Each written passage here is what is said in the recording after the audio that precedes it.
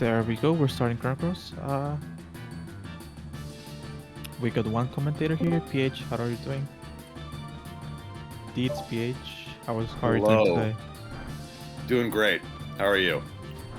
Doing fantastic. Shame about Riggs, but we're starting Chrono Cross at the exact same time. And I'm going to actually bow out and leave you with Deeds, PH, and Handy, who will hop in after he relaxes a bit after his run. So good luck, everybody, and thanks. Jerry, thank you so much. GG's to obviously both Riggs and Handy, and also GG's to Dine and Jerry for amazing commentary. Super excited to get started here, and really pumped to be enjoying the second of what are hopefully many Chrono Series relays. Getting started with Chrono Cross. How you doing there, Deeds? I'm doing great. I'm excited to be here. Looks like we've got Irene's and Fargo as our two starter characters. Very great characters to have. I think both of our runners can be happy with this RNG here. So actually, the characters you get at the beginning here are randomized between, what is it, PH? Like 20 some odd characters roster here? I think it's like 50. It's a good question. I think it's around 15, but I'm not positive. 15 or so? Yeah. Sounds about right. Basically, the most important thing is that nobody got Korcha. So there's it's kind of a running joke within the Chrono Cross speedrun community that Korcha is just bad luck, bad vibes. So we got no Korcha. We got a couple of seafarers here. You got a pirate on one side and a mermaid on the other. It seems about fair. Yeah. I couldn't agree more. Yeah. But yeah, so it looks like we got through the dream sequence, flash forward pretty well here. No one got into any bat encounters. You'll hear us hate on bats many times throughout this run, I'm sure. So, but luckily we don't have to. You know, the bats are fine for now.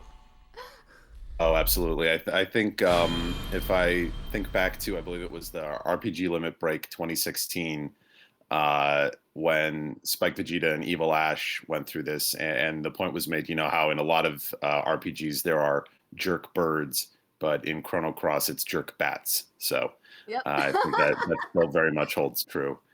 And we can see now that so both Carbon and Corporate are two of the fastest runners amongst the Chrono Cross speedrun community. Really excited to see them both getting started here. And this opening sequence, there isn't going to be a ton of variance. It's mostly just a little bit of movement and you know, some mashing through cutscenes and whatnot. But starting about 5-6 minutes in, we will definitely get some. So this game is extremely heavy on the RNG and just about everything. So we'll start to see some variance potentially really fast. So it should be really fun to watch how our two runners deal with it. They're as good as anybody at getting through this game well, and really excited to see how Team Masa and Team Moon perform. Yeah, we'll definitely be here. Hopefully we can point out all that RNG to you guys in chat that may not be as familiar with the Chrono Cross speedrun. I hope we can take care of you guys. And Yeah, so oh, go ahead. I was just gonna call you out. We've got two of the fastest runners racing right now. I just want to call out PH's recent accomplishment. Congrats, PH, on your new run. Thank you. Yeah, I put up a PB that I was really happy with. I guess technically it was yesterday morning, although it started Thursday night. But I would still say, as happy as I was with that race, if you were to ask me, the two guys who are probably on average putting up the fastest times in the community for any percent are the two gentlemen that are running right now. So couldn't ask for anybody better to put on an amazing showcase for the run today. So just story-wise to catch people up on what's going on. So we had that fun little flashback to Chrono Trigger opening with Surge here. He went over to talk to Lena at the port. They had agreed to hang out at the beach, but because Surge slept in, Lena got stuck with babysitting duty, and so to make up for it, we were asked, quote unquote, asked to get 3 beautiful Komodo scales on Lizard Rock here, and then meet up with her a little later at the beach. So this is the first little split portion of the race here is going after these 3 Komodos. Honestly, we don't really care much about the scales themselves. What we care about are the item drops here. We're looking for 2 humors, ideally a fang, and a feather. So let's see what RNG our runners get. It's basically a roughly 90% chance of drop. Carbon just got some bones here. Not the feather drop we were hoping for. Let's see if Corporate gets what Corporate gets at the end of this fight here. And so to talk through a couple of additional things, you'll notice that at the bottom of the screen there, you can see the hit rates that are displayed, right? There's a 1 with like an 89% next to it, a 2 with a 75, and then a 3 with a 65. So those are true hit rates, and that's the 3 different levels. Carbon got the fast jump there. That's always nice. But so those different levels of attacks are how strong the attack is, but also how likely it is to hit. So you can see Carbon here going for like a level 3 attack to hit. It's always a trade-off in this game between things that allow you to do more damage or be a little bit more aggressive versus taking it a little bit safer. And so you'll see our runners kind of make those trade-offs pretty much consistently throughout the day. Yep. Yeah, it's one of those things. Even at 99%, effectively, there's a few exceptions, but pretty much there's no such thing as 100% accuracy in this game. The highest you can usually go, again with a couple exceptions, is 99%. And when you think about it, with how long this run is going to be, we're going to be here for about hopefully some time under 7 hours. I mean, 1 out of every 100 attacks, even at 99%, is going to miss in this run. So missing is expected in this game. We can just hope as runners that we don't miss for the hits that matter. Obviously, doing no damage is going to be the slowest pace we have in this game. So, unfortunately, Corporate ran into... well, he could probably just take this fight, actually. I would take it, gosh, two beach bums. The beach bums are what drop the humor in this game, and the humor is actually kind of the biggest RNG element. Hopefully you want to get these beach bums in. There is a formation that you can get 1 beach bum with 2 Komodos is ideal. But usually, typically in a run, especially in a marathon like setting like this, you're going to take a beach bum setting, and it looks like Corporate just got 2 humors, so Corporate is in the clear. He has the humors he needs to forge both weapons for Kid and Surge coming up soon. Yeah, so we saw Carbon there actually took the first, what is known as a star level fight. So it's really important to understand there is no grinding in Chrono Cross because all of your stat gains happen on boss fights, which are known as star levels. You saw Carbon got a strength up. That is extremely, extremely important. One of the key aspects for this entire run is going to be the strength of our main character here, Surge. So on the right here, as you watch Corporate kind of go through, you'll see he's going to do this fireball. That puts his stamina in the negative, and we'll talk about stamina here in a minute. And then the Mama comes out. He's going to finish off the Mama Komodo, and we'll watch his stat line as well. Carbon did get a Fang, which is a required item. So what we're going to see here is Carbon's going to have to pick up, kind of a backup in a moment. We'll see if Corporate actually gets the... Okay, so both of them got really clean kills. These are 2 really, really good starts for our runners. They both got really good RNG in the enemy formations. No really awkward fights. It was really good. All right, there we go. So Corporate also got a strength up. So we'll be kind of keeping an eye on the stats for both of our runners there throughout this run. The Surge's strength is the most important, but there will be other cases as we go through that we'll call out where getting good stats or bad stats can have a huge impact on how quickly you can get through certain things. And, over enough runs, it'll kind of normalize out. But in in a single run race like this, it can absolutely make a big difference. Yes, absolutely. So it looks we're like we we'll get to see the feather pickup backup strategy here in just a bit after this cutscene. Yeah, so right now, from a little bit of a lore perspective, as Deeds mentioned, Lena is our girlfriend and has asked us to go get some Komodo scales for her, and now we are kind of bringing them to her. She's saying, "Hey, we want to just have a little chat here on the beach," and all of a sudden, Serge kind of hears a little voice off in the distance, gets a little bit confused, and suddenly, those darn experiences on the beach when you just accidentally separate into another dimension. We've all had to deal with it. It's a pretty common thing, man. I think, right? So hard when that happens, man. You gotta readjust. Yeah, I was just looking to have a nice little beach day, read a book, and instead I get sent to another world. What are you gonna do? I also love our runners. Looks like they named their surges. Obviously, the naming for surge is actually not a part of the time. You get time to name surge before you start your splits. Ideally, you want to typically runners will rename to a single character, typically S, but some individual runners might have preferred letters to use because of the frame rate. It's super minimal. What is it, like a minute or so of time save across 7 hours? But it does take time to load every 2 characters in this game, so ideally you want to save on that time by renaming your characters. But obviously for this race, I love the Masa and versus Team Mune concept here. It's great. Yeah, it's really fun. So yeah, it's one of those things where the way that characters are rendered, I think even the largest save is Surge, and even that one's only like 20-something seconds across the whole run, and a lot of them are only 5 or 6.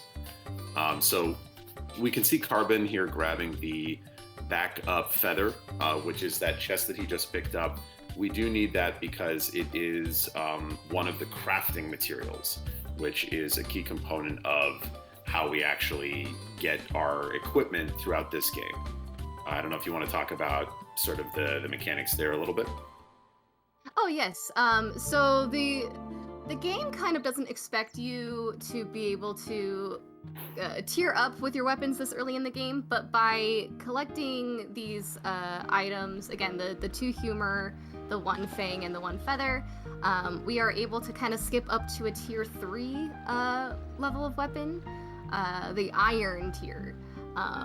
And we'll see coming up pretty soon. We'll be picking up a purse to give us the iron, the rare material, in a bit here. Yeah, and that's a more broad game mechanic that we actually don't do a lot of weapon purchases throughout this game, but when we do, it's really important that we have everything. So that's why the drops that we get at the beginning here are really, really key. Yeah, the feather drop here is about, 15 seconds or so to go out of your way if you don't get that drop, which of course it's about, what is it, like a 50% chance-ish if you get all 6 Komodos in your fights to get a feather drop. I think it's 48 or something like that if you do the actual math. 10% times 6 Komodos. It's very, very close. Uh-oh. It sounds like we've got someone creeping on the... No, welcome, Handy. How you doing? GG's, sir. Doing double duty, so I had to go grab them to eat between the run and commentary, but welcome in, everybody. Yeah, it's great to have you here, Handy. Grabbing something to eat. What is this? Come on. No, we expected you immediately on comms. There is eat, sleep, breathe, Chrono Cross, right? Come on. All Chrono stuff. Yeah, exactly. All 15 hours. That's right. And here we have Carbon taking the beach bum fight now. As we saw earlier, Corporate took one earlier in Lizard Rock, and Carbon's taking one at the beach now. So they actually both got good formations there, which is nice. Something that's interesting too is, so let's actually see if Carbon gets the 2 humor drop. So they both got 2 humors as well. So that's really good because although that beach bum is trolling him a bit, those drops are random. So like Deeds mentioned, so common drops are 90%, rare drops are 10%, and we actually almost always want the common drop. It's possible for some enemies to also not have like a drop or no drop, and that's one of the things that beach bums can do. So basically, it's about 90% likely to get an item from each of the 2 enemies you fight, and then 90% likely for it to be that common item, right? So between the 2, you can miss out on stuff, which can be really annoying if you take that fight and you end up not getting the stuff that you need, because that's time that you spent doing the fight that doesn't really merit. But fortunately for us, both of our runners are kind of through all the stuff they need to do and into the next fight here with our good friends Karsh and Salt and Pepper, who we will be seeing quite a lot throughout the course of the day. Yeah, this will be our first kind of tutorial fight of the game. And there's going to be some text that we have to kind of hold circle to run through all this text. They'll teach us a couple basic things about fighting in this game. And actually, you do not want to attack any of these characters during this text. It will not benefit you at all. So you'll kind of see us just defending until we see that tutorial text at the beginning here. Yeah, the funny thing too, so we can see a kid hopping in here. You know, for those of you who were watching earlier during the Radical Dreamers segment, should be a little bit familiar. You know, she has kind of a similar attitude, and interestingly enough, you could make a pretty good argument that she's a lot more utilized in the Radical Dreamers run than in this game, despite the fact that it's about 1/7 this long. Okay, so we do actually see Carbon finally get attacked by Salt, so they're gonna have a little bit more text, and then this fight will actually begin. Continuing off of what Pete was talking about. Yeah, so there's a way to kind of, if you are playing this game, if you hold down circle, it actually makes that text go through a lot quicker. So that's how you'll see our runners like kind of speed through it. That's actually what's happening there. If you've ever watched a speedrun and wondered how they're getting through it so much faster than normally it would load. If only it would work that way for all of the text in the game. I know, right? Okay, I didn't so... see it. I think that his kid did. She was doing 6 damage on the 2, so we do know Carbon's kid did get a strength up, but she didn't get a magic up because she only rolled 17 and 18s on the magma bomb. Exactly. Yeah, that's what I saw. Yeah, that's going to be, again, one of those things where the stats there and also hits and misses. So you can see that Salt is still alive for Carbon, and that's actually this deep into the fight. That's a pretty bad start. It means he missed like a couple of key attacks. 19 on corporate side though, so his kid did get a magic, which can help in this fight. You can see he's doing a little bit of a quicker start, and down goes Salt a little bit faster. Yeah, where we see Sorry. Oh, go ahead. No, go ahead. No, you go. I was gonna say, yeah, we just see Carbon moving into the final part of this fight. Kind of like how that all begins, and depending on what kid's magic and strength is, really can kind of fluctuate how the end of this section goes here, just because of stamina is already kind of messed up. He did finish it pretty fast though. Which tends to be the common refrain when watching Carbon and Corporate is you go, man, this could be a little bit awkward, and then all of a sudden it's like, yeah, he finished it pretty fast. That was interesting. Yeah, they're going to make this whole game look so easy. Couple of rough misses there on Corporate side. So that's going to be, okay. That's going to be really a common theme throughout earlier parts of the run, is that there's a lot of chances and opportunities for getting through fights quickly or slowly based on your ability to hit. As we get later in the game, Deeds talked about it a little bit, we'll start to get some items that allow us to mitigate that somewhat. You also do get a... Ooh, okay, so Corporate didn't get the helmet drop, which doesn't matter too much. They got normal drops otherwise. Yeah, I think, well, he might not in the marathon, I'm not sure, but A lot of the top runners will skip like the last blacksmith, where you they don't really use the helmet anymore, or they don't need it for the screw at least. I don't know that they would do that in a marathon though, so he might actually end up stealing one or pilfering one. Yeah, we'll keep an eye out for that. So Carbon here is coming through the single scariest part of the entire run, which is we have to say no to Kid 3 times. Very spooky. It is October now, after all. This is true. And if you say yes to Kid, it's kind of a rip run because it would be, what do you think, Katie, like an extra 20, 30 minutes? Oh, it's I don't know. I don't want to think about it. It's so long. It would be terrible. Yeah, it's really bad. So the game, Chrono Cross has a lot of interesting kind of like branching points of this nature as you go through, especially the first couple hours of the run, where your decisions will actually impact which characters you can get. By saying no to Kid 3 times, we actually will have the ability to add this world's Lena to our party. And we also get Poshel, who comes along with, because that's just what Poshel does. And we have a run. We got this. We've saved. They did it. A round of applause for both of our runners. Biggest, toughest moment in the speedrun.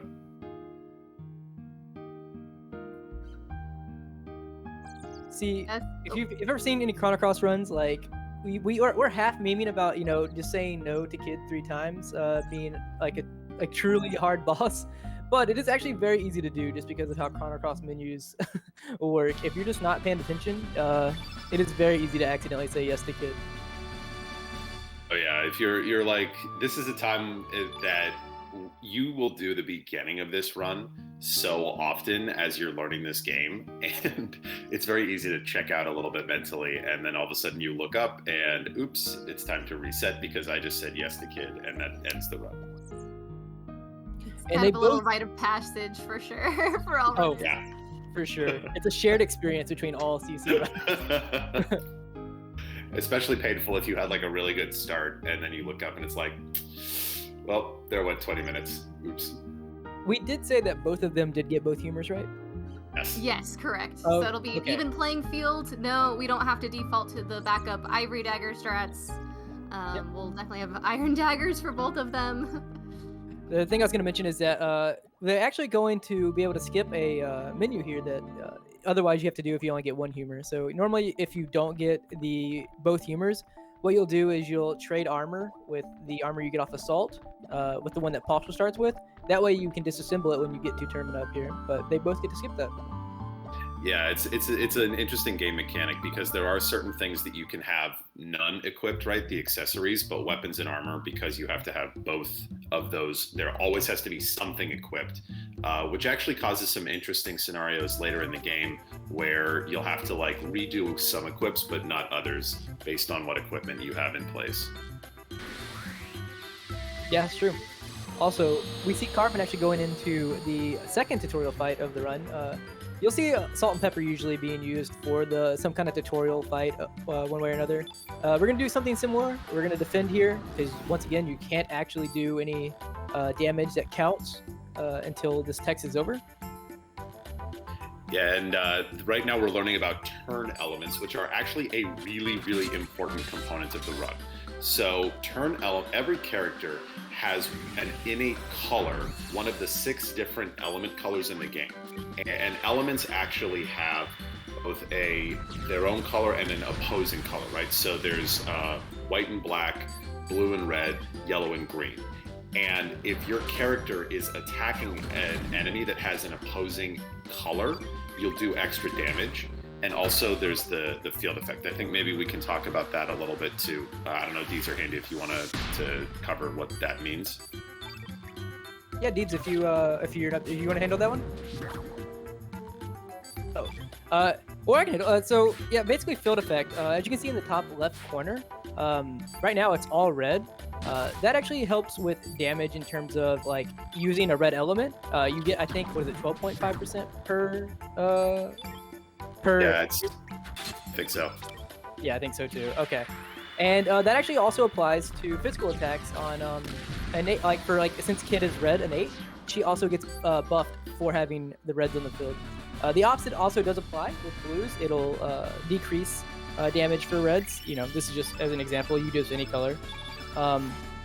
And if like you have one red on the field and one blue on the field, they will cancel each other out. Yeah. And so good fight from Carbon there. We can see Corporate going through it right now. And that field effect that we talked about will end up being extremely important throughout the course of the run. And we will use turn elements like the one that was used at the start of this fight on our characters or sometimes on enemies, although not too often on enemies, but every once in a while, to actually take advantage of ways to buff our damage up, right? That gives us a major leg up. It's one of those interesting mechanics that, at least casually, I basically never leveraged. I don't know, Handy or Deeds, if as you guys were playing through it, you did it often, but I never even thought about it, and it really matters a lot. There's actually like a lot of things, funnily enough, that in Chrono Cross, like when you start to go run the game from playing it casually, you start realizing how much depth there is to the battle mechanics in general. And I think that's kind of like what draws a lot of runners to the game, actually. Oh yeah, the battle system in this game is extraordinarily deep and really interesting. One of the things that we haven't even really gotten into yet is the stamina and AP mechanics. I actually thought that, Handy, if you wanted to discuss it a little bit, because quite literally, Super Handy wrote the tutorial that I used to learn to play this game on stamina and AP. Yeah, I mean, so as with most of the things that we are going to probably explain in this run, they're going to be almost a little bit surface level, just because you can really kind of spend a lot of time going in depth about every individual mechanic.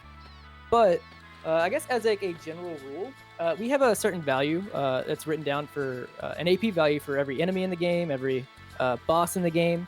And basically what that AP value is whatever that number is that we have set for the AP value, it basically sets like their speed. Instead of like an ATB bar in like a lot of RPG games, it'll basically be their speed, where if, say it's a 8 AP boss, we know that we can use like 2, or we'll say 7, a 2-2-3, which is 7 stamina, and they should go. You can get a little bit of a charity AP, where sometimes if their AP is listed as 7, you can get like 8, sometimes 9. And that's the general rule that we try to follow and structure our fights over. The only other exception to that really is you're going to see a lot of fights where we open up with a 3-3, just because the starting AP of every enemy in the game is random. Regular enemies can be anywhere between 0 up to whatever the listed number is, and bosses can roll anywhere between 1 up to that value. So kind of to normalize not getting low rolled on bosses, most encounters we will start with throwing some kind of 3-3s or something of the sort. Yeah, and that's going to make a huge difference. You'll hear us talk every once in a while about going for or getting a high roll. But right now, Carbon just picked up and did a disassembled. Deeds, I think you had talked about this a little bit, the Profiteer's Purse. Yep, and you can actually see Corporate is about to grab it too. It's a hidden item behind these stairs here in the mansion. Definitely worth going out of our way to come in here and grab that for the iron drop.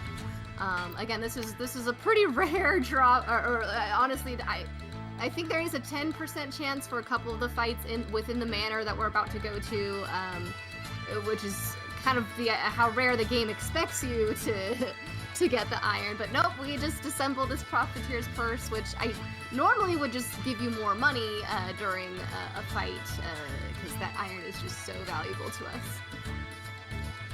You'll also see here, we're about to pick up the hero of the game here, Pierre. There are 3 routes in this game. We kind of discussed earlier how this game kind of branches off as you do different makes choices.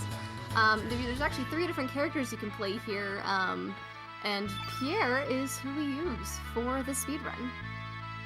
Exactly. So I think a lot of people casually probably do the Guile route. He's often called kind of like the best of the 3 choices. The third option is Nikki, but Pierre is in fact the true hero. He gracefully joins your party because he's such a generous individual, and also just happens to be by far the fastest of the 3. So it's convenient that the true best character also happens to be the fastest. We are lucky in that way. Yeah, he also serves a really important purpose that will come up in about 10 minutes.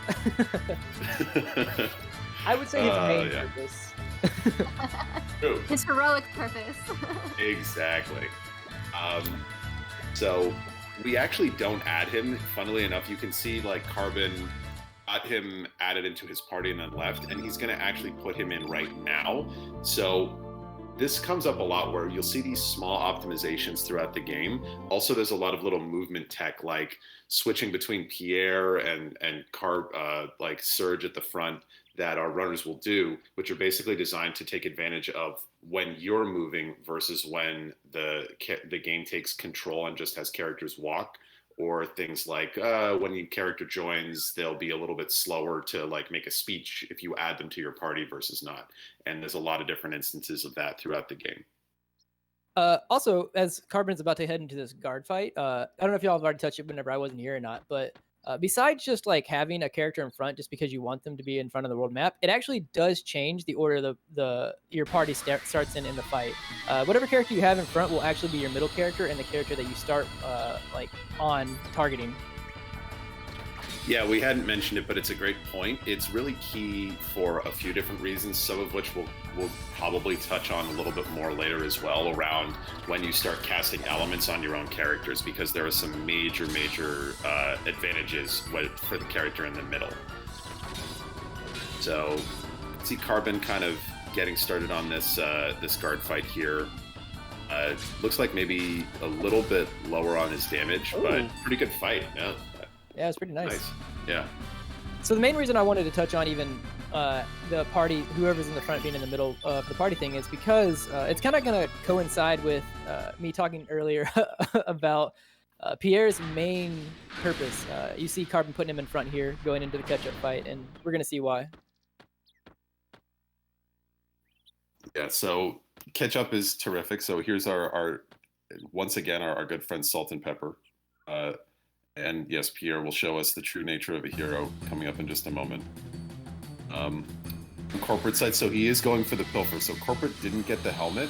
So that is a steal that Kid can do. He got a bronze helmet there. So he picked up an item that Carbon got as a drop, which will be used for a little bit of extra safety and then probably later disassembled in the run.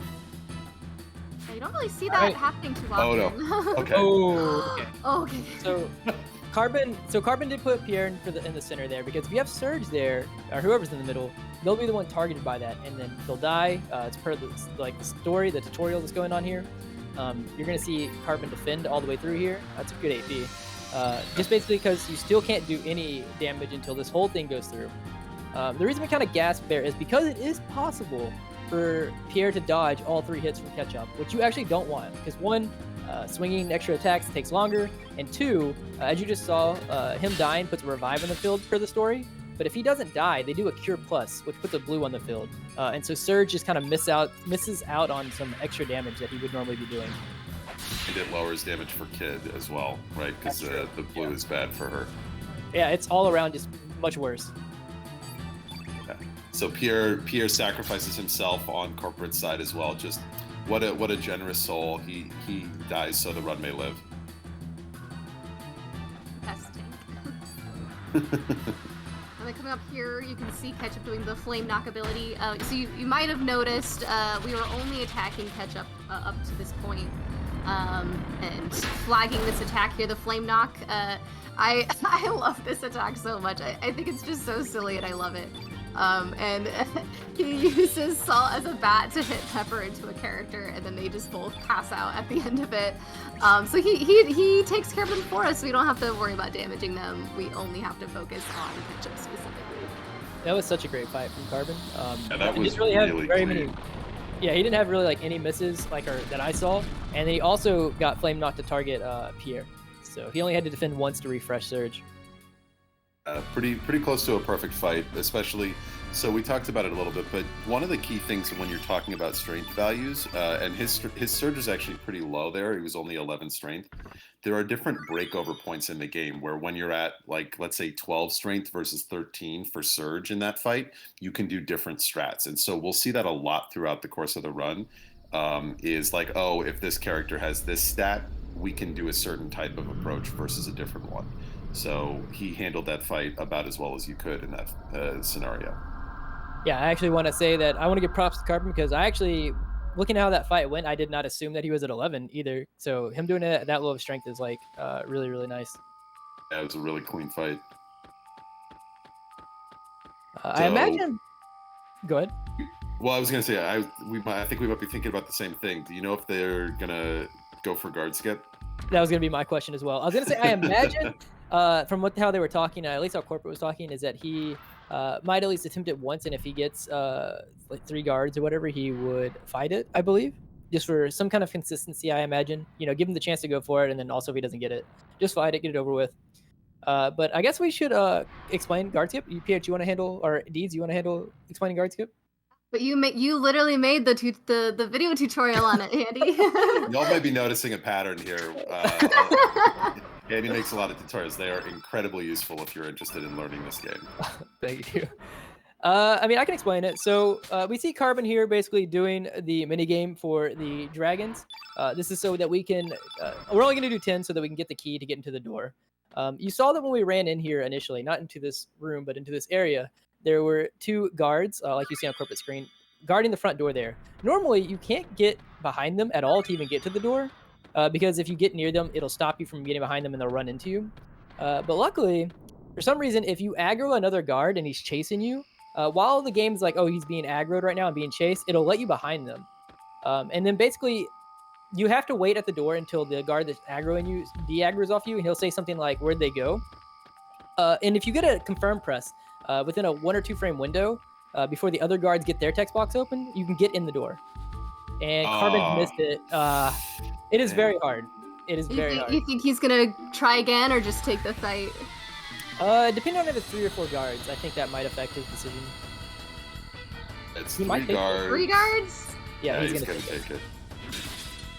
Yeah, I think what Handy's talking about there, so again, like we mentioned on it, the enemy packs are random here. There's 3 guards is the most common, but it'll only happen a little more than half of the time.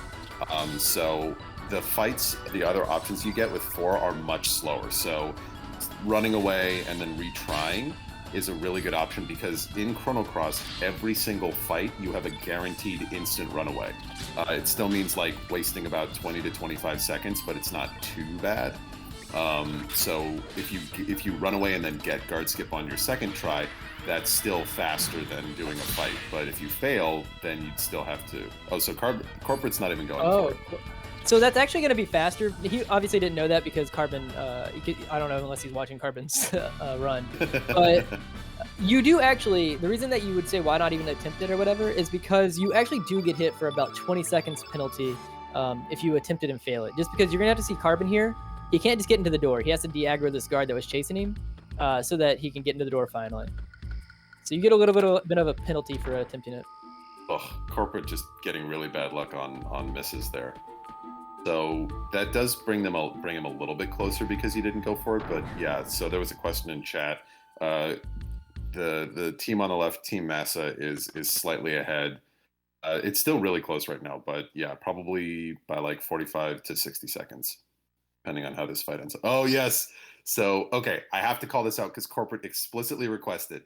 He loves trying to finish off with Pierre wherever he can, and so Pierre is a true hero. He showed out. Pierre getting those kills in. Gotta give the man props. 1 extra point for Pierre. I do remember Corp mentioning that if he did get a kill with Pierre, he said that it would bring him great joy for people who have the emote to put the Pierre hero emote in chat. So if you do have it and you see it happen on stream, it'd make Corp's day. I love it. So here's an example where like there's a little bit of a difference. So you can see that on Carbon's side, he's doing like 2-3 with Surge and then switching to Kid. That's because Carbon doesn't have 13 strength on Surge. Corporate does. So when Corporate goes into this fight, you'll actually see him probably try and kill each of these guards in a single round with Surge, because Surge at 13 strength can kill the guards with a 2-2-3 or a 1-3-3, whereas at 12 he can't. So that's one of those examples where you can kind of switch between them.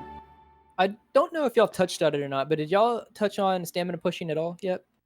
No, Not that was yet. the thing. Yeah.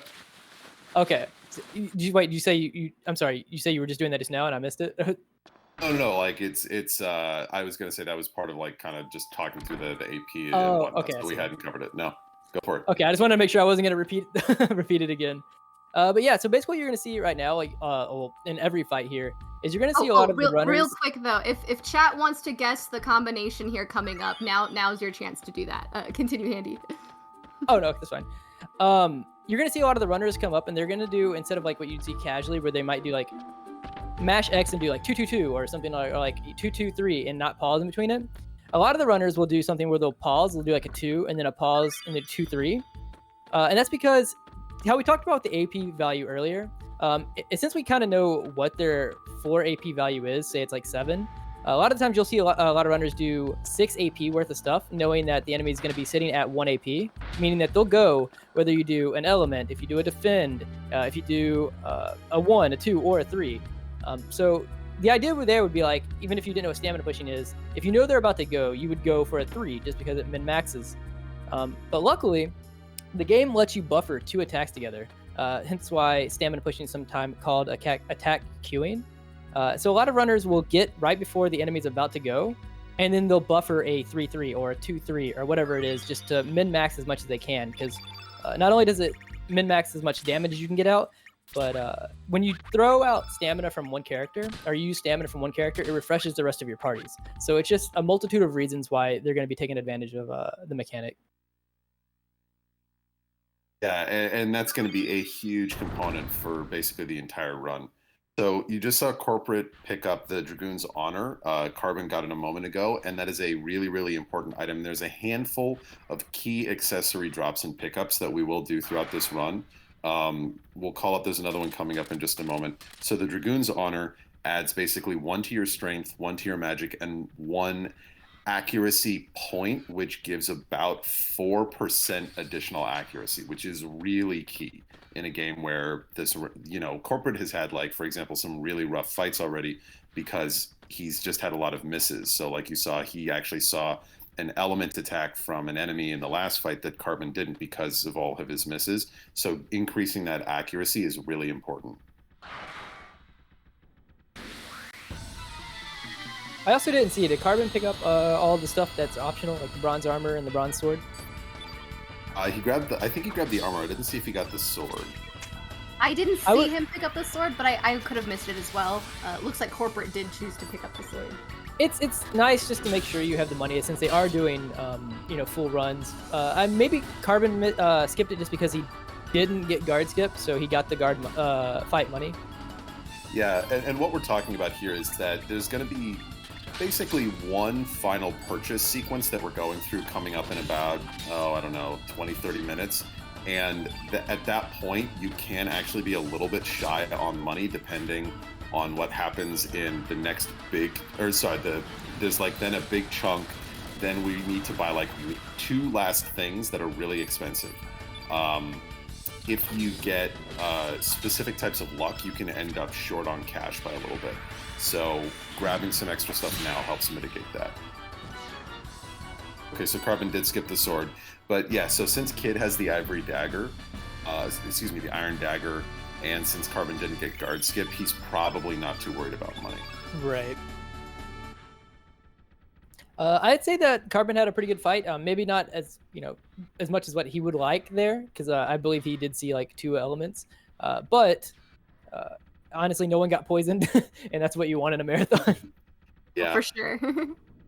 Pierre here, performing another role, a vital role here. He's going to do a 1 attack so that he can turn Surge yellow, which is the opposite color as these green bulbs here. And also, there's 2 yellows on the field already, so really advantageous to do this. Thank you, Pierre. And once again, showing his true colors. While Corporate is in the middle of this fight over here, we actually see Carbon bothering Karsh. Because funnily enough, there's actually an item in this chest that once we bother Karsh 20 times here, he'll finally give up and let us have it, called the Dragoon Gauntlet, which actually is such a key item that we use it from this point on to the end of the game. It gives us +3 to our strength, and as we were talking about earlier with regular strength ups, in terms of stats, strength is going to be very, very important for our main character. Oh, bless corporate. Another kill for Another Pierre. Pierre kill. Let's go. Yes, Pierre did get poisoned on corporate side, which is but he got the eagle eye drop. So corporate is definitely good on money. Yeah, so if you missed the codes here, so corporate got a 2 and a 9 versus Carbon got a 2 and a 9 versus corporate's 1-5. So corporate wins saves like 5 seconds here of time versus on Carbon. Yeah, something like that. Like each second or each turn takes about a little bit, tiny bit more than like a second. So no runners like resetting over like even worse codes like 9-9. But you definitely can save, I don't know, a handful of seconds for sure, just based off of the RNG roll of the code. Like a really good code can be, 15 seconds faster than a really bad code, which, I mean, that's Right. not nothing. That's a pretty big difference. No, for sure, for sure. So corporate now grabbing the Dragoon's Gauntlet. I like to think of this this moment here as a little bit of an homage to Chrono Trigger's. If you remember the Denadoro Mountains, and there's the Kilwalla up at the top where you have to bother him, mountains are nice, and he goes, boy, you're nosy. Here, take this, and he gives you a magic tab. So I feel like that's kind of like the Chrono Cross version of same. Yeah, for sure. We've also touched on it several times. If you are a viewer who's watched the Chrono series, not the relays, that's what we're watching right now, the tournament that we had the last few months. We talked about a couple of times where the last 2 major fights in the manor are kind of are fights that can usually give newer runners or even somewhat intermediate runners a little bit of trouble, just because they're the first fights where you really have to be careful about counting AP. You have to be careful about the HP flags and stuff coming up. And the first one that's going to be here is coming up is Marcy. Marcy actually, in her critical health stance, if she gets a turn, she'll start ice blasting. She'll do 2 ice blasts, which are both very powerful blue elements. They can also proc frozen. So the entirety of the idea of this fight coming up is both runners are going to try to count enough AP and damage so that Marcy will never get to do Ice Blast. Sometimes it happens. Sometimes you just have a terrible miss or, things happen. But the whole idea is that we're going to try to skip that. Yeah, it's very easy if you let those ice blasts get off. She actually can potentially just one-shot kill everybody within her turn. So yeah, this is definitely the first kind of scary fight. I mean, most of the fights up to this point are relatively safe. This one is kind of the first one that if you're not really paying attention, things can go south very fast. Right. I would say most of the fights. Oh, go ahead. Well, no, I was gonna say, imagine getting ice blasted in a tournament run against Yeah. Carbon. I would never. We're actually gonna see Carbon do the thing we were talking about earlier, where he's gonna start this fight with a 3-3, just because Marcy has 7 AP, and we just don't want to risk not her giving her an early turn with getting nothing out of it. Both hit. That's really nice. Did we discuss that at all? Actually, I'm not sure if we covered AP rolls at the beginning being different. I think I covered it in Handy Termina. talked about it a bit, yeah. Never mind. So right now, oh, sorry, go ahead. No, go ahead, PH. I was gonna say it's actually really important who Marcy attacks here. Ooh, nice crit. So this is now her like HP flag to use Cat's Cradle. I think Handy, maybe you were gonna talk about like how that's structured. That's what I was about to mention. Yeah. Go for it. Oh, okay. Yeah, so basically how I talked about when she goes into crit stance, her next attack will be Ice Blast. The only exception to that is actually what we just saw, where because she has an HP flag at half health, where she'll do Cat's Cradle, Carbon's crit there, he did so much damage that he pushed her into crit health on the same turn that he pushed her into half health. So he basically got her really close to dying, and then also got the benefit of not having to worry about seeing Ice Blast. So that was a really good fight. It was a great fight. Also, so you saw on Carbon's side that Marcy did Cat's Cradle on Kid, but Kid survived. That's because A, Kid hadn't been attacked, and B, Carbon's Kid has a ton of health. Kid has like 130 HP right now. Both of them actually have like a really, really, really high HP Kid, which is really nice. It's definitely a useful extra bit of safety in this fight. Oh, interesting. Corporate taking a little bit of a different strategy here. I think so. His kid is really strong. Something like, I think she might be at 12 strength, but it looks like he procced Cat's Cradle a little bit earlier, so this could be a little bit scary. So, yeah, I was gonna say the major scary thing here is because Surge has no stamina here. If he accidentally pushes her in, okay, I would defend, right?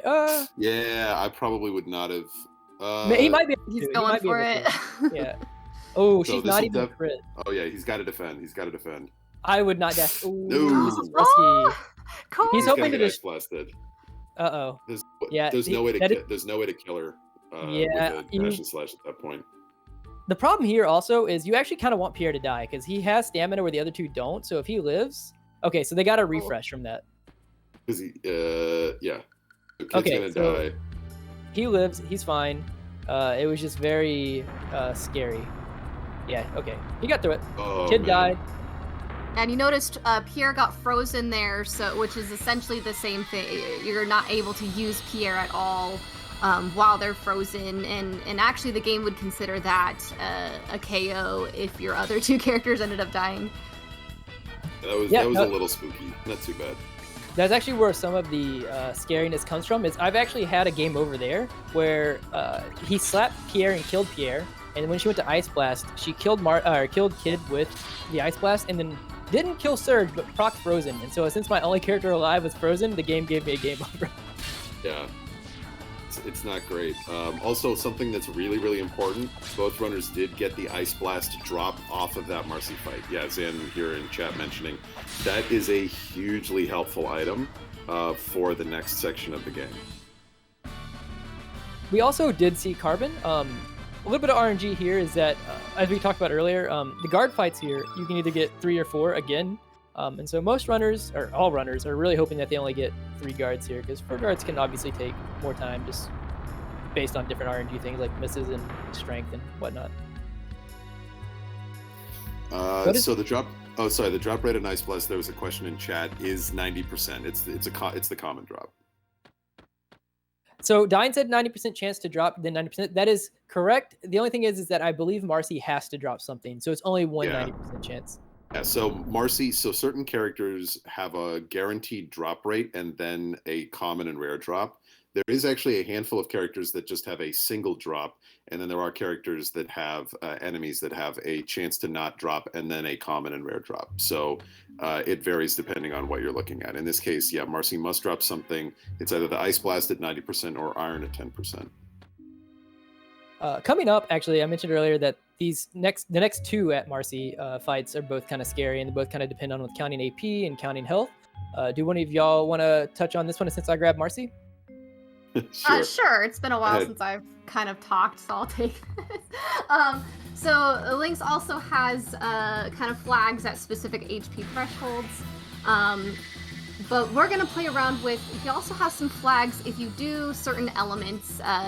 For example, if Surge uses, or really if anyone uses a white-based element, he'll counter with an anti-white, which prevents your characters from using white elements from that on. And then if he also has a counter if you use kind of any element on him.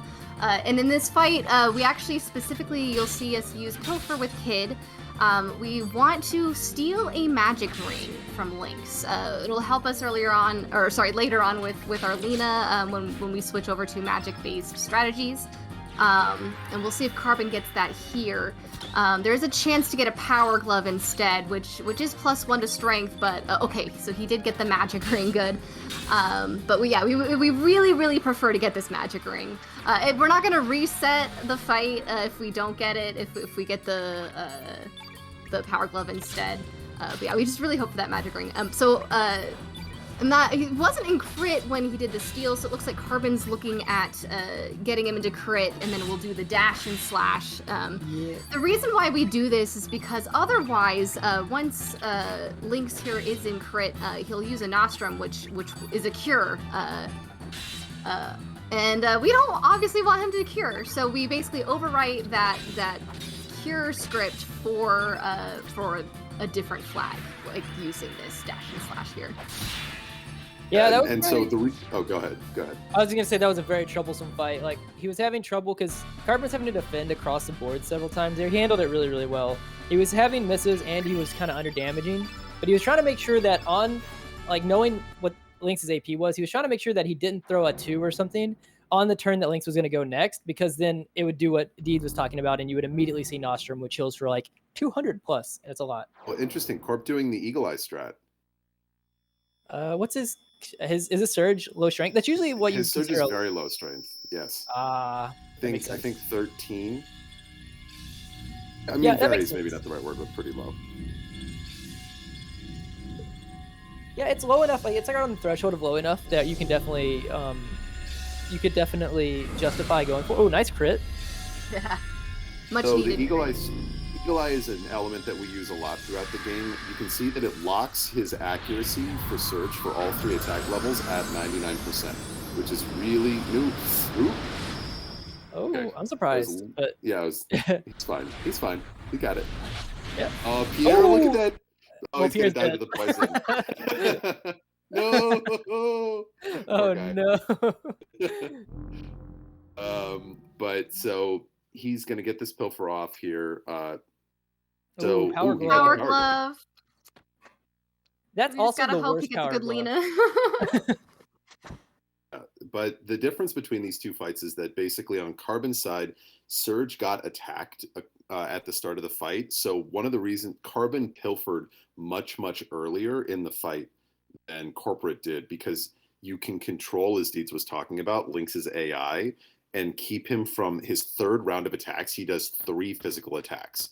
And that can basically one-shot Surge, but it will definitely kill Surge if he hits with all 3, and he's attacked Surge at all up to that point, because Lynx does a ton of damage on Surge.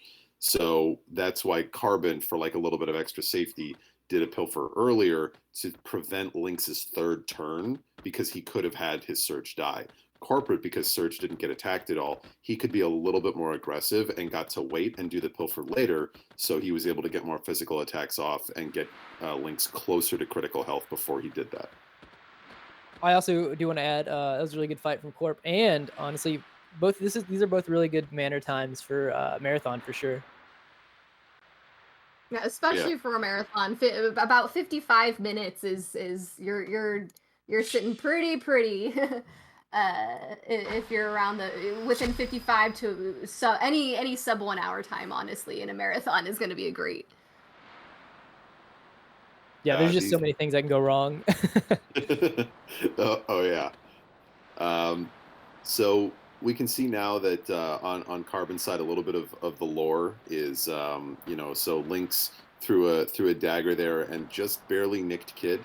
And now he's going to walk up and have a little chat with Surge. This is, a key moment. He's about to say the thing. He said it. Oh my gosh. That sounds so familiar. It's really weird. I don't get it. We might even see something related to that, about 6 hours from now or so. Possible. Can't rule it out. And then we take a little high dive, all 10s across the board.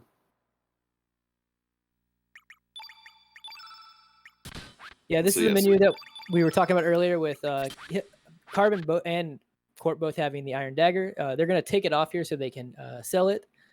And that's why we kind of said that they probably, especially not getting guard skip, are not going to be that worried about money. And I imagine they still probably won't be, even with getting 3 guards. Yeah, it's generally relatively safe. Worst case scenario, you can sell a couple of things. Corporate definitely doesn't have any issues with money if he because he got the Eagle Eye drop, so he could and a little bit like we would normally buy an Eagle Eye that he could theoretically skip. So he's definitely fine pretty much no matter what. And also, honestly, we'll touch on it when we get a little bit closer to it. But if you're in the position to where you're short on money, that means something happened that was good RNG in your favor. That it's a good problem to have. Oh yeah, definitely. You'd much rather be dealing with being a little bit short on cash, but saving, anywhere from 1 to 2.5 minutes, 2 minutes, depending. Right? Yeah. Yeah, the backup strats for not having enough cash is very doable and not game breaking at all. So Or run Oh, breaking, no. I meant. Doc Coburn in the chat cursing both of our runners. Harsh.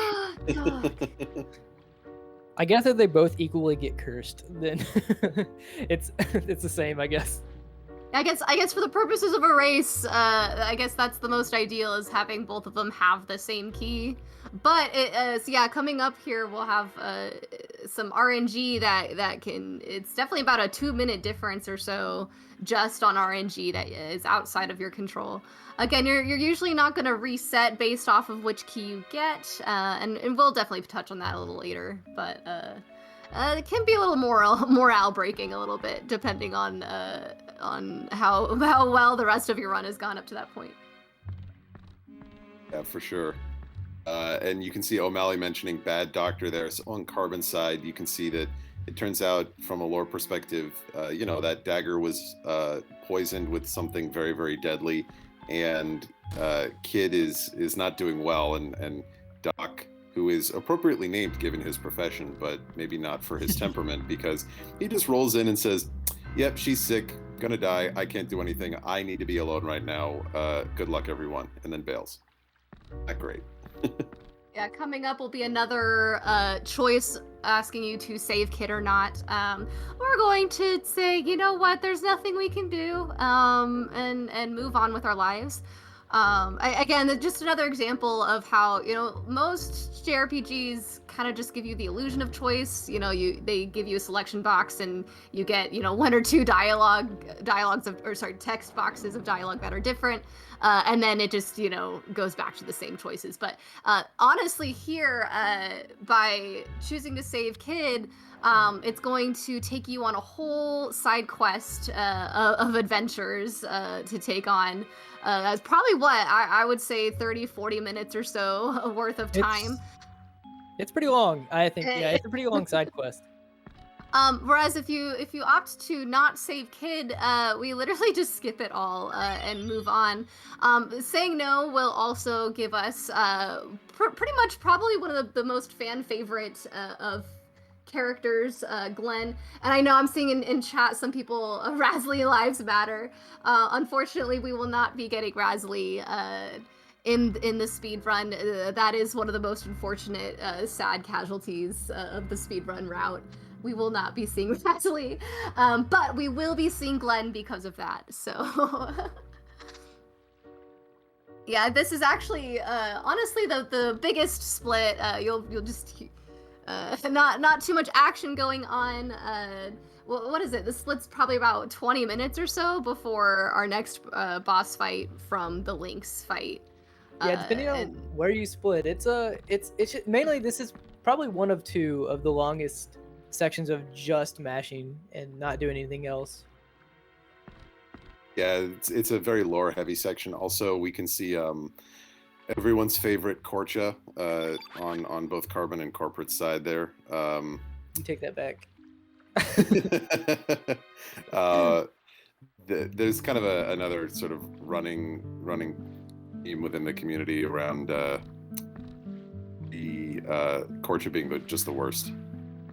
There was a question in the chat that there are safety saves. So there are going to be a few fights that are actually very, very dangerous in the run. Carbon here kind of swapping between everyone. So that we will be taking some saves in front of them. So I think, Dine, correct me if I'm wrong, if Dine's in the chat. My recollection was there were 7 saves, but 1 was potentially optional. Or maybe it's 7 that are required and an 8th that's optional. Okay. Fire Dragon 2 is optional. Great. So we'll cover that. That's a good 4 or 5 hours from now.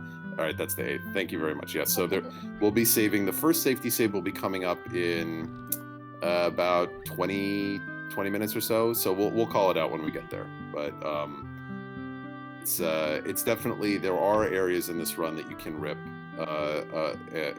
And that it's just dangerous enough that we like to make sure, for obviously this kind of a relay environment, that our runners have the opportunity to take their normal approach to the game and not worry about losing their entire progress. Now, there is a little bit of time loss with doing the saves, but honestly, when it doing a relay like this, it's definitely worth that for the safety of it. I'll be honest, I just saw Corporate's partial, and it doesn't really matter, but I don't think I've ever seen her at 12 strength. Oh, she was a 12? Wow, 12. that is capital L low. Doc asking, no, there's not really a strategy with switching the characters. That Carbon was just kind of having some fun. Or at least not at this moment, anyway. Yeah. There actually was also, a lot of switching in the manor. You just didn't see it because they all had the same soldier models. Actually, that's true. You're right. So also on Carbon's side, there's Matcha. This is actually one of my favorite moments in the game. So I love how I think it's a little bit of a lampshade on the kind of that like this 2000 era RPG, JRPG stretch. Which I think is kind of like the height of Square's powers of the time. You know, the design of this game is incredible, but there are a lot of tropes that people had gotten really familiar with. One of them was the kind of, a character who doesn't like you and then kind of gets forced to join your party. And so you can see, we ask for Korch's boat and he's like, no way. And then his mom comes in and says, well, why don't you just go with them? And normally that would be like fine. And then you get that character into your party. But for Chrono Cross, Matcha here says, you know what? Never mind. Actually, Korcha, you suck. I'm the best. I'm going with them. And then she joins your party instead. And Matcha also is way better as a character, which I find so wonderful as a little affectation for this game. I mean, she fights with a frying pan, so it can't get any better than that. Also, in good news, we actually see Carbon finishing the long stretch of lore drop here, or the long text section. He's actually about to be leaving. We're going to be heading to Termina right after this, where we're actually going to be doing, almost at the biggest menu of this run because I'm so used to commentating the Lynx 2, but one of few big menus in the full run actually coming up. We're going to be doing some shopping for some healing tablets, some elements that we're going to be used going forward for a while. We're going to go to the blacksmith. We're going to get both the ladle and a steel sword for Glenn, and then basically head to Marble, do a little bit more shopping, and then head to the next big section of the run for us. Yeah, and so that next big section, the ghost ship is. So we can see that Team Masa is ahead here, but it's not that much. And the ghost ship section, this could flip easily in a very short amount of time, based on some randomness there, and also some fight outcomes. So, lots still to come.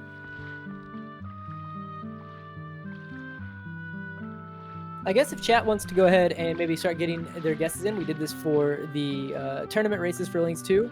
Coming up, actually, we talked a little bit earlier, but Lena's magic is going to be very, very, very important going forward from this point on. And Glenn's strength is going to be very, very important. If chat wants to make guesses on what roles they're going to get for each of the magic and the strength stat, you could guess anywhere between like 10 and 20 for Glenn's strength. Obviously, the higher the better. And anywhere between 10 to like 16, maybe. You can potentially maybe get 17 for Lena Magic, but that's crazy. But somewhere in those ranges. I think Lena's Magic, the technical variance is 9 to 17, but the huge majority are going to be within like 10 to 15. I guess, we did actually explain that. So they are random rolls overall. Like for all intents and purposes, like it could be just as if it rolled just here. But for technicalities, technically every character in the game, even ones that you haven't got yet, like way later we'll get Karsh and whatnot, they have a starting value, kind of like how Surge has a starting value. And at each star fight, they also roll to see if they're going to get a stat up or whatnot. So they're always rolling in the background. Yeah, no, that's a great point. So the only way that you can miss out on a star level stat gain is if the character is in your party and dead. So not being in the party or not even having gotten the character at all is actually better than being in the party but being dead. And it's really interesting too that we will be running into, we'll touch on it I think probably when we get closer, but there is something called mini stars, which is where characters that are currently in the party do get stat ups, but that's not really something that will show up for, at least it's probably barring like some really, really weird luck in the ghost ship, probably won't really come into play for another 3.5, 4 hours, I think. Yeah, I would agree with that. I think that it's probably something that we don't necessarily probably have to touch on for, I don't know, a good bit. Yeah. So Carbon going through the purchase sequence there, getting a sword for Glenn and a ladle for Lena. Sword for Glenn is really important. It increases his damage a lot. The ladle for Lena actually doesn't matter so much for her damage. It matters a lot for her accuracy, though, because the better weapons tend to have higher accuracy rates, and Lena's ability to hit and get her element level up is really, really important. I actually don't know that we touched on it, so it's maybe a good time as we see Carbon talking to Glenn here. Element level is raised when you hit opponents with physical attacks. So when you want to get to element level 1, you need to hit a single level 1 attack. To get to element level 2, you need to hit 2 level 1 attacks or a single level 2 attack, and so on, right? And so we will start doing more and more high level elements, because that's why when we talk about Lena's magic stat, why it's so important. So her ability to hit is much, much more important as we go forward, because we need to get her element level raised high enough for her to be able to use those spells.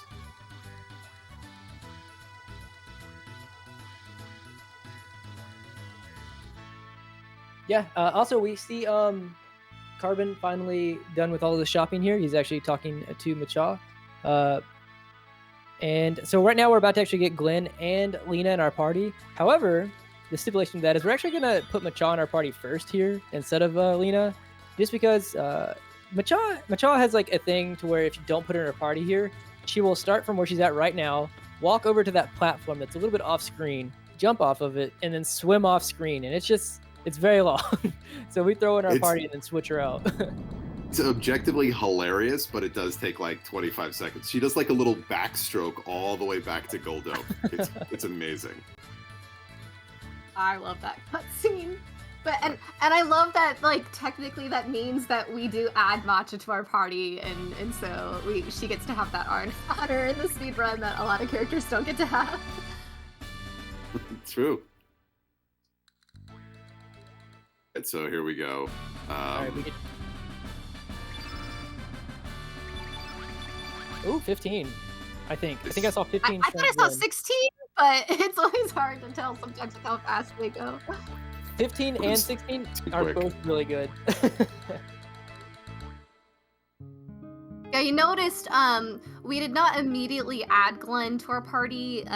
We did it during the Matcha ad. It's just a slight optimization to do them both at the same time there. Ooh, 15, 14. 14, Ooh, dude. oh my gosh, Carbon. Those are good starting stats. Very good. He's almost set now. I mean, not to jinx him. It's already too late, I guess. But Hey, I'm glad that you did it. I can't get blamed for this one.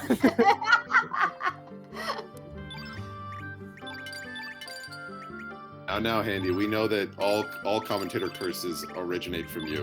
You are patient zero. Oh no. We actually did talk about how, so we got Glenn and Lena's magics here. We're actually about to see Corpse as well.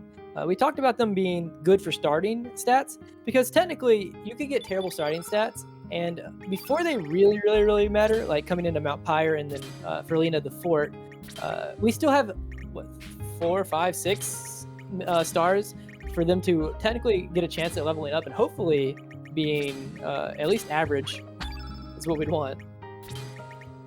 Yeah, exactly. It's 6 level ups. So Lena has like so stat growths are like the percentages are set at the beginning of the game and actually change slightly over time based on your stats. So as you get like, whoa, 17 for corporate on Glenn, nice. oh, So the stronger you are, using strength as an example, the lower your strength growth will be, but the change is very slight. Like it goes from, let's say, Surge's average stat gain at the beginning of the game is about 0.7 points, because it's possible to get a +2 instead of a +1.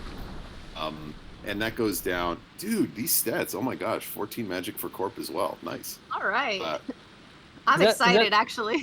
Yeah, Was that that's 17, 14 for Corp? 17, 14 for Corp. That's nice. I think I saw that guess. Let me see. Who was it? Oh, Monard said 17 Glenn, 14 Lena for both. So you were right about Corp. Pretty close. Sick. But yeah, so as you start falling behind, the chance of you getting like better strength gains goes up. As you start getting really, really strong, the chance of you getting better strength gains goes down. Over the whole game, usually you'll converge towards kind of like an average middle point. But in like overall runs, that doesn't necessarily even out at any given point in time. So it's possible right now, right? Like Carbon and Corporate both have 14 Magic Lenas. Her growth is about 40%. It's very, very possible that by the time we get into the fort, one of them could have like an 18 Magic Lena and the other one could still be at 14 or 15. So it's still definitely something to keep an eye on. Right, and just to kind of add on to that, so like Peach was mentioning, it is a weighted random chance. So even, especially casually, when you're doing a lot more mini stars than what we'll do, we'll touch on minis in a little bit, but essentially you'll get a lot more chances casually to kind of converge on whatever that average value is. The problem is in a speed run, even if you end up average at the end, there's certain places where magic is important in this section, or surge strength is really important in this section. And if you're low there, but then gain it later, it can already have done the damage in the speed run to make you, lose time that you really needed. Yeah, it's interesting what sections like you really don't care about Lynx's strength or Surge's strength, sorry, versus other moments in the game. Spoiler steeds. I know. I'm sorry. I ruined it. I ruined it for everyone. Here, Carbon just ran away from one of 3 forced fights that we'll be having here on the Ghost Ship. Again, just a quick reminder: you basically can run away from every fight in this game and recover, do some menuing, and try again. Yeah, it has like custom dialogue. It's really funny. You can see Fargo there, the pirate, goes like, "What? They're not strong enough for you? All right, fine," and then calls for Polly here. O'Malley also actually making a good point in chat that Corporate's Lena is effectively the same as if she had 13 magic, because we assume that that magic ring drops. So there is a slight difference there. Although her health is really nice here, and he got 3 blues on the field before this first flap is going to happen. So his Lena, everybody should be basically pretty safe. This is a really good AP roll. This is a great AP roll. Wow. Holy cow. Oh my god. Oh, almost. Oh, and he had that miss, with Glenn. But other than that, that was a pretty great fight leading up to there. That was like a 17 starting roll at least. If Glenn if he didn't miss, he might have actually killed. Yeah, still a really good fight.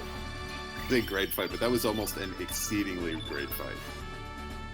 Yeah, flapless poly fights are very, very rare to experience. It is possible, but not very likely to happen.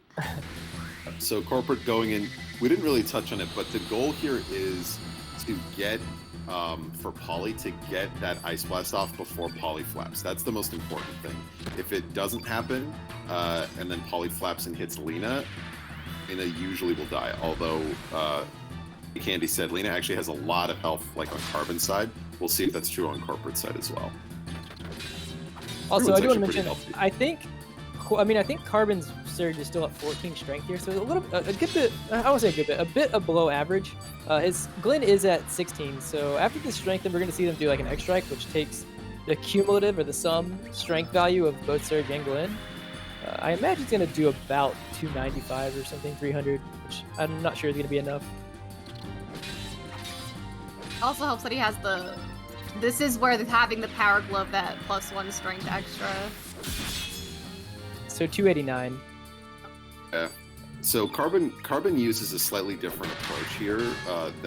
Go get him, Lena. I'm sorry, not. I meant that on Corporate side, not Carbon side. Sorry. Right, no worries. So Carbon actually likes to wait a little bit on using his Strengthen. We'll probably see Corporate use a slightly different approach. So that's one of those things where, like, the way that you handle fights, different strats have different, like, risk profiles, but also different potential benefits. So, like, waiting a little bit on using the Strengthen can have some advantages and some disadvantages depending. Wow. Both of them we're going to be fighting Fargo. They were both at 14 strength here, but Corpse Glenn is at 18. Yeah, and Corp has that power glove, so his surge is effectively a little bit stronger already. Oh, true. Yep. Yeah, exactly. Citizen 86. I love the power glove. It's so bad.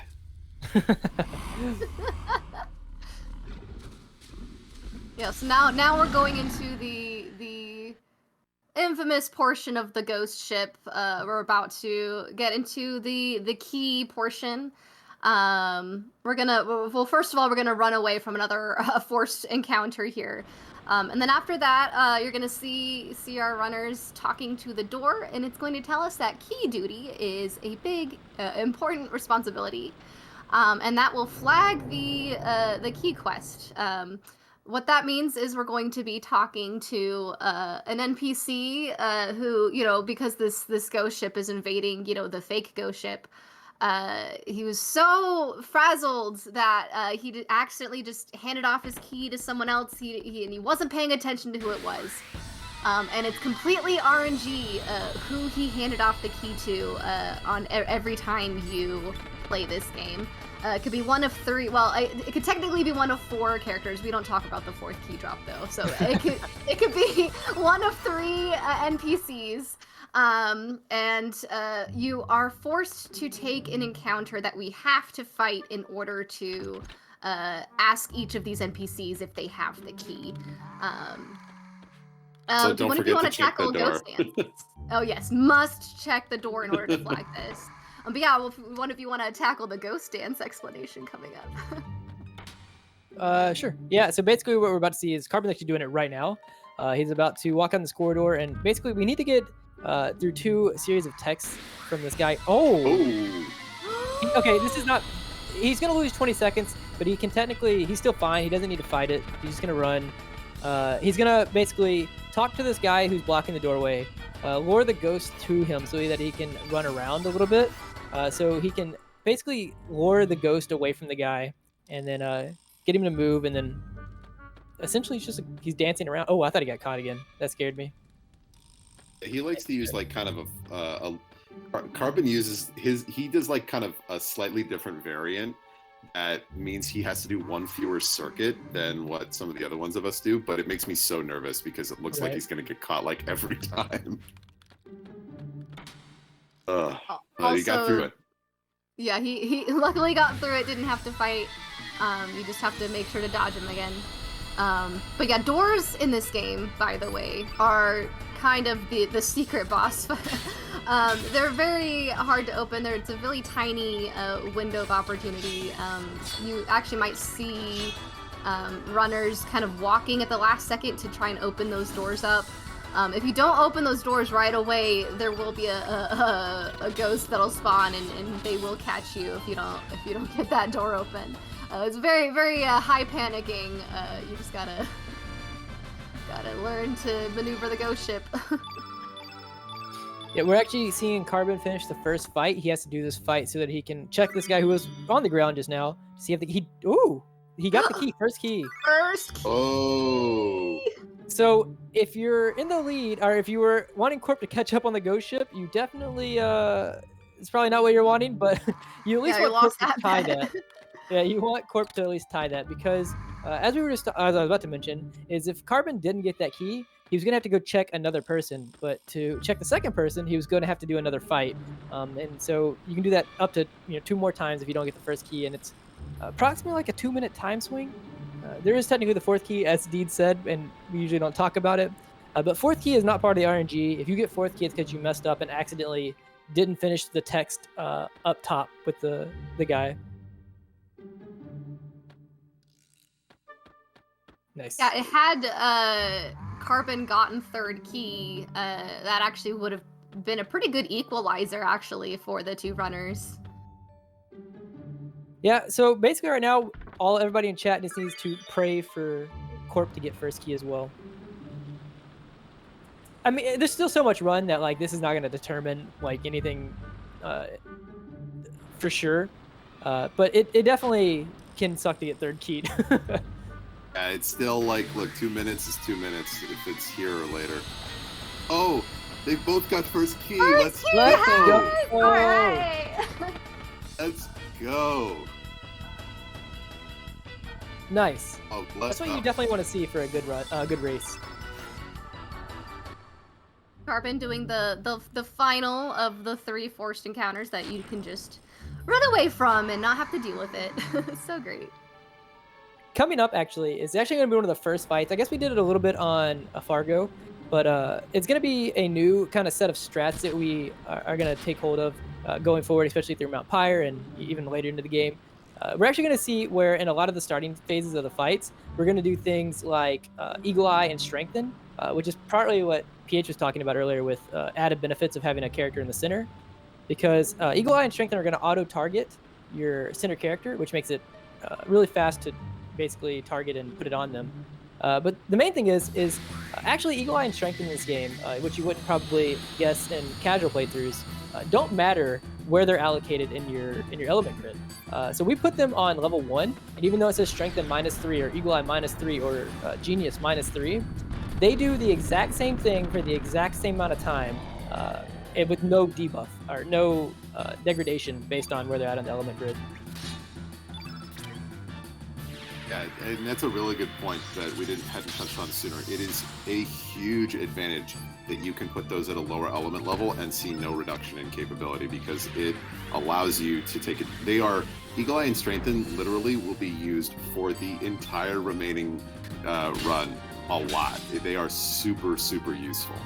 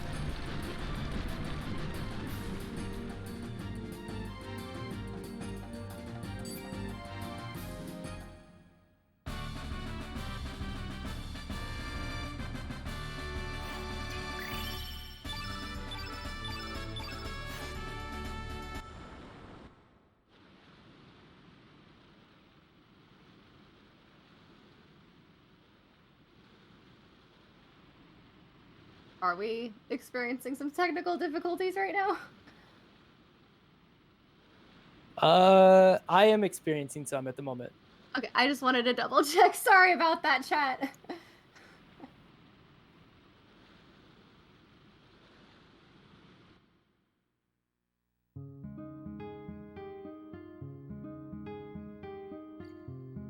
Okay, so we're back. Sorry about that.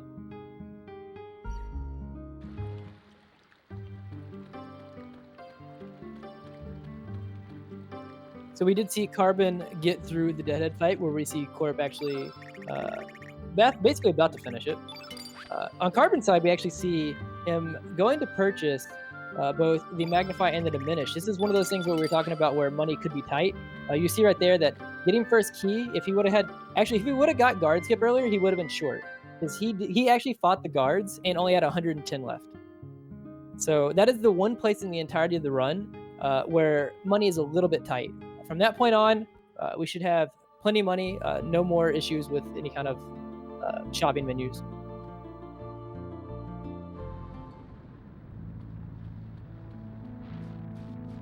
So Carbon now going through the start of Mount Pyre here. You can see he just kind of runs through the lava. There's actually normally a side quest where we go to get like a special item that allows us to turn that into ice that you can run across, but we don't worry about it. We just go. Yeah, we'll see the water dragon later on anyway, so we won't miss him right now.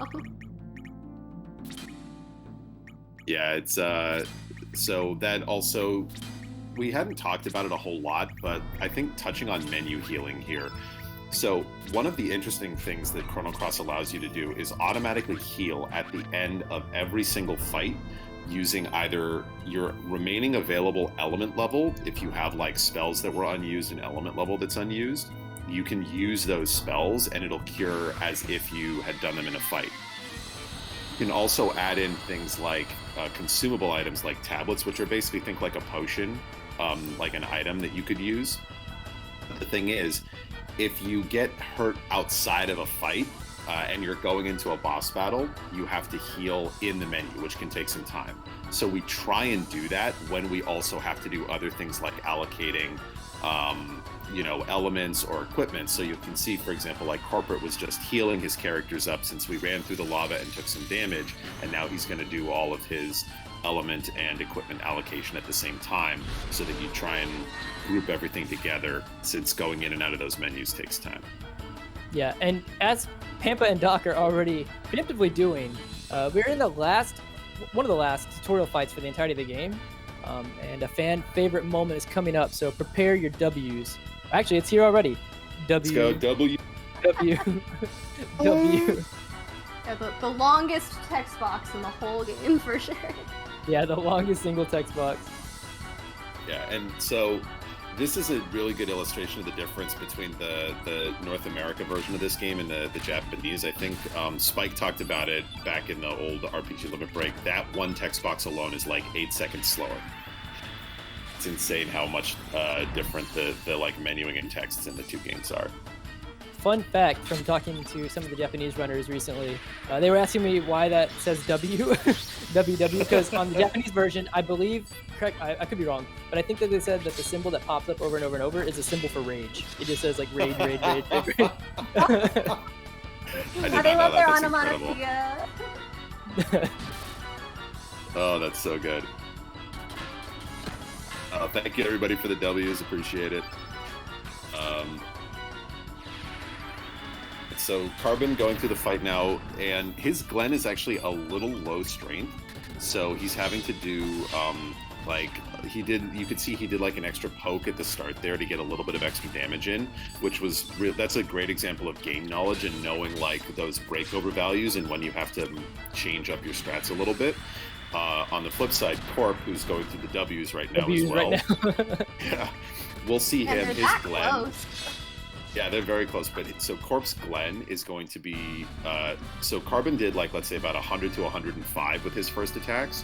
We'll see Corporate is probably going to do I think like close to like 1. Yeah. Well, his first ones will be like 120 something, right? I think. Like the first maybe I'm over. Yeah, I might be overestimating. I don't think I've ever. I don't usually have Glens at this fast. Yeah. So Handy, it's a little bit of a running meme that Handy has not great luck in the stats. Well, in general, but stats in particular. Oh, 132. There you go, 130. Yeah. It's like super duper strong. So good. Funny enough here, Pepper in his rage will do some damage for you on Salt. That's not just for show. He's legitimately doing damage. I haven't personally seen it, but I've heard of runners talk about how if you crit just right and you've got a high enough stats, he can actually finish them off for you. Yeah, he can straight kill. Also, we see Carbon taking advantage. Well, it's going to be one of the first safety saves that both runners have agreed to both do, just because coming up, Fire Dragon is one can be a run killer in the time department for top runners, but even if you're a new runner or an intermediate runner, Fire Dragon can just kill you. It's very dangerous. Yeah, part of it is he's so fast. He only has 6 AP, so just throwing a 3-3, he's just gonna go right away.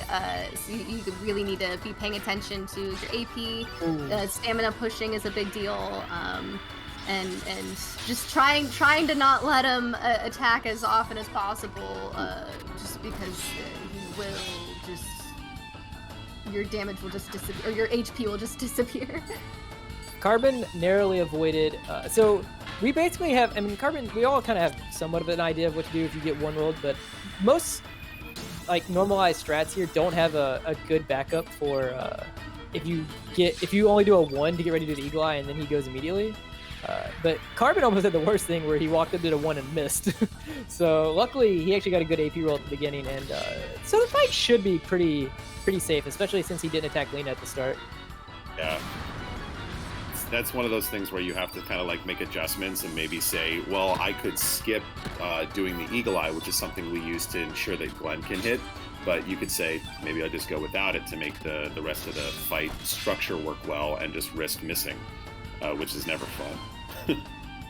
Yeah, I can't emphasize enough. Just like we have notes about, theoretically, here's the fastest way to do a fight. But it's so easy to veer off of that you're usually having to improv on a lot of these. Oh, Corp did get 1 rolled. Oh no. So it's not the worst in the world. Handy, you had to mention it. Oh no. He's just gonna probably hope. Maybe I don't know how he handles it, but he could just hope for a high roll in the second, get 1 charity roll, and then be good. But we'll have to see how he's gonna play it. Oh, he is just gonna hope for the high roll here. So Fire Dragon could go right here, but okay, nice. Oh. Ooh. Back on track. Speak it into existence, brother. Hey, look, I cursed him and then I blessed him. Let's go. That didn't even that. Oh, never mind. Wait. Okay, you guys, I'm not going to talk on Fire Dragon anymore. So, Lena dying there is not...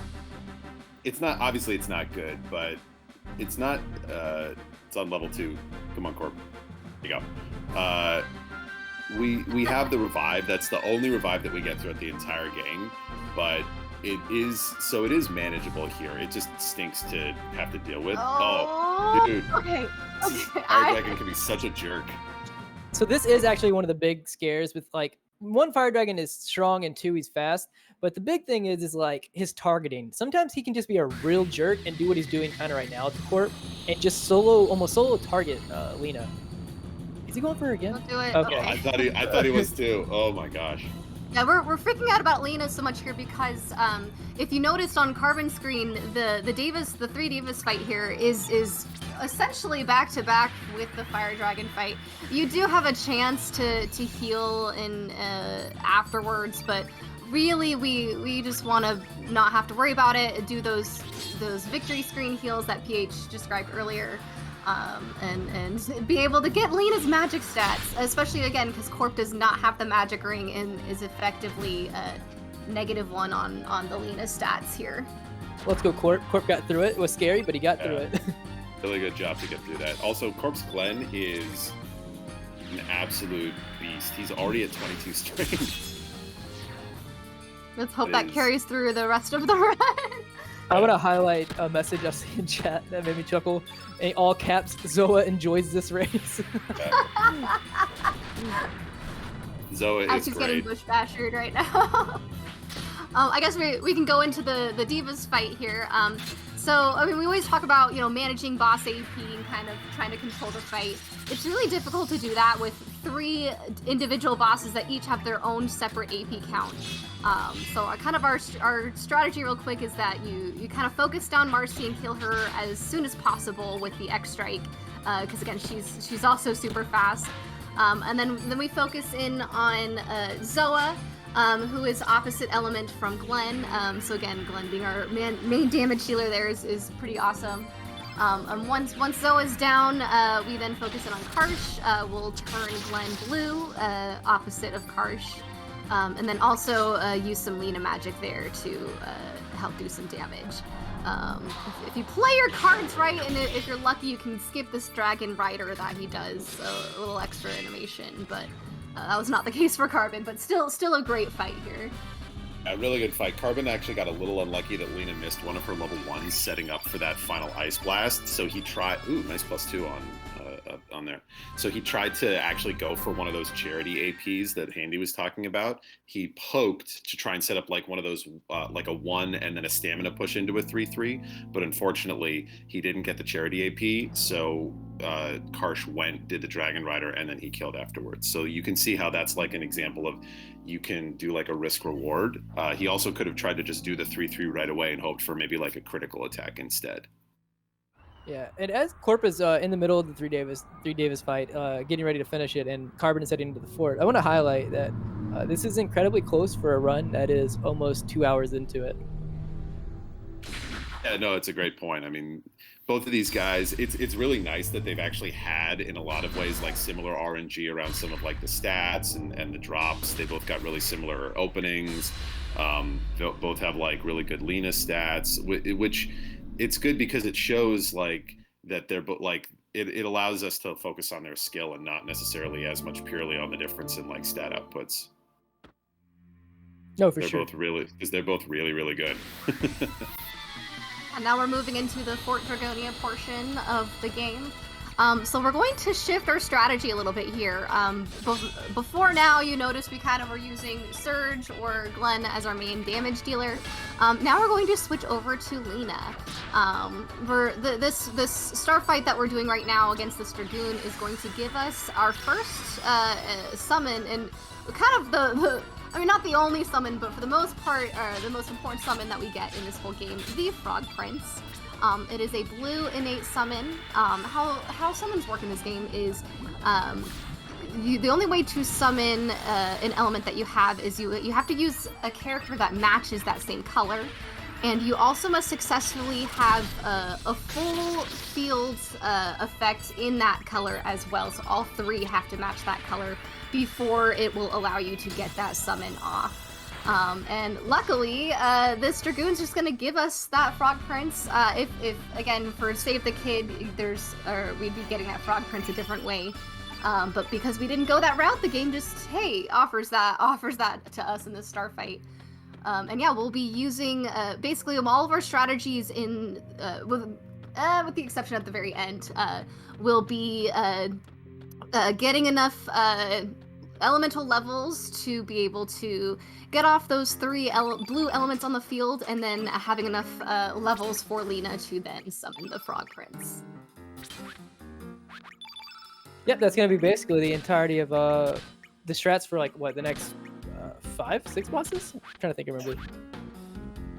Pretty much, yeah. 5, I think, right? Yes, I was trying to make sure. I was gonna say 5, but I wasn't counting. Yeah, and so Sage making the point didn't know that you got that here if you didn't go to the dragon, and this is something that's interesting. So also this Dragoon fight, isn't always a star level fight. It's only a star level fight if you skip that other part, because the developers want to make sure that you have a high enough stat point. So they will actually, there's a couple of fights that will be or not be star fights based on what you've already done. And this Dragoon is an example of one of those. I think, I believe from when I was watching a casual playthrough recently, I believe that the Dragoon is actually just gone if you get the Frog Prince elsewhere. Okay. Got it. So yeah, it's a great example of how like things can change between the different outcomes depending on like what you've already done or not. Also, that does illustrate the importance of Lena because she is blue. That's one of the reasons why we need her. If you don't get Lena, you can't always use Pierre. He's a blue innate. You technically can. Can cast Frog Prince. Just saying.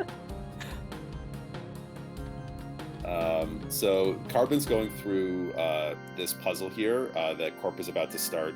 I think this is one of my favorite sections in the game. I don't know about everyone else casually, but for me, I had an incredibly challenging time with it. But when I was playing through it the first time, but coming back to it now, I love it because it's a really interesting combination of the puzzles. There are basically these 4 lower doors here. 2 are movement puzzles and 2 are basically just boss fights. And I thought that was always a really cool combination. Yeah, I really enjoy this part of. Oh, go ahead, Deets. No, I was just gonna say, especially because I like that they creatively kind of even put 2 elements into a single boss fight to kind of make up for that. Oh, that's true. Yeah, toward the end of the fort here. Right. Yeah. Oh, that's I didn't actually think about that, but that's a great point. Yeah, you do still fight every. That's a recurring theme you'll actually notice throughout the rest of this game. Is most of the major dungeons from now on are gonna kind of cycle through, having you fight a boss of each element type per dungeon. Yeah, and Corp is just going through the section now. It's really funny too. If you are still struggling with this puzzle, the key trick is that you need to both change your character order and use this blue thing to swap so not just like rotate who's in front, but actually swap like the order between the party members. And you had to do the combination. I never got that right when I was a kid. I brute forced it. It's so funny because I've seen several people, because sometimes I like watching people play this casually, even after, running or whatever. And the big thing is most people don't even realize that you can press select to change, to like shift people, like the formation, and that's where the puzzle just kind of gets you.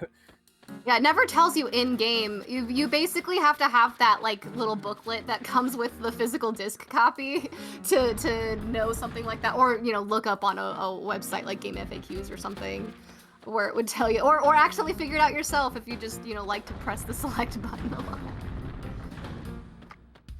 Carbon is in one of the most troll rooms in this whole game, by the way.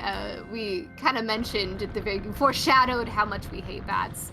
This room is kind of the main reason. For that reason. No. That was maybe Deeth the new commentator curse. Oh no! No, I did the whole tournament like without cursing. Andy, how did you rub it off on me? Well, you'll notice that I didn't mention it when I walked in the door. I was like, nope. That's true. But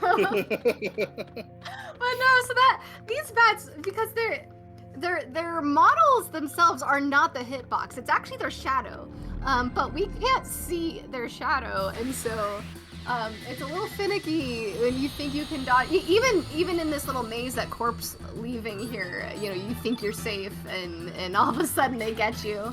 And it doesn't help that their aggro range is different, like when you're passing below them versus passing above them. So it takes a while to even kind of get a feel for what the hitbox is like, and as you've just seen, even veteran runners are still gonna have a moment of encountering those bats. We also see Carbon starting the first boss fight here in the fort, and he's going to be starting the strat that Deeth had mentioned earlier, where we're actually going to make Lena our main damage dealer, where we try to burst bosses down with using the summon Frog Prince. Luckily, as if the game just knows, the first boss fight here is actually pretty forgiving in terms of like getting off your 3 blues and then also Frog Prince, because the boss actually uses blue elements, which adds to the blue field. That is not going to necessarily be the case, or definitely not going to be the case, going forward toward the next boss, like Taurusoid and then Son of a Gun coming up. That'll be where you have to be really careful about counting AP and making sure you have the stamina to fully get off 3 blues to fill the field and Frog Prince without getting interrupted.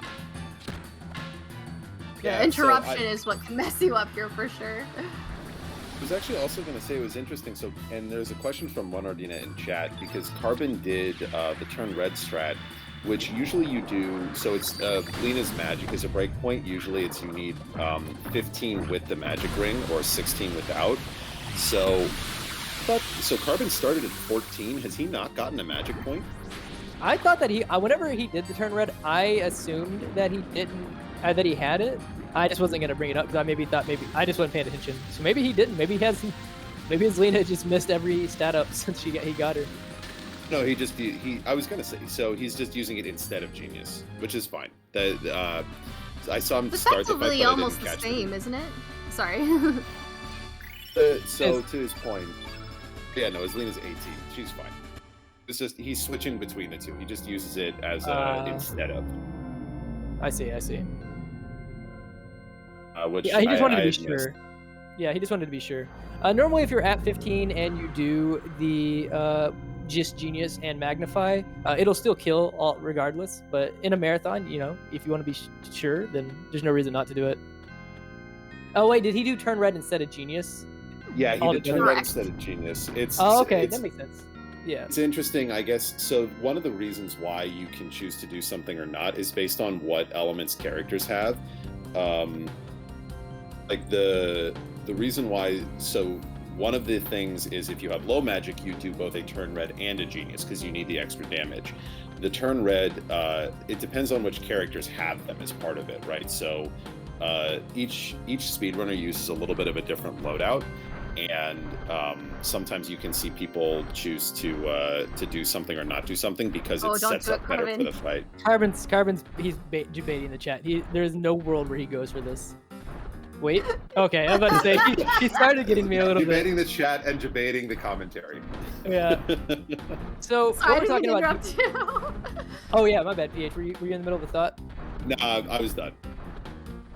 Okay, so basically what you can do right there is, as you can see that Cybot that walks up and down the stairs right there, you can actually save a little bit of time of not having to fully let him go all the way down the stairs to get behind him and go around him. You can technically get a perfect pixel in the corner there to where he won't, what's the word I'm looking for, attack you, or he won't initiate a fight. But the thing is if you're wrong, you basically, so if you're right, you save about, I don't know, 8 seconds max or something, 8-10 seconds even. If you're wrong, we did talk about how you can run away from every fight in the game. However, if you're stuck in the corner and you can't get out, you'll run, but you'll get dragged right back into the fight right after. So you have to fight that Cybot, and you lose anywhere between like a minute and a half, 2 minutes or something. It's just very, high risk, low reward. Yeah. Carbon doing a great job dodging that. I call them paper cuts. That's not what they're actually called, but they go invisible for a random amount of time, and they control you and just go invisible, but immediately go back and get the encounter. Oh, a good job on Corp, being very safe and just waiting. But yeah, those can be very trolly, and you can easily get into 1 or even 2 encounters getting trolled by those guys. Carbon has actually started another fight that actually really messes up new runners, just because of what we were talking about earlier, where one, you have to get Frog Prince off here, and Torosoid has an 11 AP base value that's what we basically have. A good target from the body press here. But basically, sorry, Corp got super trolled by the Paperboy, and there's actually a third one that normally you don't have to dodge, but he came into a really bad spot and he got caught. Ooh, I was too busy. I was watching Carbon. I didn't even see him over there struggling with it. So we had to dodge the second one on the main screen here. Yeah. Sorry to interrupt. Oh no, that's fine. That's fine. There's 2 screens going on, and sometimes it's hard to watch both of them. Yeah, but essentially, just the Torosoid fight is another troll, because unlike the Gloop fight, where they do the elements for you, Torosoid will cast a green element on the. Oh no, Corp, no! These enemies are really troll. So in Corp's defense, like even really experienced runners will have runs where they accidentally run into.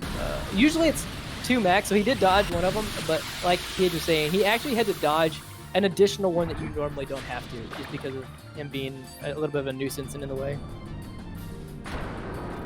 Oh, and in the meantime, as Candy was talking about before, I so rudely interrupted, but Carbon got through the Torosoid fight. That was a really clean fight. Really nice job. Oh, we're just not capable of talking about this Torosoid fight, are we? That was it. Well, because Carbon mentioning it in the chat, because normally the way that you handle that fight is you kind of get everybody up to the element level you want, and then you wait for him to do. So he'll do a first thing, then you wait for him to do a second attack, and then you go off and try and get the field fully blue to finish him off. Carbon actually got to skip that because he got such a good start that he was able to get everybody kind of set up before Torosoid's first turn. And interestingly, Corporate actually also getting a really good start, but he just got attacked on Linus. So we'll see what he chooses to do here. I think he'll heal. I think he does the heal. Oh, okay. Okay. Yeah, so he's gonna heal and then wait. So so we'll see Torosoid get a second attack here. So you can see him kind of setting up, and also what Carbon did is only possible when you have really high magic, because it allows you to skip one of the elements that you would normally do to like buff your characters. I also do want to touch on the fact that like on Carbon's side that was really good RNG that he got a good AP roll, but I want to touch on the fact that like it takes a really experienced runner to be able to take advantage of that, because most people would be like, okay, that's a really good starting roll, and then they would still defend just to be sure, and which is nothing wrong with that, but I do want to touch on the fact that it does touch on Carbon being a very experienced runner, because that's not in most people's notes to know that you can go off there. It's not even in Carbon's notes, or at least the ones that he's published, to be honest. So yeah, that's just runner like knowing from experience. That's a special Carbon strat that's only for Carbon. Also, quick shout out just because El Magus in the chat there, the subscription for 80 months. Oh, thank you so much for that dedication and loyalty. That's but obviously he says I'm old. Yeah, or they say sorry. He's one of the very, very long tenured members of the speedrunning community across a lot of different games. Yeah, 80 years. Basically, they're basically the same thing.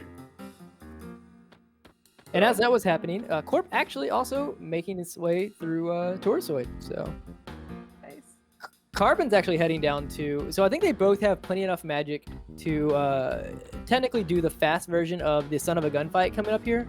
However, Son of a Gun also has one more stipulation, and unfortunately, it's one that's not in our control. We need the Torosoid or the Son of a Gun here to roll on its first roll at least a 3 or higher, and then we also need Lena to hit at least one of her 3s, I believe. But real quick, as Corp likes to say, if you have a fear of clowns, look away now. That's right. This guy is very creepy. Not in a good, fun, spooky way. oh, he got the good AP roll. Does Lena hit? Oh, okay. So he got 1-3. Carbon does in his version of his notes. He does have a strategy for a 3 AP Lena. Yeah, this is something. So it does get a little bit riskier because you can't afford a miss on this turn. So Right. The problem with Son of a Gun is that his second turn, this guy will use a white element, and we're trying to obviously get the field all blue so that we can cast Frog Prince. And the white element that he uses actually freezes one of your characters, so it paralyzes them basically. And so unfortunately, if you get a bad start, or if you basically can't get this Frog Prince off before the second attack Son of a Gun does, it really slows the fight down, because now you have to, yeah, really nice damage. And that's why we picked up that panacea in the chest during the ghost ship keys. That's why we actually changed the order up with the ghost ship keys. This is one of the fights for that. If we did get slept, it's a white element that freezes your character, and so using, for example, if Lena got slept, we would definitely be using that panacea on her to wake her up so that we can get the Frog Prince off. I also didn't get to touch on it because I didn't notice. I wasn't really paying attention as to why I didn't. But I noticed that Carbon actually didn't do the double turn blue on the Sun. He actually did turn blue on Glenn and then turn blue on Lena. Maybe yeah, that's part of his. Oh, I said 3. His 2 AP section in his notes uses the aqua beams instead of the turn blue. So he does use 1 turn blue on just one of his characters. That's not Son of a Gun. Okay. That's his alternate strategy for that scenario.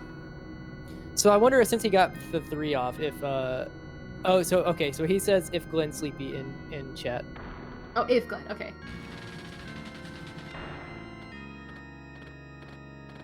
We also I see think. it. Oh, sorry, Oh, go ahead. No, I was gonna say the same thing. We're about to see the same thing from Corp. See if Corp gets a good roll here. So what we're kind of referencing is that, so we're going to use, these turn elements, right? Because they're very quick and they get a blue on the field. Oh, that's really, really awkward locations on Carbon's side. And Corp, dang it, that sucks. Corp got the bad start. But when you cast a turn element on an enemy twice, it actually can't, or on anyone, it cancels it the second time. So a lot of the time we'll just cast turn blue twice, because the first one turns Son of a Gun blue, the second one undoes it. So we don't have to worry about it as much.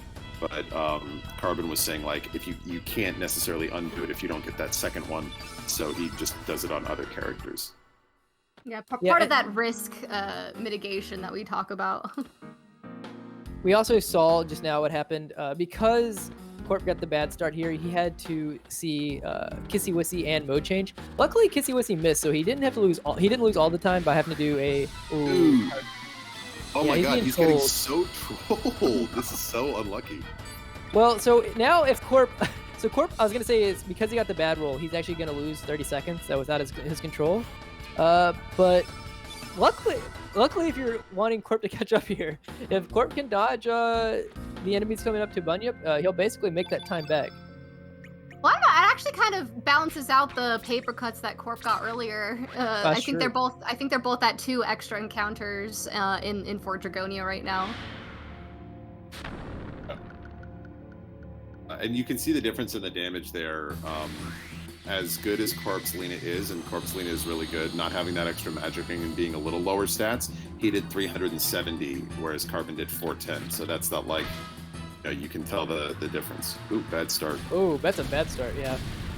So actually, this can be a little bit scary. I mean, they have good magic or whatever, so it's not actually, he actually is going to run. So basically right here, whenever you get a bad start, the risk is that if you miss a lot and you magnify the field, magnifying the field doesn't actually just magnify as a boost for your party members. Magnify boosts the entirety of the field. And after Magma Bomb, on this first phase, Bunyip will do a move called Inferno. And so an Magnified Inferno can and will sometimes just straight wipe your team. A very, very safe call on Carbon's part, especially, again, during a relay like this. You can save usually before most of these fights. I know Bunyip it's a little bit further out because the game does offer a save point before that elevator. But obviously it's not ideal to have to go run all the way back just to save it for this fight. Yeah, like the Bunyip fight is definitely though one that can go awkward. Ooh, tough spot. Man, he's okay. Okay, he should be really good. Awkward. Yeah. Game is definitely trolling a little bit with these enemy positions. We're gonna see if Corp can actually dodge the. Oh, he got the a good good. pawn. He got the best RNG there. Nice. So there is a little bit of a slower, consistent setup there that you can do on the stairway. You can basically like lure the Dragoon down the stairs and get around him. But if he spawns on one of the far sides of the stairs, you can actually squeeze around in the opposite way. So Corp actually gaining back a little bit of time in that section.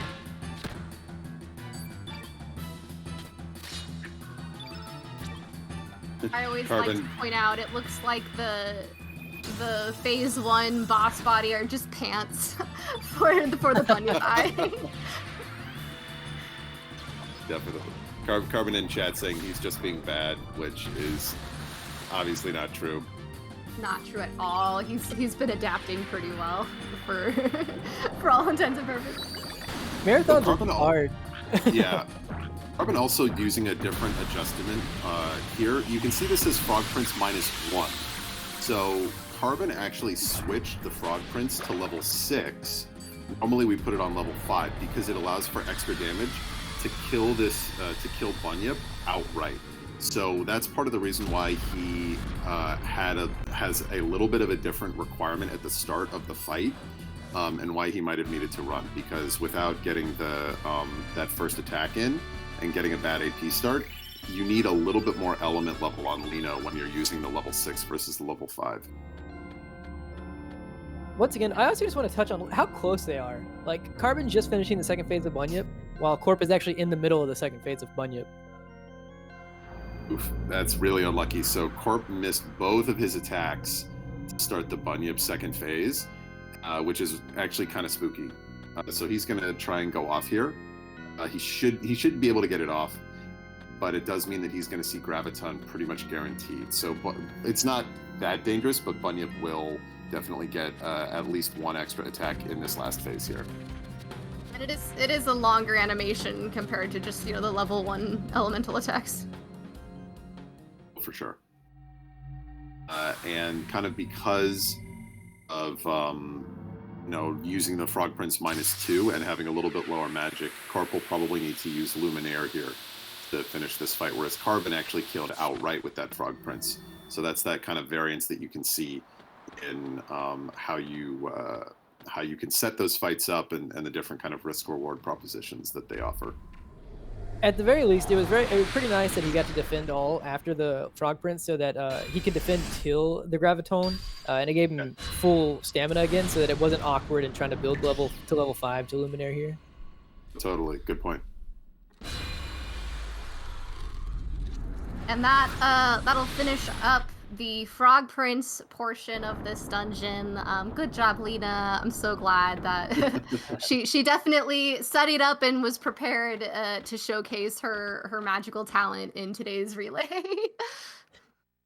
Yeah, just for context to how good RNG in terms of like Lena's stats were for both runners. Like Lena at 19 for Corp, and I believe 18 or 19 for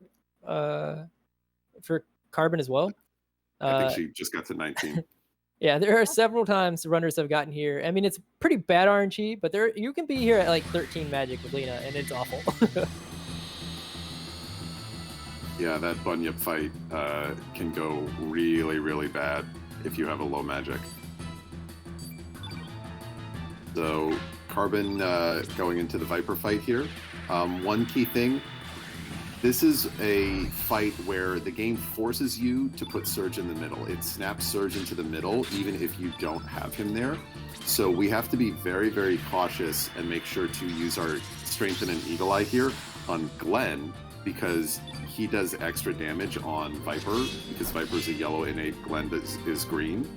It's very easy, if you're not paying too close attention, to just mash through and accidentally do that stuff on Surge, which slows this fight up a lot. Speaking of another shared experience between all runners. Look down at chat, look back up, and oops.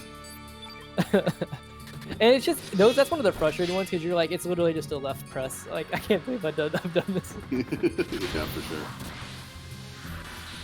So Carbon getting G-forced here. If you have good strength on Glenn and you get a really good start, you can actually skip that, but it's I wouldn't say it's pretty rare, but it's definitely not guaranteed.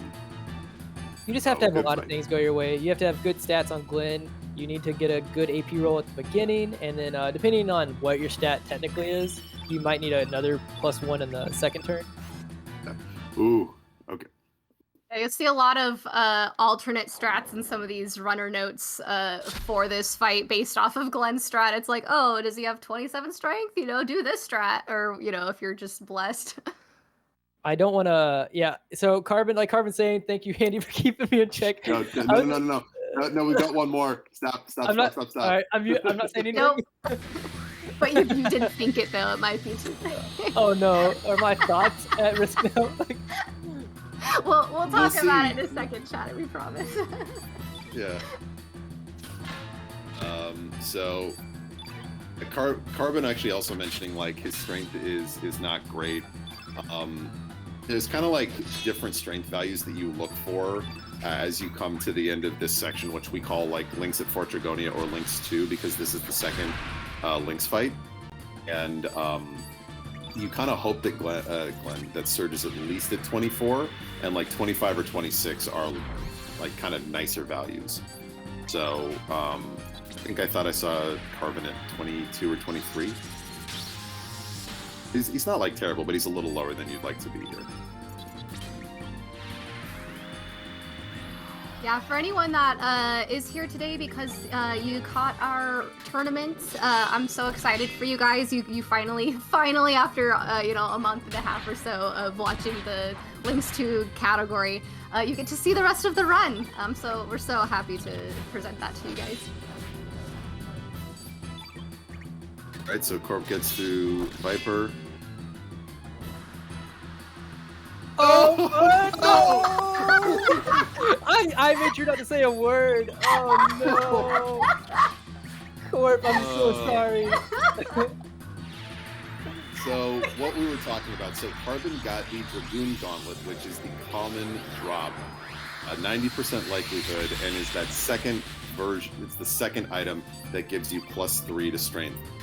Corporate got the Mithril Mail, which is the rare drop, 10% chance, which means he's going to be very, very low strength. He's missing those basically extra 3 points of strength for the whole rest of the run. Oh my gosh. There's always one. Every marathon, every relay, every like big community race, there's always one. It's like a it's not even a meme at this point. It will happen. I mean, in all fairness, there is justice. I was the one that got handy dropped in the marathon last year. I know you got hit. So I use Handy's notes. Handy got handy dropped in the relay last year. We had like a big community race, and I, out of 8 runners, was the only one who got handy dropped in the relay in like the big community race. Octocross. The Octocross. So I'm not saying that Handy is the Blitz, but you can't rule it out. So we should touch on, so Corp not getting that does not mean he is out of the race. By no means. It just really means, so like last year, whenever I got handy dropped, luckily the thing that happened was that my strength actually was really, really, really, really good. So even with technically being down 3, it was about average. So that can still happen. For sure. And Corporate is good enough and has done enough runs to kind of know how to deal with not having great strength. It actually also kind of fortunately doesn't matter a ton in the next, really hour and a half of the game. Our main character strength isn't really going to be particularly important. And I say main character for a reason, which we're kind of seeing what's going on here on Carbon's side. It's a very interesting cutscene. Kind of spooky. What do you guys think? What's going on here? I don't know, man. He's suffering severe migraines right now, it seems. Yeah. And also NDW3321, who is another community member, long-standing, really, really great runner, did the relay last year, pointing out really, really awesome times for Lynx 2 for both runners. Really, really, really good job so far. And they're both moving along, doing a really incredible job. Yeah, for some context, yeah, Carbon got a 209, and then Corporate got a 211. Those are insane times. Basically, I mean, if you're kind of running, even just the Lynx 2 category, if that's kind of your goal for speed running this game, because it's a shorter run, 215-ish, 215 to 220 is gonna be a good run time. And they're 5 minutes ahead of that time, so very, very skilled. And you even heard Carbon say, oh, this is so bad. It gets a sub 210 time. So yeah, for sure. For frame of reference, the world record in this any percent, which is 6 hours and 36 minutes, has a Lynx 2 time of about 209. So really, really good job, really fast. But you may have noticed that something weird happened over there on Carbon's stream. The main character, Surge, started talking, and now all of a sudden we're controlling Lynx. Very spooky. And we've gone through our Freaky Friday process now on both sides, and we are now Lynx. Oh my goodness. What a shock. And we'll finally see the deja vu scene coming up. Yeah. Deeds' favorite. It's just become such a thing. Like I'll just point out, like I basically literally last year's relay is kind of what kind of introduced me to this speed run. There we go. I did it on Carbon's stream. I didn't do it on the RPT Lip stream. Yeah, so last year's relay is kind of what introduced me to this speed run. I mean, I kind of stumbled upon Handy prepping for it a couple weeks before. And I don't even remember, I had a gift sub to this person, and I just thought this cat emote matched so well, and just did that. And then I kind of started doing it, and then it just kind of became a thing, and now here we are a year later, and doing stabby stab emotes.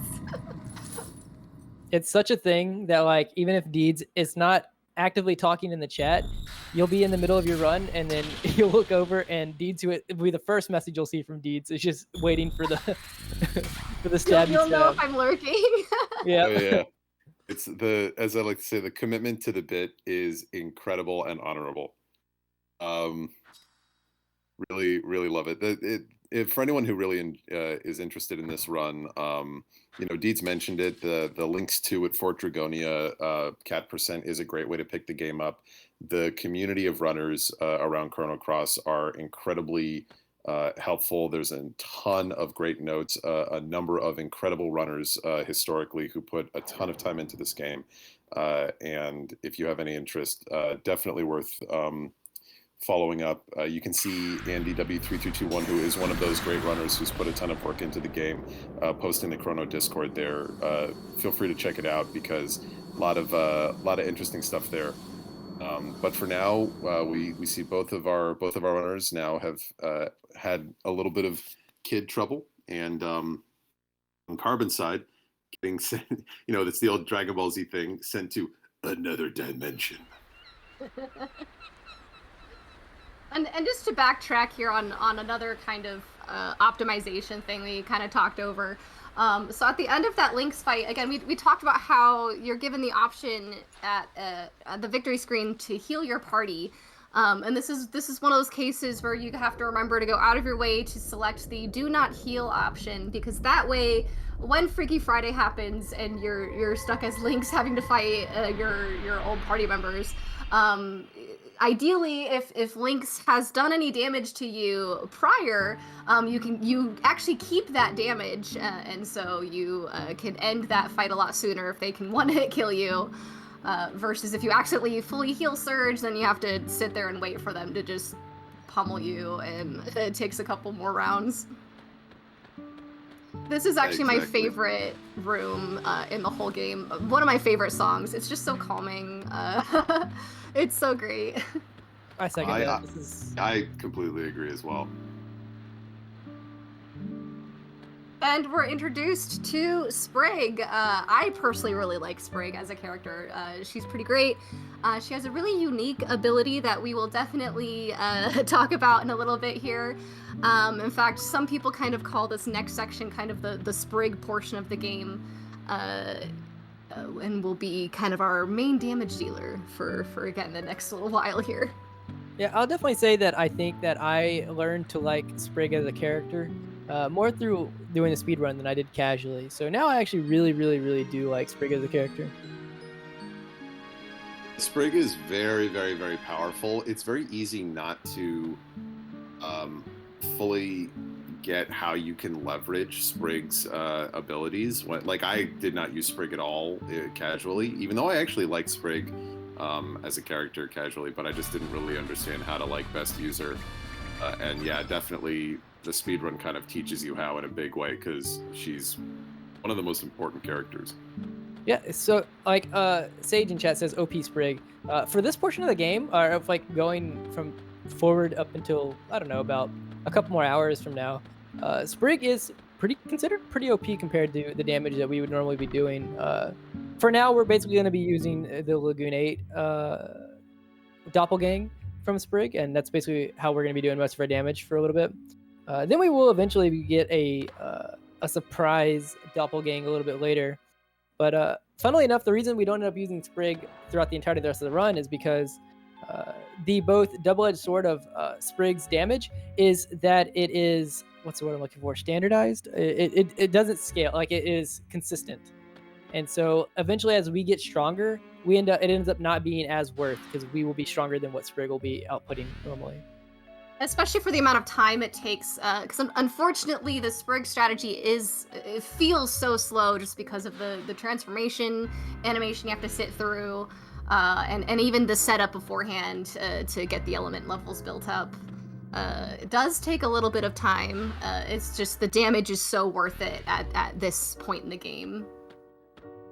That's also, yeah, that's a good point. Doppelgang does take it's probably one of the longest, well, I was gonna say one of the longest animations, but there's definitely longer animations. It just feels really longer. Long. Yeah. We'll see it. We'll see longer later on.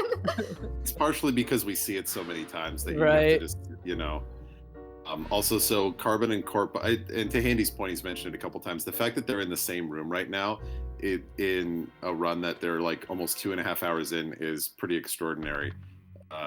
shows how close this race is. Yeah, even with I know we started this roughly at the same time as well, which really goes to demonstrate how close they are. But again, even if we didn't, and we were about a minute and a half or so, or 4 minutes difference with the Radical Dreamers run, it still would be considered very close. I just want to point that out. Yeah, we also see both the runners. Those doors that Harl goes into right there are random.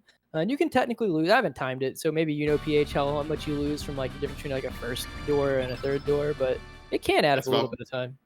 It's actually not. It's about 4.5 seconds a door. So yeah, it just goes to everything in this game is random. So Surge going like the fake Surge there going through the first door both times is almost 20 seconds faster than if he goes through the third door both times. That's a good amount of time. I didn't expect it to be that much. Yeah, it really adds. It's kind of a surprise, but it really can add up. Yeah, she's just casually strutting her way through around the circle there. Yeah, exactly. Also, I know Corporate's talked about this. He always says that he likes to think of this room that he's in here. Those look like pencils with the erasers on the top. I thought that as a kid casually playing it. I thought it was on purpose. Like it adds to the kind of like the crayon effect of the room. Yeah, very artsy. 100%. This. Oh, sorry. Go ahead. Oh no, I was gonna just point out, I think both people got a Pendragon sigil drop, and I know in this room coming up there's a backup if you wanted to pick up a chest for that. We'll talk about that. This is foreshadowing for way in the hours in the future, but sorry, keep going. I was gonna say, yeah, funnily enough, way in the future we use the Pendragon for one fight, and it actually is pretty important for that one fight.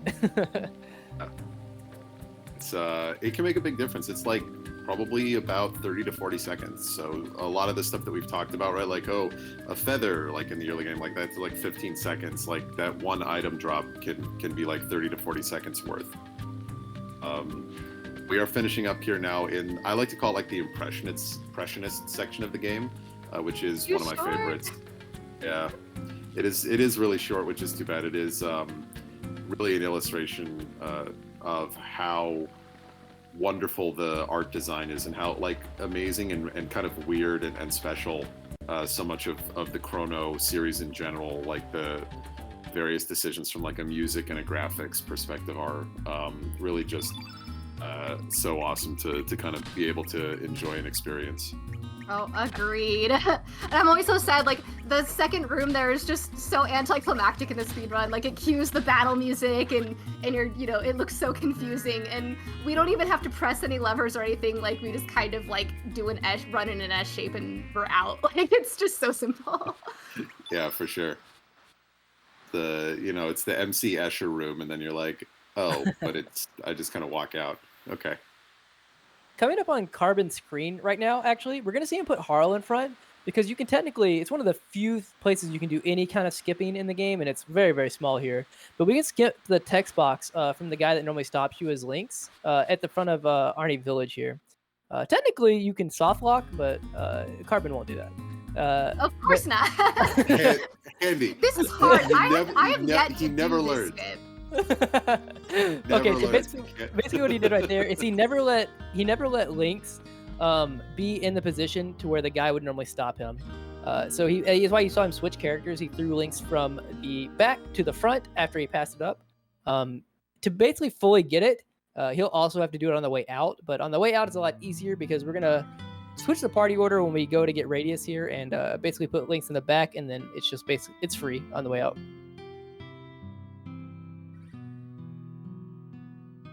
You just have to get a feel for the timing or something. I don't know. I have yet to like do that successfully on the way. I would like to say it's a shared experience, but I don't know that's true. I've done it one time, and I realize I make sure to pay attention now. I soft locked once there. No, it is definitely. I think it is. It's a shared experience in that once you do it once, it kind of, especially on like a good pace, it trains you to never do it again. But it is extremely painful to do once. Also to the question, Bugcat88 asked in chat. So we have these 2 teams of 3. Each runner is going to do the full game for their team, as Dyna's saying there. And so both guys avoided the soft lock, and now on Carbon side we are in the radius fight. Oh, Carbon doing a 2-3 to start this. Yeah, he likes the 2-3 on almost all of his, almost all the Lynx, the Brig fights, I think. This is actually one of the first times we're going to see the doppelgang animation, and you'll see why we said that it is pretty long. It's pretty long. Even like selecting them, because like the monster we're kind of going for is like further down in the menu even, so Right. it's not even that ideal to select it. So because of the start Carbon got here, he will probably see long shot, but that's what you'd probably consider a normal fight. If you skip photon beam, you are usually pretty happy. Harl is really strong. That's really good damage. Like upper 70s means she is really solid. Yeah, I missed what her. Oh, good. I was also going to say Carbon uses a different approach than Corporate. So Carbon put both gauntlets on Harl. Corporate puts them on Lynx. So we'll actually see some divergence here in a little bit of the strategies in terms of who they used for like chip damage and whatnot. So Harl is at 25 strength and 2 gauntlets. That is incredibly strong. Yeah, really good. And her doing the chip damage is actually going to be a realistic factor going forward in a couple of places. It can do things like skipping Rampage in one of the boss fights coming up. It can do things like being able to 2-2 or instead of 2-3 and on like the Will-O-Wisp in a couple places, or even skipping turn on the Sage. There's just a lot of places that Harl having really good strength here is pretty important. So like you can see on Corporate side, he's using Lynx for these intermediate attacks, while Carbon was using the Harl.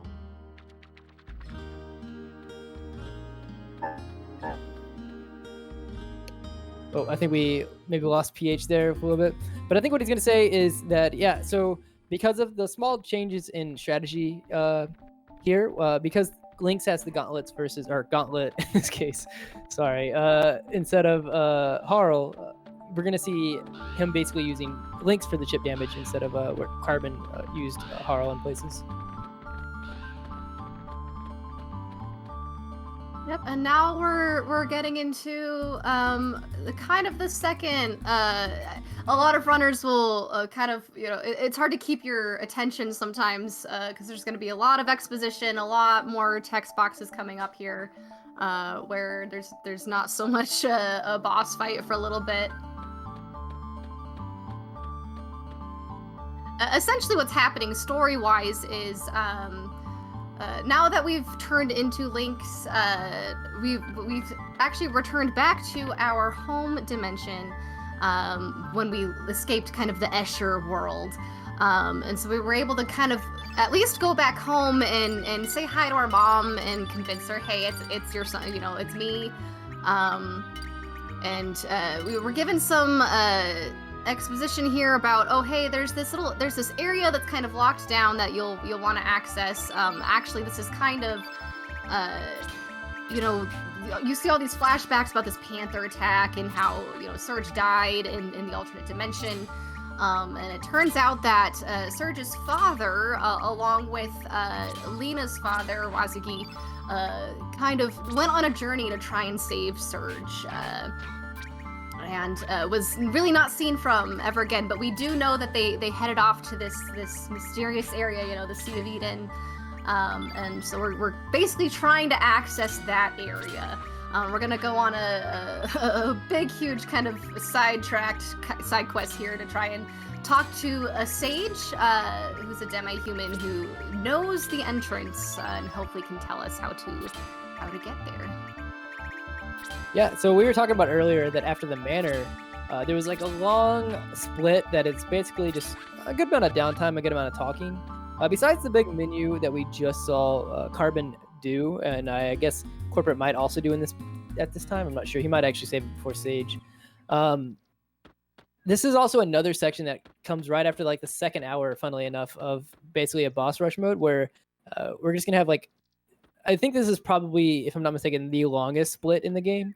It's about 21-ish minutes or so of just kind of doing story-based stuff to be able to head towards the Isle of the Damned after.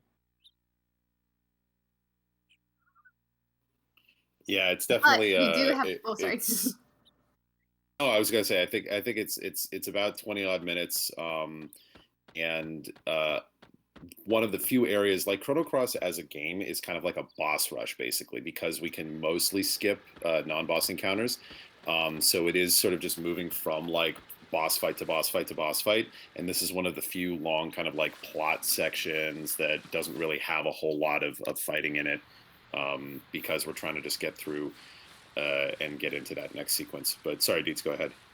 Oh no, I was just gonna say that this does have a saving grace compared to that first, long split section before the ghost ship, and that's the cat jams coming up.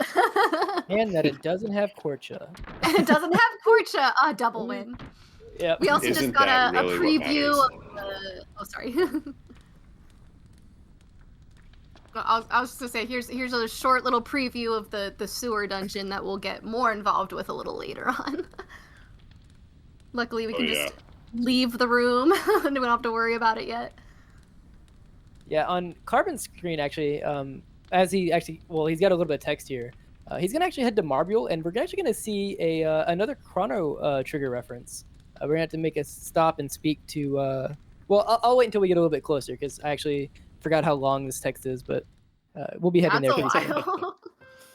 Yeah. So one thing that's I think worth pointing out is the guy we're talking to here, Norris. So there was a mention a little bit earlier in chat that it's absolutely correct. So from a lore perspective, if you choose not to save Kid, it's actually Norris who manages to show up in Goldove there, finds out that Kid is sick, and then goes back to the mainland because he's part of the Pore army and has access to a ship that can get out of El Nido, and finds a Hydra back on the mainland where he can find the humor that's needed to heal Kid's poisoning. So when Kid shows up at the fort there later, or if you go back to Goldove, and you find Kid totally okay, that's what's happened there. Is canonically Norris was actually the one that saves her if Surge chooses to be a jerk. Yeah, you do see that text if you're doing the all characters run, actually, just because that's the only way you can get Doc. But just goes to show, I feel like Norris is a little bit underappreciated a little bit. I feel like he actually does a lot more. He's more relevant to the story than it kind of seems, on first casual playthrough. And even then, funnily enough, Norris actually used to be used before the Master Moon got added into the route in old strats. If you go back 3-4 years ago, that Frog Prince, when Deeds was mentioning that Frog Prince will make an appearance again a little bit later, but we're mostly done with it. But if you go back to older runs, the Frog Prince strats were used for almost the entire game. Like, they was very heavily involved. Also, the text or the flag that we're having to set here for the ship going up forward is we're actually going to have to talk to the Great Explorer Toma, which is a reference to Toma in Chrono Trigger. And you need to ask about the Dead Sea. It's so great. This is one of the rare cases you can set that text box. You can just run away. You don't have to listen to the whole story. But that flag is so essential to get the rest of this quest line going. If you don't go to Marvel and ask him about this, it's not gonna flag being able to talk to the sage, basically. Also, we actually hear it on Carbon's side of the screen now. The cat jams that Deeds had been mentioning earlier. I'm not sick of this song. I love it, but I know some runners might be tired of it by now. Not sick of it at all, but I think that most people, I'm assuming, are obviously probably aware, but Chrono Cross, I think, is pretty well accepted to have one of the better, if not one of the best soundtracks in certainly this era of RPGs, and possibly even more broadly from a gaming perspective in general. It is just top to bottom really, really good. And You know, it has a lot of. This is like a great example. It's just so many jams, so good. I know people that have never played this game, but they love the Radical Dreamers song that plays in this game, and they just know that song and think it's amazing.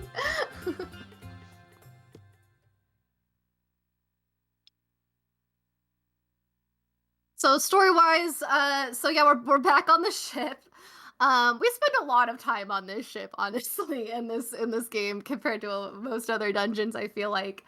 But this version, instead of feigning a ghost ship, this is actually a cruise ship now, just a Vegas style cruise ship, and we've got a theatrical touring ship that Nikki is a part of, and a couple other characters are a part of. Kind of sitting right next to it. We're finding out that this Fargo is the emo version of Fargo, and is kind of his wife is dead, and he's named the ship after her, and is kind of not as adventurous as the fun Another World Fargo, unfortunately. So we're trying to convince him to let us talk to Sage to give us access we need. And he's not really being as helpful as we wish he could be. So Carbon mentioning also really quick in chat, yes, so Fargo and Irene's were the two starting characters, so we're seeing our teammates starting characters here. Oh, that's true. In this convo. And for those, as we mentioned earlier, because talking about some of the strats around this game, Handy has a lot of great tutorials, and you may have noticed Deeds has a tremendous understanding of the lore of this game, and a lot of that comes back to that Deeds has done like an entire like presentation and walkthrough. If you check out, she has like an amazing explanation of the storyline and background for this game. If you want to get like really into the weeds, definitely worth checking out. I think a it's lot of my worth... knowledge comes from the Chrono Compendium, which has been around on the internet for a very long time. We actually see on Handy, sorry. Oh, I was gonna say we actually see on Carbon's screen right now. He's actually about to do the mini game with Fargo to basically. I think we put our boat on the line so that if we win, he gets, or if we lose, he gets the boat. If we win, we get into the what's it called? My mind is drawing a blank on what it's called right now. Someone catch me for it. What is the place called? The Zelbest, the SS. The Grand Slam. Grand Slam. Yeah, my mind was blanking hard. But yeah, so basically the idea here is we are trying to land on South because you cannot win this game. It is rigged. It'll just keep going and going and going until we eventually lose. You actually see Carbon buffering right here because he wants the red part. He just got it between north and east. You can skip having to do any kind of pause buffering if the first spin lands on east. You can just hold X. So we're going to see if Corporate actually gets to get that as well here. God, they're so close, actually. Yeah, I do think, keep me honest here, I think Corporate may not have done the element menu yet. Oh, that's true. No, he purposely waits. Yeah, Corporate actually is not a fan as much of the pause buffering if he can help it. He has he's kind of got a musical background, and I remember watching a stream at one point, and he kind of describes it, because, musically, when you're learning about quarter notes and half notes, they'll teach you, 1E and a 2E, and so I know Corporate kind of actually does kind of a count of that in his head, based on a visual cue of where the compass is. So he usually doesn't pause buffer there. He kind of has an alternate strategy that honestly might not work for a lot of runners, but it works for him a lot of the time.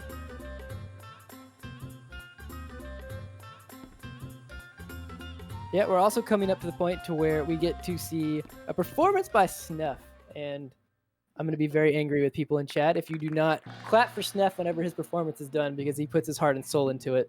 He does. He's another great character that's just so wholesome, and we're not going to get to see a lot of it. But actually, I like a lot of the acts here. Unfortunately, in the speedrun, we don't get to see in this world's version. Salt and Pepper actually have a slapstick comedy act. We will unfortunately will not get to see in this run, but it's pretty hilarious. Corporate likes to talk about how Sneff is actually one of the nicest guys in the Chrono universe because he spends his time like trying to after like he tries to like, oh, I'm gonna take care of these people. He trains Salt and Pepper. Like they really have like an appreciation for him later in the game. If you have that conversation, he's just like a good dude. But at the same time, we just get annoyed because we have to be seeing him in this kind of really long sequence. So he's underappreciated, I think, in corporate's opinion. So giving him a little bit of a shout out, as Handy said, please clap. Please clap.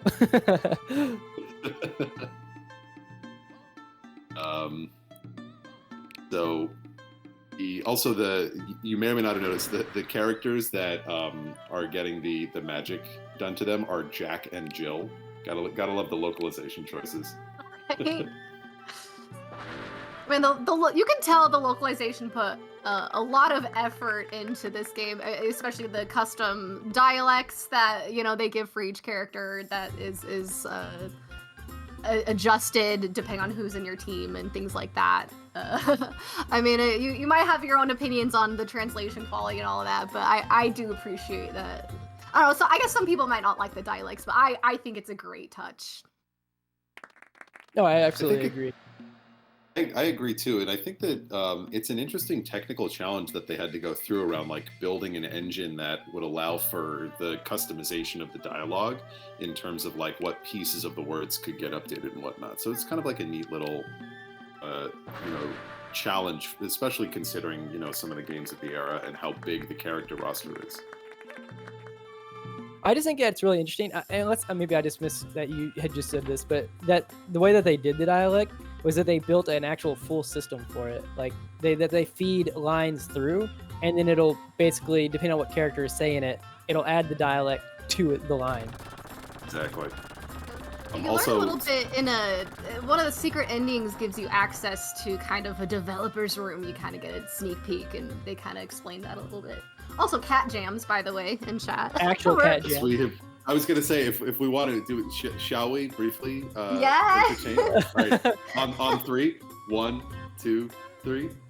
Before. Actually, Yeah. Wait, no, it's not the right part of the song. We're so Okay, long. that's the front. I was like, I was like, wait, no, I'm being dumb. Wait. You start at PH, and I'll join in with you. I'm a kitty cat. All right. Well, we have to. Yeah. There we go. I'm a kitty cat.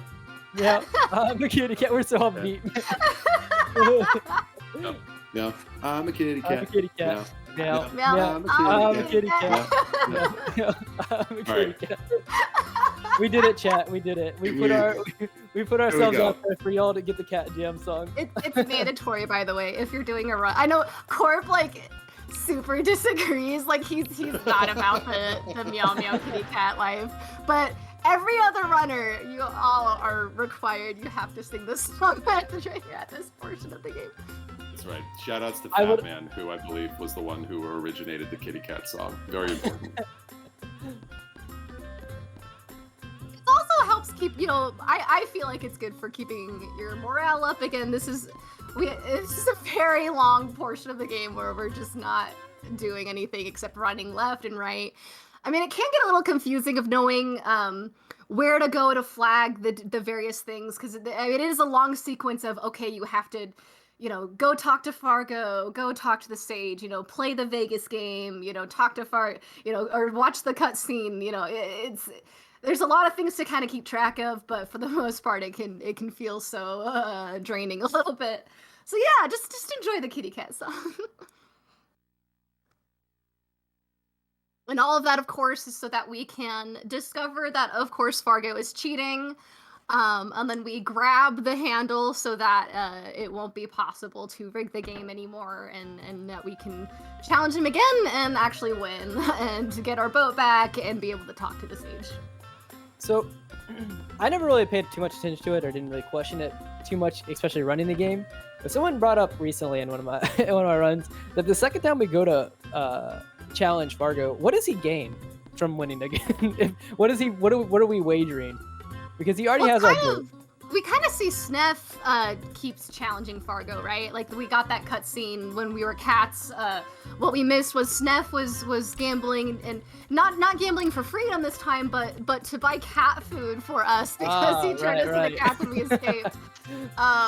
But yeah, I think it's just more you're burying yourself more and more into debt, you know, indentured servitude. I guess I don't know. Fargo plays for the love of the game. Yeah, well, I guess to him, there's nothing to lose, right? It's rigged and he's always gonna win. Oh, sorry, PH. No, it's just, you're right. It's like he has no downside, but you know, you can end up like, if you're Snef, you're basically, he even says, it's like, oh, I would come with you. I'm stuck here. Like, ew, that's a rough experience. We actually are. So Carbon now, Oh, good. PH? Oh. Go ahead. All right, sorry, I didn't know if you were cutting out or not. Oh, yeah. Sorry. So, yeah, we actually see Carbon over on this side where Carbon is basically exiting in and out. You don't actually have to follow inside the exact same doorways that are the windows that the Sage goes through.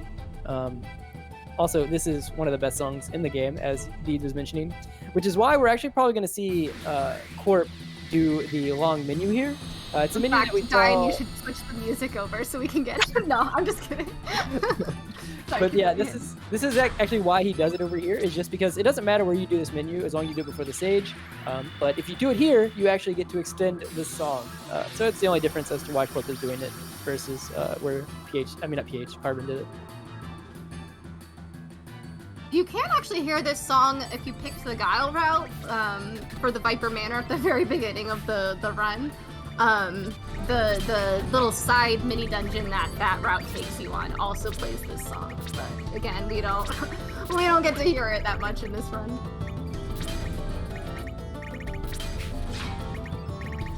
I also think Dine has switched over the audio. Oh, Dine! I love you. You're my favorite.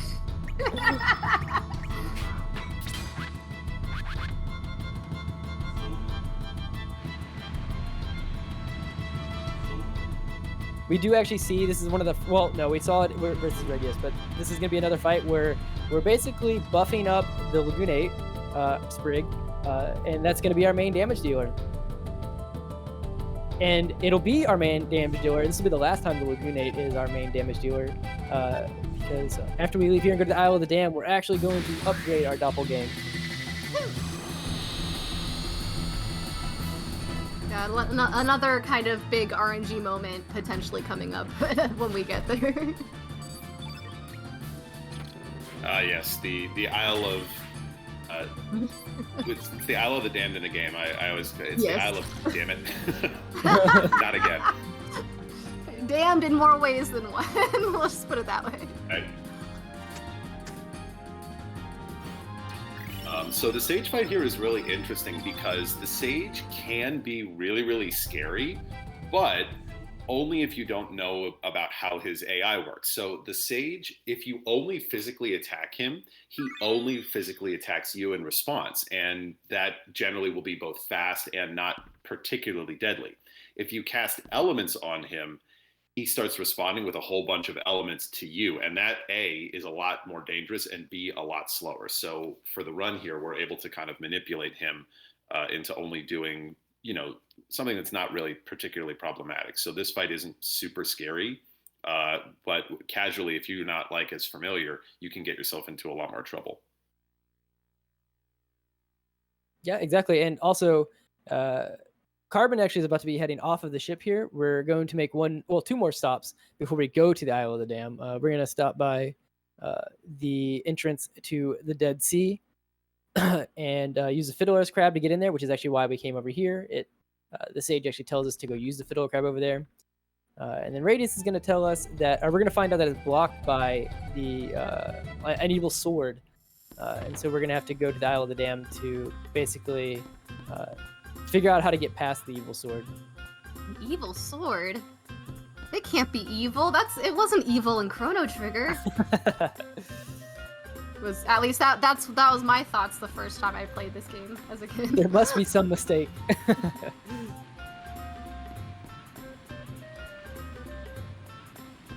fact, could this be the sword that, you know, we've named our teams after? Potentially. Gasp. I was just thinking the same thing. It's funny.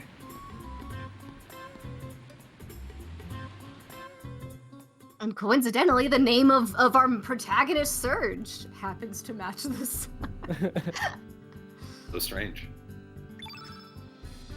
Yep, but we finally get to see the secret entrance. Yes, thank you, Sage898, mentioning F's for Doreen. Remember Doreen, please. Oh, I thought you were actually thinking the Sage on Corpse screen. Yeah. So we are done with the Sage split. Moving along here, and so now we do see the Gasp. You can see Radius walk up, and evil sword, Masa Mune. How strange. So I guess before we get there, we can explain kind of why the Isle of the Damned is a runner's one of the runner's probably least favorite, or you're a little bit worried every time you walk in there on good pace, and it's mainly just because as with with most most Chrono Cross fights, we only do bosses, and that's usually where we deal with all of our RNG. Anytime we're forced to do like any regular fights or regular encounters, you have to deal with things like just bad misses, different formations. You can get, sometimes you can get 2 enemy formations, or you can get 3 enemy formations. There's a lot of RNG that goes into anytime you have to do any extra regular encounters. And because of what we need out of the Isle of the Damned, we actually have to do 2 Will-O-Wisp regular encounters where we actually have to deal with all the things I just mentioned, where we have to deal with formation RNG, which is one thing. We're really hoping to only get 2 Will-O-Wisp, but you can get as bad as 3 Will-O-Wisp and 2 Deadbeats, which is 5 enemies total. You'll usually see, or runners should almost always run from that and reset the fight. You can get something as bad as, I believe, is it 4 Will-O-Wisp and a Deadhead? You can get a Deadhead in an encounter. 4 Will-O-Wisp and a boss. An enemy that was a boss in an earlier fight. Right. And so you have to do lots of rolls on that. And it's just, so not only that, you have misses. The enemies like the Will-O-Wisp, what they can do is they can Magma Burst you, which not only is just slow, but if they Magma Burst you, they can Berserk you. And if they Berserk Harl, who's our main attacker in those fights, it can just steamroll, or like it can just snowball really, really fast and just turn into a terrible, terrible split. There's really not too many times in this game where you can get a 5 enemy encounter, and just adding that to all that additional RNG on the Isle of the Damned just is insult to injury sometimes. Yeah, sure. And then it doesn't help that at the end of the Isle of the Damned is probably one of the most deadly, what can be one of the most deadly bosses in the game, and in the runs. Yeah. So also we are seeing kind of some more cutscenes here. You can see Corp likes to talk about it. This we're getting introduced to Garai, and on Corpse you can see that as they practice here, after Garai knocks Radius to the ground, he crosses his arms despite having swords in both hands, which it's true. is a good trick. Speaking of tricks, so on it's not much of a trick, but on Carbon's side, you kind of notice we're kind of just twiddling our thumbs a little bit there. We're waiting for Radius to go into his house to get the item we need to get through this, to get through the Isle of the Damned, and the game literally makes you sit there and wait for him to like shuffle around and grab it. And it actually saves time to go up that ladder there and wait for him at the door of his house.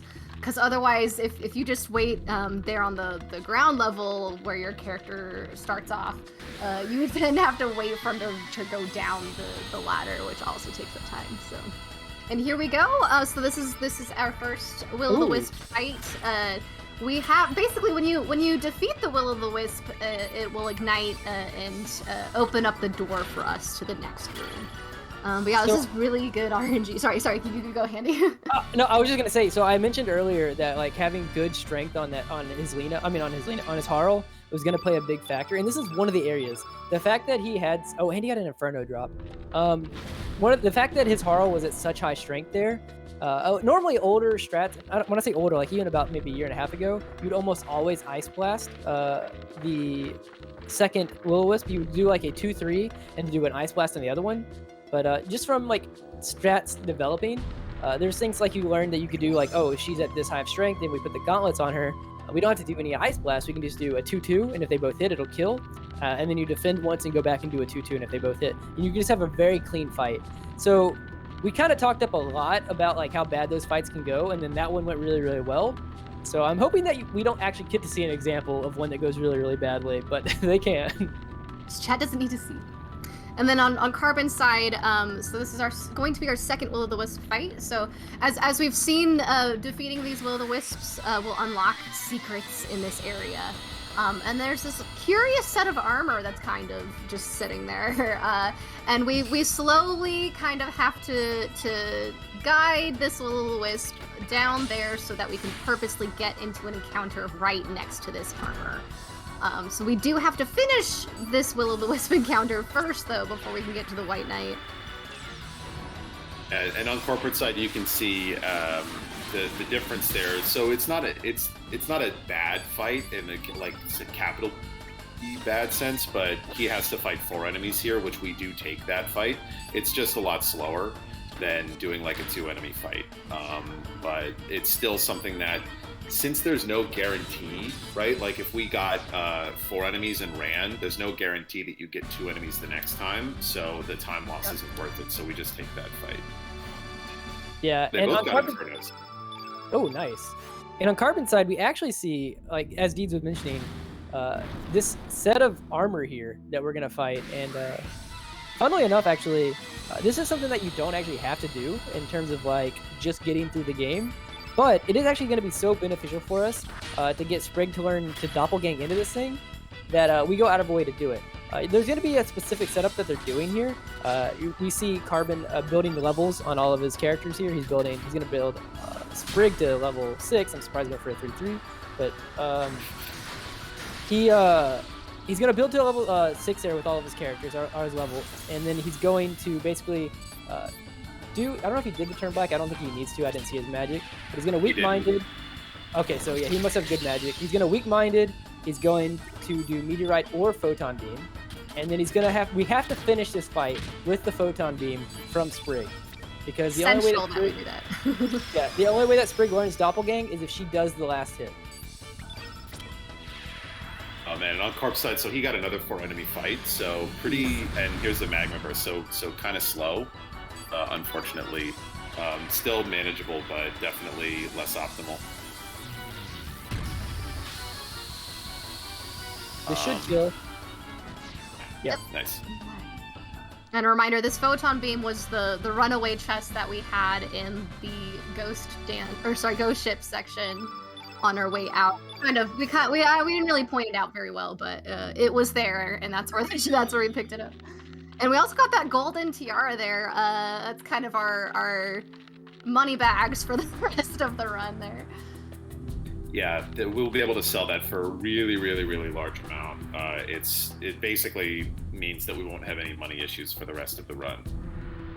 Oh, is it like 70,000 or so? I don't know, some ridiculous number, and we won't need nearly as much. Yeah, 75. Corporate having a little bit of trouble here getting through this second fight. Just some misses, but there we go. Gets it down. Yeah. Luckily, you only have to do 2, and he's through with them. That's so important that we kill with Sprig, because the whole point of this is to get that doppelgang for this fight. I guess casual players might even miss that this is an option at all, unless you're really dedicated to either like 100% completion, or you really like the battle royale and want to get good monsters for that. Yeah, we're about to actually see it first being its first use coming up here on Garai. This boss right here can be kind of dangerous. Both these runners are pretty experienced, so they'll usually be able to get through it. However, you really would like to get a good start here. We're going to see Carbon walk up. He's going to do a 2. He's going to watch for the percents. If the first 2 hits, he's going to do the 3. If it doesn't, he's going to do another 2 to at least start with 2, before Garai goes. The idea here is you are trying to get a diminish off on the first turn because Garai hits hard, very hard, even with diminish. Yeah, and that's the interesting thing about Diminish is that even though it looks like the things that Garai is doing are physical, like they're physical-ish looking attacks, because they're elements, they still actually are considered, in this case, as like magic.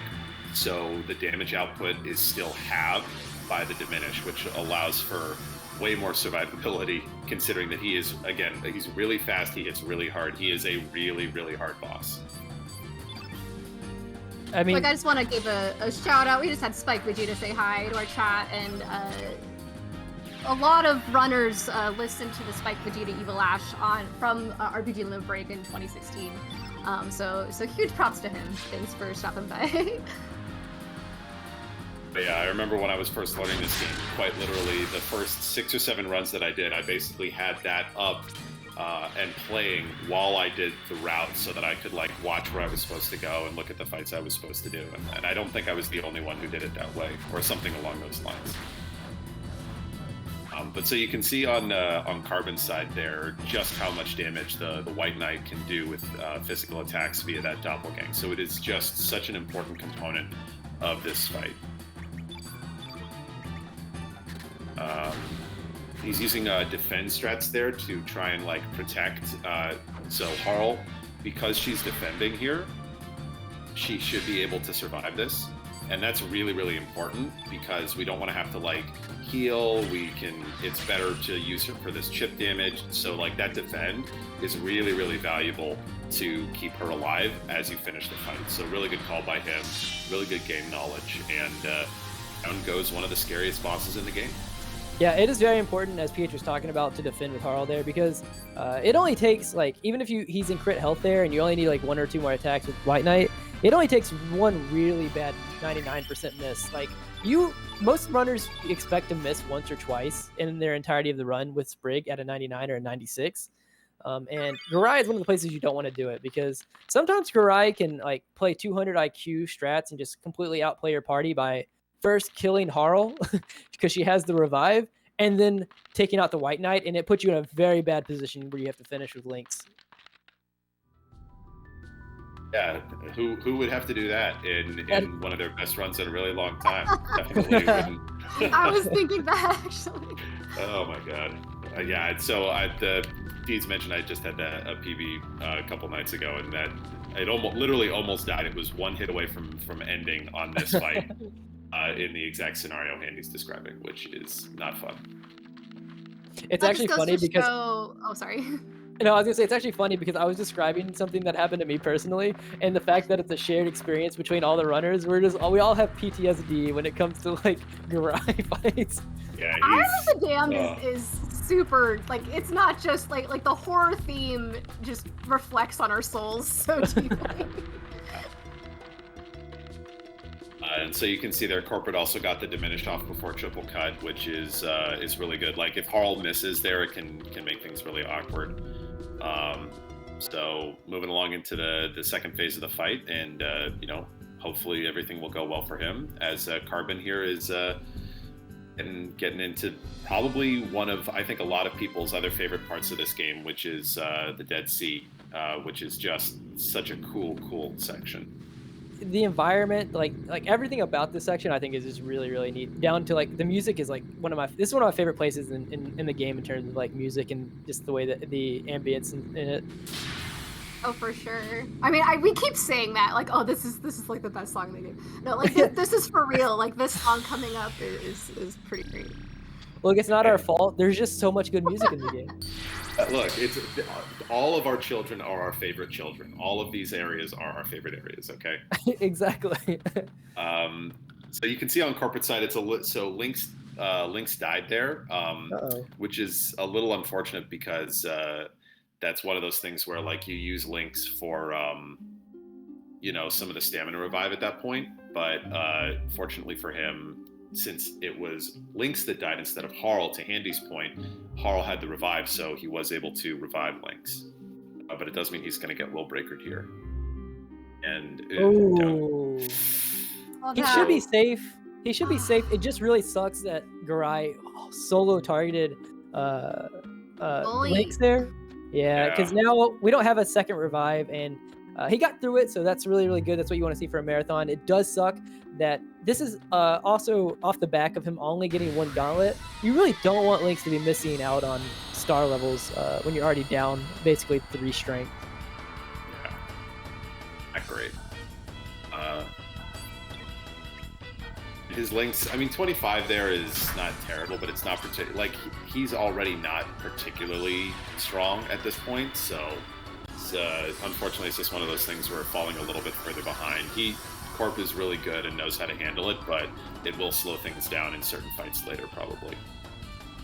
Yeah, just a reminder, so that when you're going through looking at speedrun notes, they will always assume you get the common drop from every fight, and that's why we keep emphasizing the not getting that gauntlet drop means you really need to you have to mentally do even more math when you're kind of needing to do backup strats, or hey, which strat should I use for certain fights? It makes a difference. Yeah, definitely.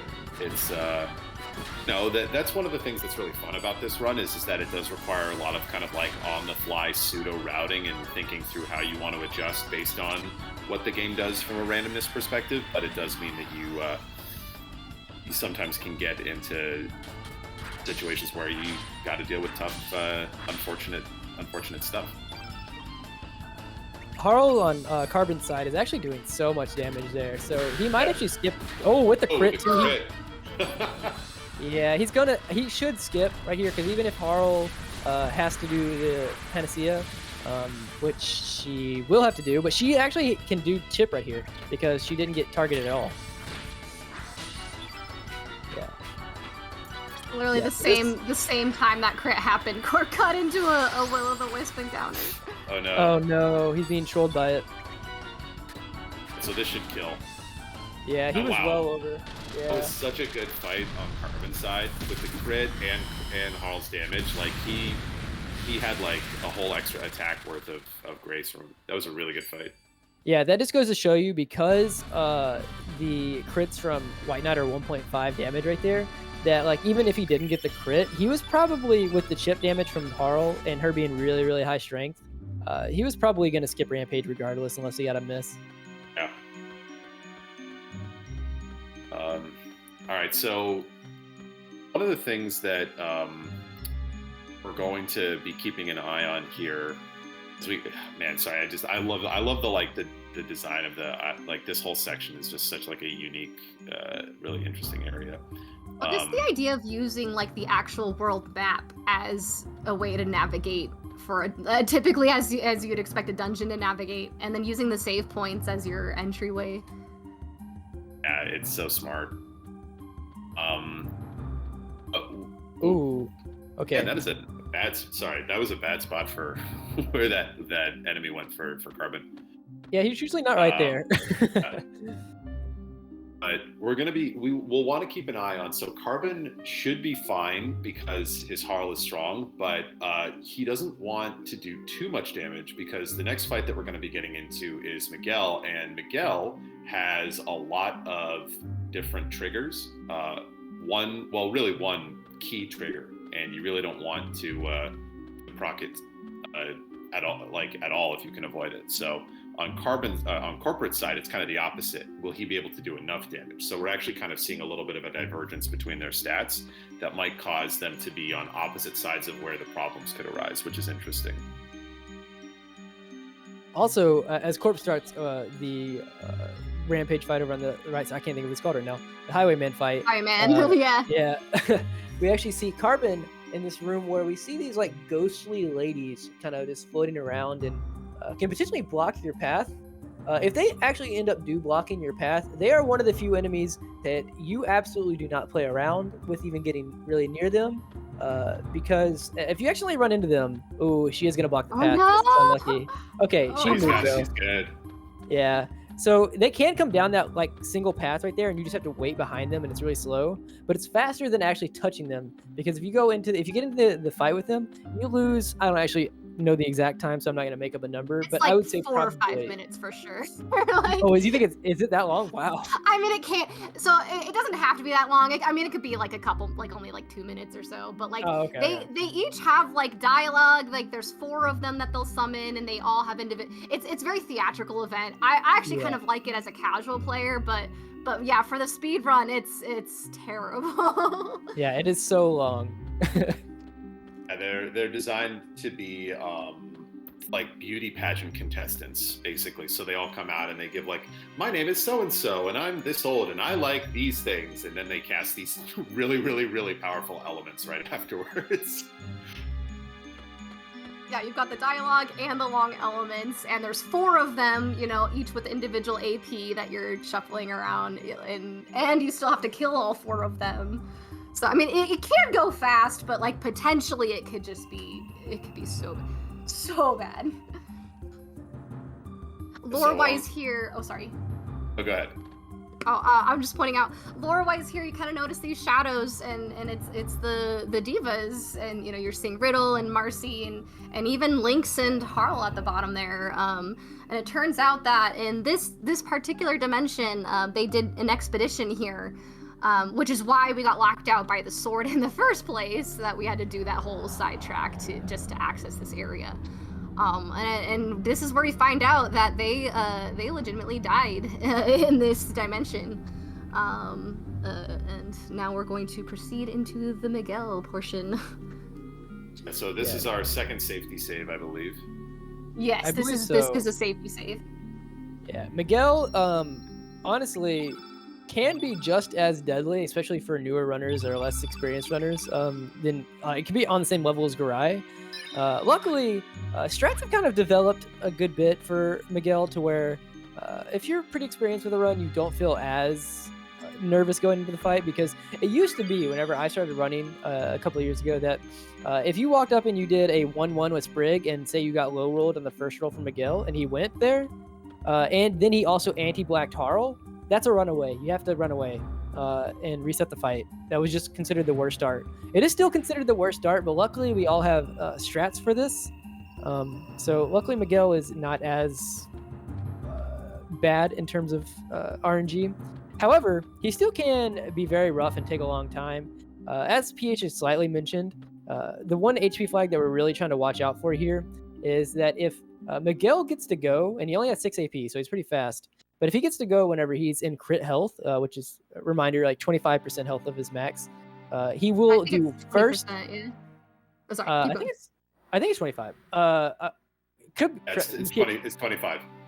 Okay. Sorry. It's fine. I think, but yeah, Miguel's first attack is going to be Meteor Shower, which one is long. You don't have to see it, so you would like to avoid it if you can. 2, it does a good amount of damage, and 3, it can cast fatigue on. It can inflict fatigue on your allies, which can end up hindering and snowballing to the point to where if you can't kill him before he gets another turn, he does another move called Holy Light, which combined with Meteor Shower, even with the field being diminished, can just be very, very, very deadly.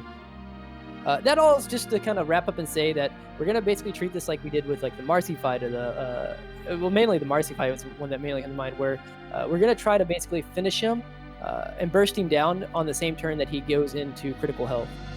So what you're probably going to see Carbon do to try to minimize any kind of risks here is on the turn that we think that he could potentially go into, or the turn right before he could go into critical health, we normally would do a 2-3, but if the 3 crits there, you actually send him into critical health, which is really bad. So what you'll do is a lot of runners will do a 3, and because you have time to see if the crit happens, you can react to it if you have enough experience and you've been doing it for a while. You can react to see if the crit happens, and if it doesn't, then you have enough time to stand push the 2. And it basically is just like a safety measure to make sure that you don't accidentally get a bad crit. That was a lengthy explanation. No, but it's important to that's one of the things when you look at this game, like I actually feel Chrono Cross starting to do the run and getting through a run, actually there's it's not that it's a low threshold, it's not an easy game, but it's like a lot of the notes are fairly well structured, well designed. I think Spike actually mentioned in the chat earlier, the growth of the community over the last couple of years, I think that has a lot to do with it, is because the game isn't, I don't feel hard to pick up, but it can be very challenging to master and get really good at because of the kinds of things that Handy and Deeds are talking about, where as you learn more and more, you learn the abilities that will allow you to like really maximize how a fight can go and minimize your negative outcomes, right? Because over the course of a 7-hour run with so much randomness, that's really what it comes down to, is how can I handle when things don't go really well? If everything went right to script, this run would actually be pretty straightforward, but it's nothing ever is going to go right to script all the time, and it's how do you adjust when you have to that makes the difference between the really, really good runners and people who are still kind of picking the game up. We are about to see Carbon start off. We're going to see what kind of start he gets here. Oh, okay, not too terrible. Oh, go ahead.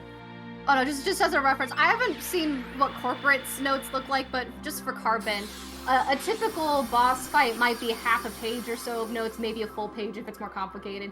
Carbon has 4 pages dedicated to strategies for this fight, so... And I think so. He got a pretty good start here, and then getting the anti-black on White Knight is basically the best outcome, because we don't need to use any elements from White Knight at all. Really, the only one you really don't want to see is Harl, because we need to use Diminish from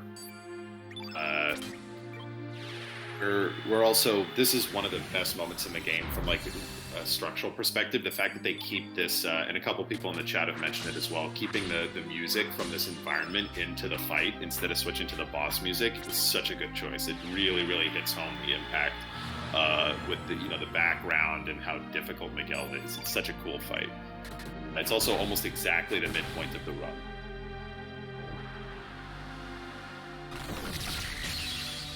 Lore-wise, it really is sad. I mean, you kind of see these kids are kind of these shadow ghost-like appearances here, and you'll kind of get to meet them a little later on with the Chrono Trigger portion of this relay.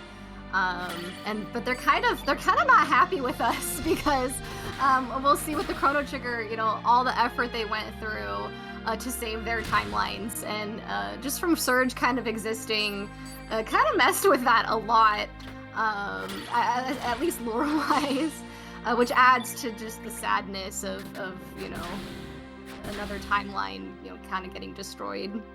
Good fight from Carbon. Nice. Yes, excellent fight. He Really actually. clean. So he actually changed it up a little bit. I noticed that on the turn where I said that a lot of people do the 3 and then the 2, like that whole thing. He actually did a 1-3 with White Knight, and I was a little bit unsure like how that was gonna work out. Then I remembered he was also using Harl for chip, and Harl has been doing she's really strong, and so it ended up working out really, really well. Yeah, to that end, that's the key thing there, where it's like we really, really, really don't want to over damage Miguel. So to that idea of critical health, so Miguel has a little bit less than 2,000 HP, right? So basically his health when he's in critical is like, he'll go in a little bit less than 500. So White Knight, a level 3 attack with White Knight at the end there two of them does 600 damage. So we have a little bit of buffer there. It's basically the difference between Miguel's critical health and that 600 damage point is kind of like how close you can get. But you have to be really, really careful and try and give yourself the right amount of room, because you don't want to over damage because Harl was so strong for him and get too close. Especially when you have good damage with Harl, you have enough of a buffer zone that it's not worth overly risking it. So again, there's really good knowledge of the game from Carbon. And this is actually finishing Miguel is roughly about halfway through the whole run. So now is a good chance. In fact, after this cutscene, runners are given a brief respite of a break to fill water or bathroom or stretch. I just want to let chat know, hey, now's a good time if you've been here especially if you've been here since Radical Dreamers. Feel free to stretch, get some water, go to the bathroom. Just brief reminders.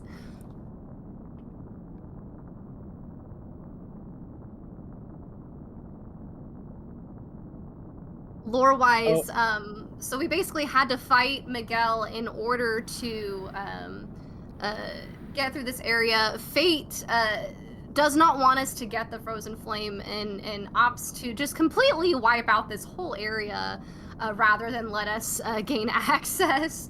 And that's what's happening here. The only way to do that was to defeat Miguel, who is again Lena's father that we just killed. It's so sad. So Corp actually did get a low roll on the start of his fight, where he did get interrupted after the first 1-1. Luckily, though, the anti-black was on Lynx instead of Harl. So the only thing that really affects is a little bit later he might have changed a little bit of stuff up, because I think his strat is probably like a lot of people's, where you will try to glide hook with Lynx later, where he's not going to be able to. So we'll have to see how he reacts to that. Yeah, and a couple mentions in chat. Like, to be clear, like, Carbon's time here is really, really, really, really fast. Even with the safety saves and everything, this is like slightly ahead of world record pace. And Corporate is going to still have a really good run. That would be probably ahead of almost everyone, like even guys who have like, you know, times under 6 hours and 50 minutes, which is kind of like the top runners, the top echelon. Even in that scenario, like Corp would be like, this time would be on pace for being ahead of that. He's just, Carbon is like, so they're both doing incredibly well right now.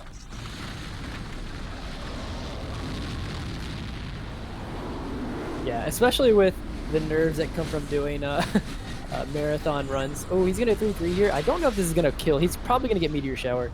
Yeah. Yep. This is not the end of the world. Yeah. Go ahead, Peach. I was going to say, that's where that lower strength, and then he missed a couple of attacks with Lynx there in the second to last turn, which probably set up for, he's just a little bit off on damage, I would guess. Lynx did get fatigued, but it should be fine. He should be able to kill with, he's going to do, okay, I was going to say, he should probably do the 1-3 just to make sure, because he has 3 whites in the field. Yeah, okay. So we know no Holy Light. Meteor Shower is just a little bit slower than what you would like, but definitely, that's still, if you got through it, you're happy. We got saved here by our pal, the Sky Dragon, White Element.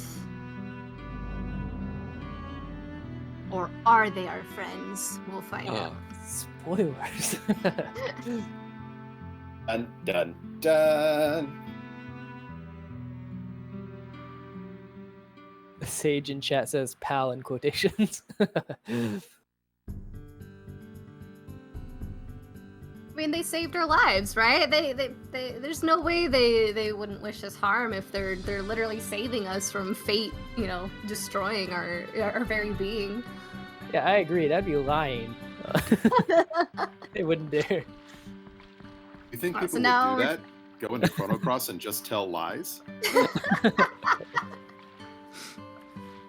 Alright, so now we're doing our next little shopping trip of the run here. We're doing our next kind of tier of upgraded weapons. Again, as you noticed, really early on, we went up to the ivory weapons, and literally we're halfway through the run, and we're only just now upgrading again.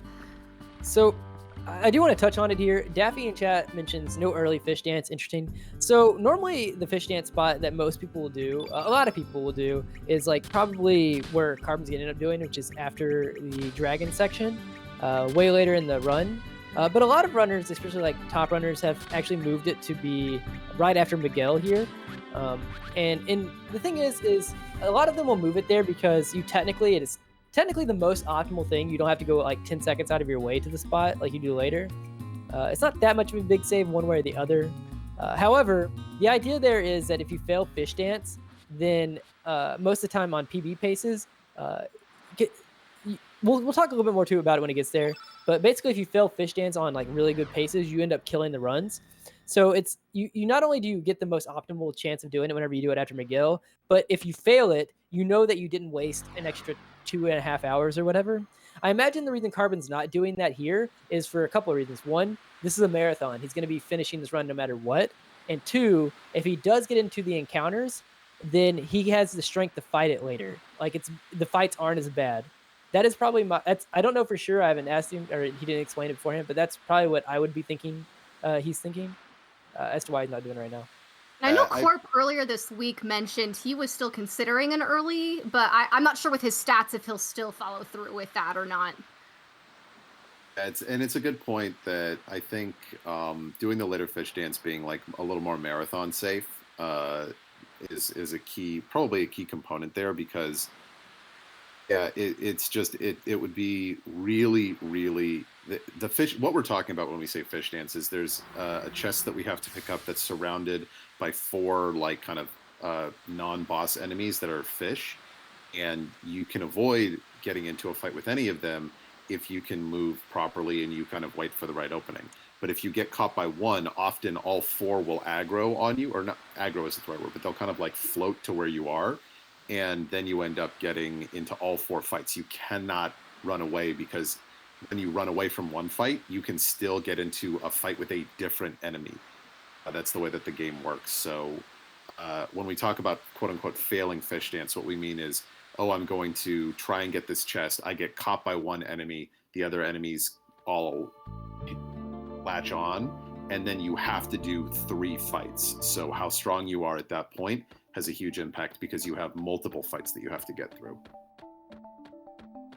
Right, yeah. So I imagine, maybe I'm wrong, but I imagine Corp will probably also opt to do the late fish dance, just because, like, as we were both just mentioning, like, I feel like it's probably a lot more risky to try to risk doing a fish dance at this strength.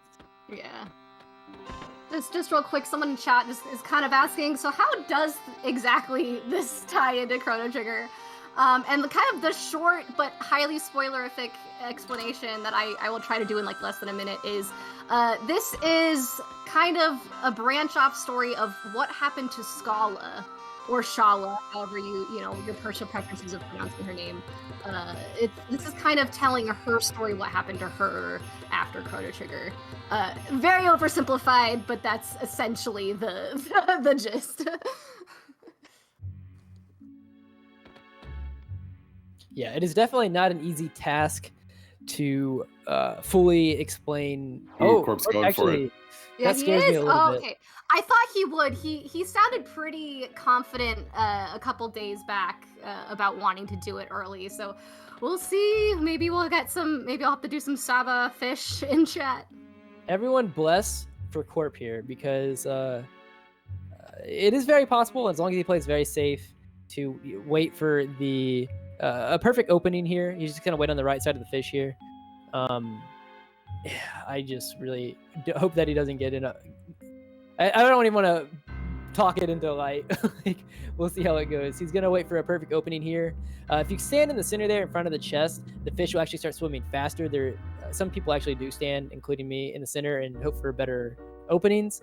But the safer thing to do here, which is probably good for a marathon as well, is that you're going to hope for an opening to grab it from the right side. Because if you grab it from the bottom right of the chest here, you actually are in a spot where the fish don't speed up. Okay, good, nice. Oh, okay. Ooh, nice. Because Craig, he got it, but he went a little far left on the chest grab, right? Yeah, and that's why the fish still were going fast. Yeah, but good job by Corp. So it does end up saving what will be 10 seconds in terms of like just overall net gain from when Carbon's going to do it. I don't fault Carbon though for opting to do it later though.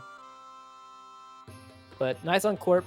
Played it really safe. That was you do it enough times, you usually have when your best chances of getting it are. The problem is that sometimes the fish are just very cruel, and they give you like a fake, well, it looks like a good opening, and then they like turn around or whatever, and then it only takes one misjudgment for you to be in 4 fights. It also is going to make it a little bit, so that takes anywhere from like about a minute 40 to like 2.5, depending on like how nice the pattern is. So we are gonna see like that's something that Carbon's gonna have to do later, that Corp will make that time up. So there is a little bit of a widening gap between them right now that is a little bit artificial. Right. We'll actually see their times, and like we'll basically know about like how close they are, even just from how long we know how long it takes. But you'll see them actually on stream converge to a single point, probably like right at the Starkey fight, which will be a good bit later. Yeah, exactly. First, we have the second manor sequence here that Carbon's going into, where we can see the. It's funny because there's like all these like interjecting cutscenes as you're walking through the area. We see that Riddell has been captured by the Poor army, that they've taken over the manor, and also Grobik, our good friend over here, is going to be important shortly, but he refuses to listen to anyone who's not stronger than he is, so he just wanders off. Actually, funnily enough, besides just the dodging section, or the dodging that corporate decided to do from all the fish down in El Nido, Carbon's actually also about to be going into one of the more difficult dodging sections in the game, probably up there, probably only second to maybe Fish Dance and then also Terra Tower. The sewers actually are going to be an area where you have to dodge what are they actually called? The spearmen? Is that what they're called? Spearfishers. Oh, okay, spear. Yeah. Where they basically walk around drunkily. I don't know if drunkily is a word, but they turn whenever they want to. And so a lot of times you're going to try to squeeze near them in a hallway and hope that they just don't turn into you. I think a JRPG having an annoying sewer dungeon. Exactly. Square would never. And also, I think drunkily is probably. I think everyone who's not as familiar as you see them, you'll agree that Handy's description is very apt, because that's exactly how they move. Really annoying. You're just so poetic with your descriptions. It's so great.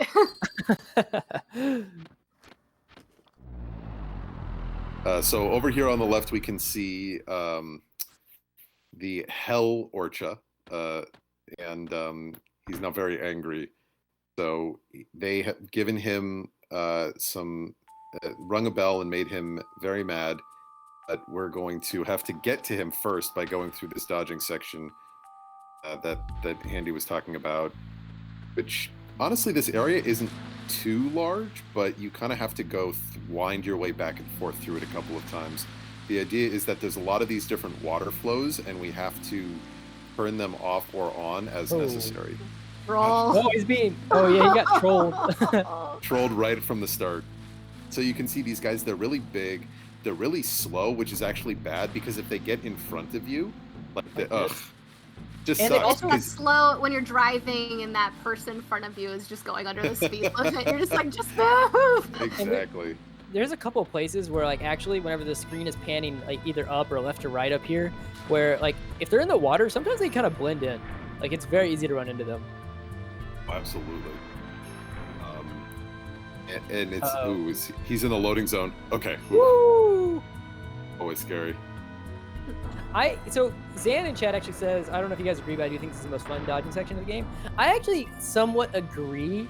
I just think that sometimes they can be very trolly for no reasons. Like, there's a place up here on the top of the screen that Carbon's at, to where if you have two spearfishmen up there and they just decide that they're both going to trap you on both sides of the hallway, like, okay, then it can be very, very scary. Like, so luckily there wasn't one on the left side there, but you saw the one walking behind him. You can get actually trapped right there, and then those fights just take forever.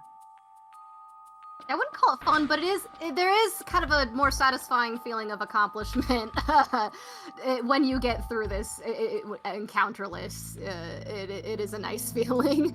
Yeah, I think it's fun. I think the challenge is more that it's just like frustrating if you're on a good run and then you have to sit there and watch one of these guys wandering in front of you, waving back. Like, oh god, dude, see, like this. Like, I could just imagine poor Carbon right now is just sitting there just like, He can actually get by that one. Yeah. Okay, so you can get through by that one. So speaking of trolls. Oh gosh, it's just so tight. Got it. I mean, it's not as tight as, like, Chrono Trigger, you're gonna see, like, really tight looking, dodges and stuff compared to most of the stuff we do in Chrono Cross. But yeah, this room is just quite a butt puncher, that's for sure. Yeah, for sure. I actually think that this puzzle is pretty fun, pretty neat. Like you basically just turn these wheels back and forth to open up and like get past different places. I remember enjoying this a lot whenever I played this casually. Yeah, again, it's pretty standard JRPG. Like it's not really doing anything new, but I do like. I mean, it's just the 3 screens. Like they don't overcomplicate the puzzle more than it needs to be. You know, you don't really have to encounter anything. You can just go straight to the roach and you're done. But yeah, no, I agree, Handy. The puzzle itself, I actually feel is a good middle ground of like. Still, there's a lot of aspects of it that you still need to figure out, you know, the correct order and things. But it's not like, I don't know, the puzzle in Fort Dragonia where it's just, if you literally don't know to use the select button, like you're not going to get through. Also, do want to mention, we still have a couple more, but we are getting close to the end of what we would call the Sprig section. Sprig has a couple of more heyday fights, and then she's going to get sidelined. Yeah, no, it's a good point. And Sprig has very much done her job here on Carbon's side. Really, very few misses, which is the most important thing there. Is getting into these, getting the doppelgangs off consistently at the time that you want, right? So that's almost always the big thing with Sprig. Is if you get misses early in the fight, it can make it really awkward because so much of what we do assumes that you get the White Knight doppelgang in place as early as you can. No, yeah, for sure. Yeah, besides just like hitting with the White Knight in general, like exactly what PH is talking about. Like when you're talking about Sprig, you're not really worrying about like what are my strength thresholds like you do whenever you're dealing with strats with Lynx. You're always just worrying about like, okay, what kind of AP start did I get, and did I miss, and is this terrible? The little bugs are so... I have such a love-hate relationship with this boss because it is so like gross looking, and yet the little babies that come out and attack you are just the cutest looking blobs ever. Yeah, really nice fight. Killing on the turn immediately after Jitterbug is good. I would say an average fight you usually have to see like one more round. So just for Carbon, got a good start, and then Carbon's Harl is at 29 and Lynx at 30.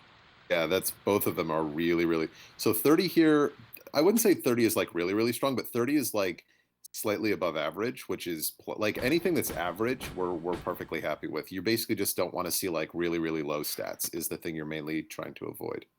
Yeah, I mean, I think that brings up a good point. Like, I think if like you did a poll of like every top runner would tell you, yeah, like if you had the choice of like godlike strength and then like bad APs and misses, or please just give me average everything in terms of like strength and just like no terrible misses or no terrible APs, every top runner is like, please just give me average across the board.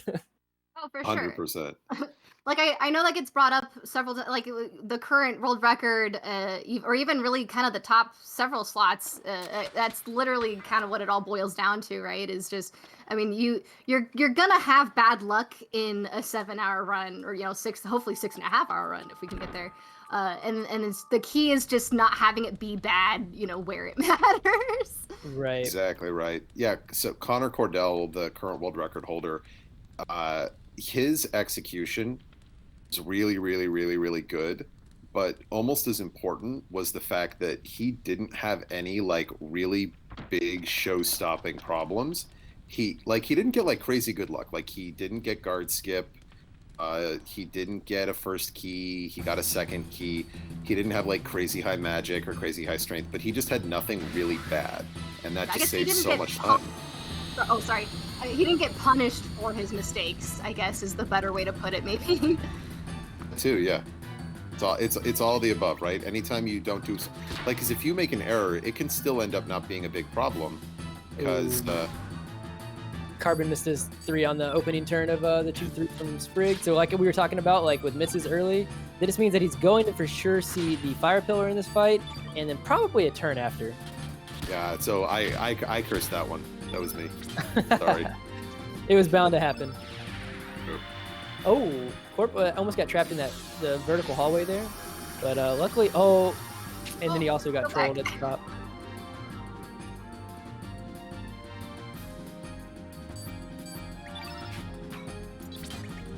Okay, he's safe. Got it. Yeah, he's good. Now we can give So- the Hell's Cook our full attention now.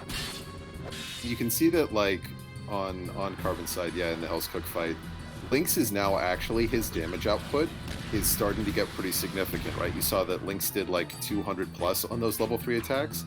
White Knight is still able to do more, but because, as Handy mentioned, White Knight's damage doesn't really scale with levels, White Knight is kind of like falling behind. Oh, well, okay, or you can just crit. That also does it. So actually, what Carbon's actually doing right now is actually something that is something you'd see out of the like top runners, and the difference between like when you talk about like newer runners or maybe like intermediate runners is that's definitely not in his notes. He doesn't have like a thing that says like, hey, I missed the opening 3 out of the 2-3, and then like on turn 3 I'm gonna since I got a crit here, I'm gonna. He just basically knows the fact that he's like, okay, I know that the Hell's Cook has 8 AP. I did a 3 here. I can get back to 7 and then also do the 1 pause 3-3. It's a little bit of back and forth, but it does end up overall saving time. Because I said earlier that he was going to get a fire pillar, and then which is happening, and then 1 extra turn. But because he did that, he's actually probably going to kill on this turn and save a whole turn. Especially with the crit. Exactly. Like you saw he poked and he was really, really close to actually not even seeing the fire pillar because he got the crit off. Yeah, exactly. Yeah.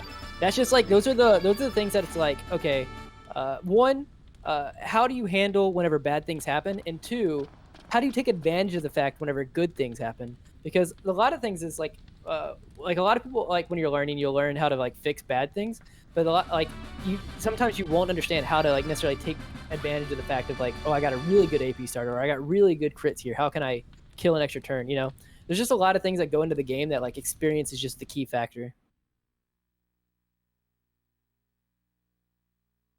Definitely. So corporate now going into the Rochester fight.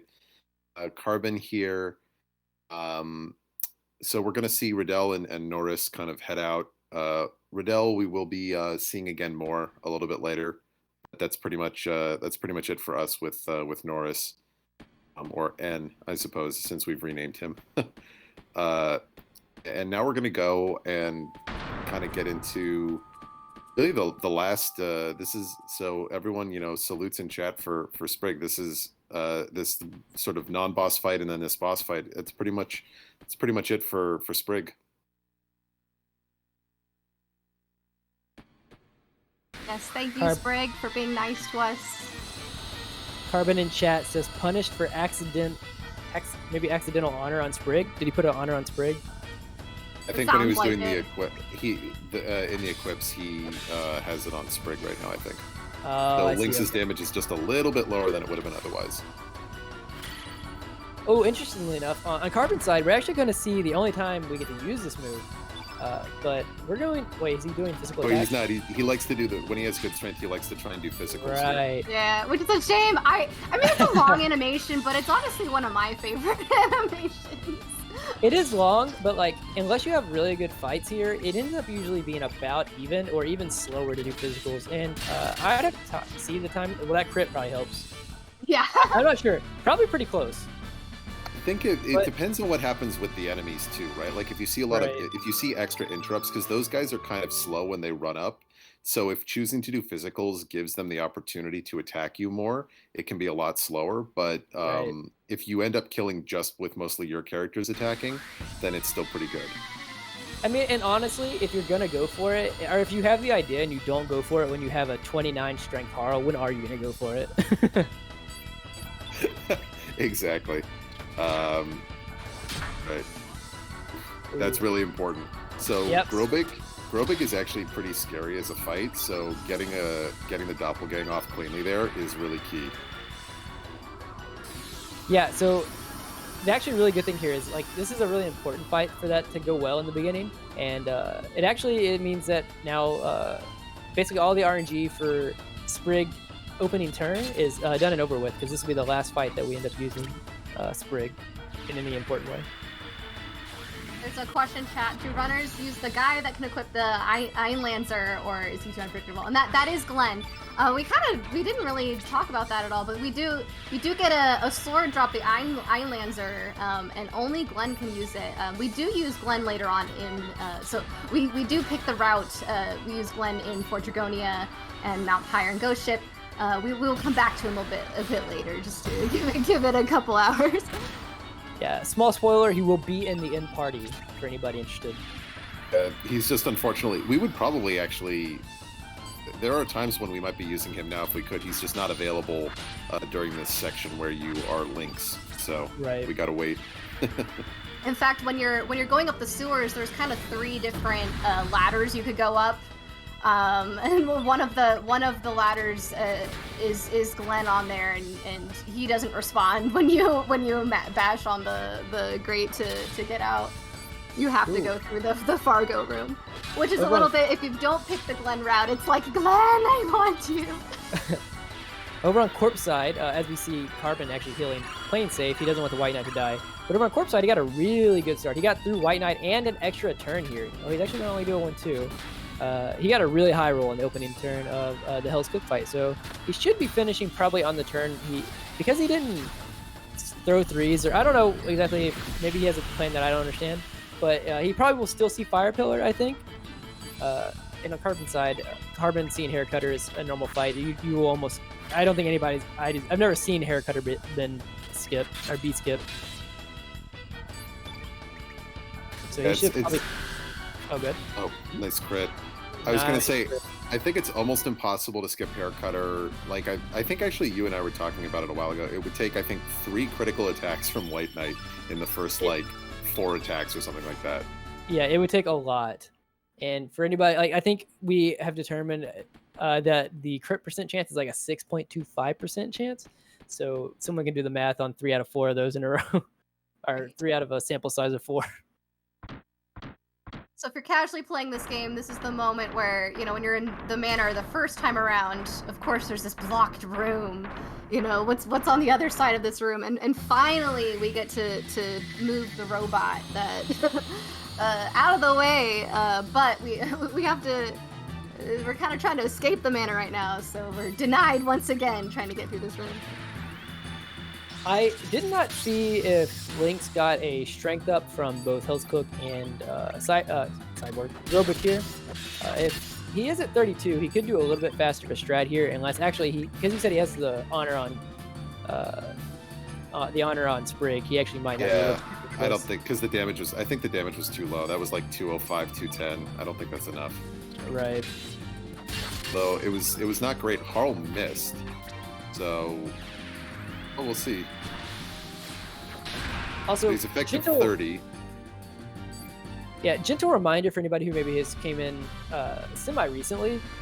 Corporate is a little bit behind here, but do want to remind that it's not as much of a gap as what it even seems, because Corp actually did a thing that has to be done in the run. He did it a little bit early, whereas Carbon is saving it for a little bit later.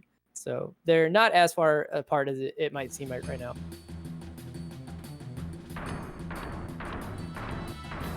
Also, Carbon's gonna. Oh, go ahead. I was saying, comparing their splits right now, yeah, as you said, is not going to be as reliable. But if you did look at basically just take the difference with the fish stance with Corpse, and you can kind of get an idea there. It's unfortunate though, this is actually where we're going to start seeing probably the fact that Carbon has better strength and an extra gauntlet will potentially start to have some impacts, because Lynx is going to, in pretty short order, and you can see it from this fight against these 2 fights against the Guillotes, he is the main damage dealer for a primary remaining chunk of the game. So that strength value starts to come into play a lot more. On the flip side, though, to Deeds' point, we are going to get to see the Lunaretic, which is awesome. Yep, this is the only time we actually get to see it in the entirety of the run. So everybody take it in and bask in its greatness. It's just such a pretty... it's so great. I believe I always forget the specific naming, but in the Japanese version, Harl was actually named some iteration of Tsukiyomi Tsuki. I forget her exact name in Japanese. which is in reference to the moon. So that's why you see that imagery in her attacks a lot.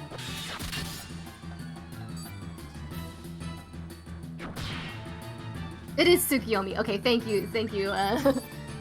In chat, perfect. That's what I thought. Sometimes there's like iterations on that name, but it's usually Tsukiyomi. Tsukiyomi. I am so bad with pronunciations. So Carbon got through those two Gyo fights pretty well. Got pretty good RNG there. I think on the first one he got high roll, and then on the second one, just like a physical attack on the second round. So nothing too challenging to deal with, which is always nice.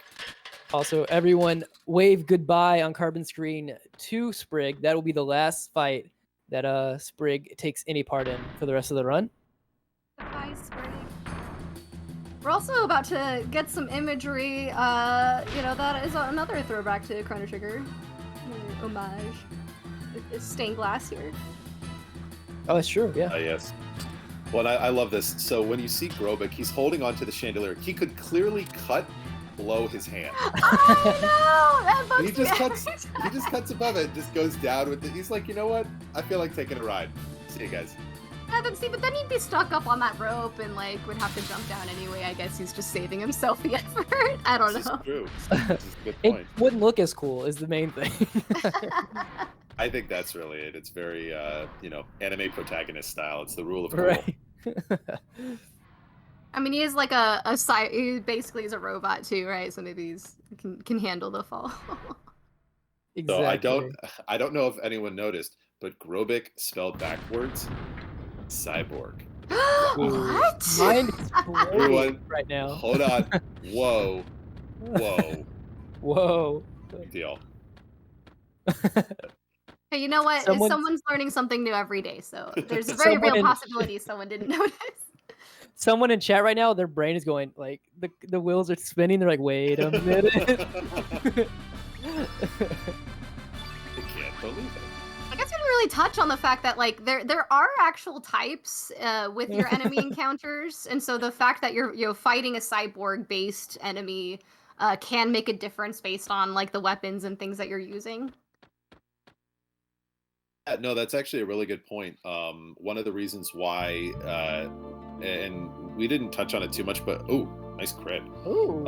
Really good fights from both Carbon and Corporate against Grobik. But so for example, Harl's weapon is called a shot. And does auto extra damage against flying enemies. So we use Harl for physical damage against the lamps, the Will-o'-the-Wisps in the Isle of the Damned, because her damage is actually automatically increased to, I think, 1.5x on that enemy because she gets those like built-in auto crit. They're like called like auto mini crits. Oh, I also want to touch on Andy actually did us a really good favor, and he said that he went and looked, and I think he said that the fish dance detour was about 1:40. Oh, perfect. Thank you.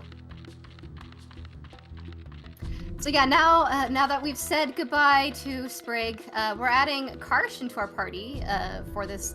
So we're about to start the Masa Mune portion of this game. This is completely optional. This is not required in order to beat the game, but because of how amazing of a weapon it is, this, what would you say, 20 minutes or so detour that we're about to go on here. It is worth it. It actually does make up the time, especially later on, even, the final boss in Terra Tower. And so yeah, we do finally use Karsh in our party here. We did have to purposely select Karsh early on. We had a choice between accepting Karsh or Zoa in our party, and we really want to have Karsh because we're actually gonna take a serious fight with Salt and Pepper here. This is not a tutorial fight. This is them actually confronting Karsh, and he is necessary. We have to have him in our party in order to with the memento to trigger this cutscene. We're gonna get some a fun little backstory on some of the Dragoon Divas and Dario and Riddle. I actually like this storyline a lot. But yeah, here we go. Glenn, so adorable. And cute little kid Glenn. Kid Glenn. Wow. So Oh, go ahead, Andy. Oh, I was just gonna add on to Deets kind of mentioned it that this is not really a tutorial fight. Besides the fact that like they maybe want to teach us how they're gonna beat us up, but like Salt and Pepper do not play in this fight, and technically this fight I've seen kind of go sideways a couple of like times just based off of say either like a miss or like a really bad AP roll on both of them. Like they don't play in this fight. Yeah, they hit really hard and they have some really nasty elements. One thing that does crack me up though, the combo on the left. So you can see Karsh got like Teen Karsh gets a portrait, Teen Dario gets a portrait, Teen Riddell does not, despite the fact that Karsh has 1 text box and Riddell has like 20. Like, come on, guys, what are we doing here? She's like one of the prettiest characters in this game too. Like, give us Teen Riddell portrait. Come on. Like, you give the shopkeeper a portrait. I mean, there's even people that aren't even. Yeah, it just cracks me up that they like I don't know. I'm assuming it's just like an asset that they like misdirected or something, because the odds of the fact that they spent the time to do like Teen Karsh but not Teen Riddell just seems like really incongruous, given that he literally only has 1 text box. That's the only use in the entire game. Someone just really likes Karsh as a character on the dev team. You know, Karsh is I know that just with casual runners, he tends to get used a lot. I know that the divas are pretty powerful characters, but we actually very much on purpose do not use them in the speedrun. Really, the only reason why he's here is because he has to be for us to do this.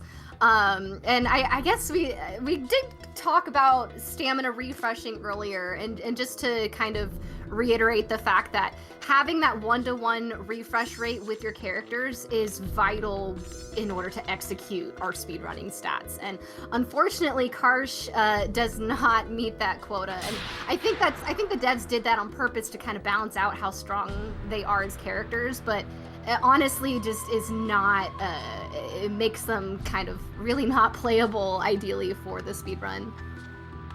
Yeah, for speedrunning purposes, like, you might not think that like a difference between a 1.0 to a 1.1 or a 1.0 to a 0.9 is a big deal, but it does actually come up quite a bit of times, especially like for someone like Glenn who has a 1.1. His that actually gets used a lot in terms of our strats, or how the strats are formed, like in through sections through like the Mount Pyre section and stuff like that, where we do enough attacks, we do like 10 attacks so that like he ends up at 6, you know, from to be able to do a 3-3 early on.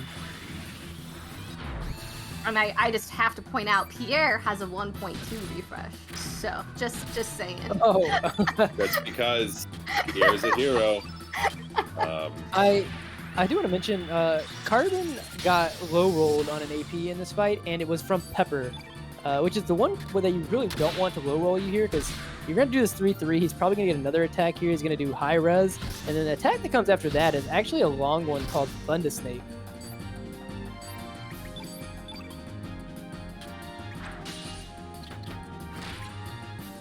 Interesting. So there's high res. So he might not actually be okay. So because he got such like very low rolled there, he might actually not be. He's like, I'm not gonna drain.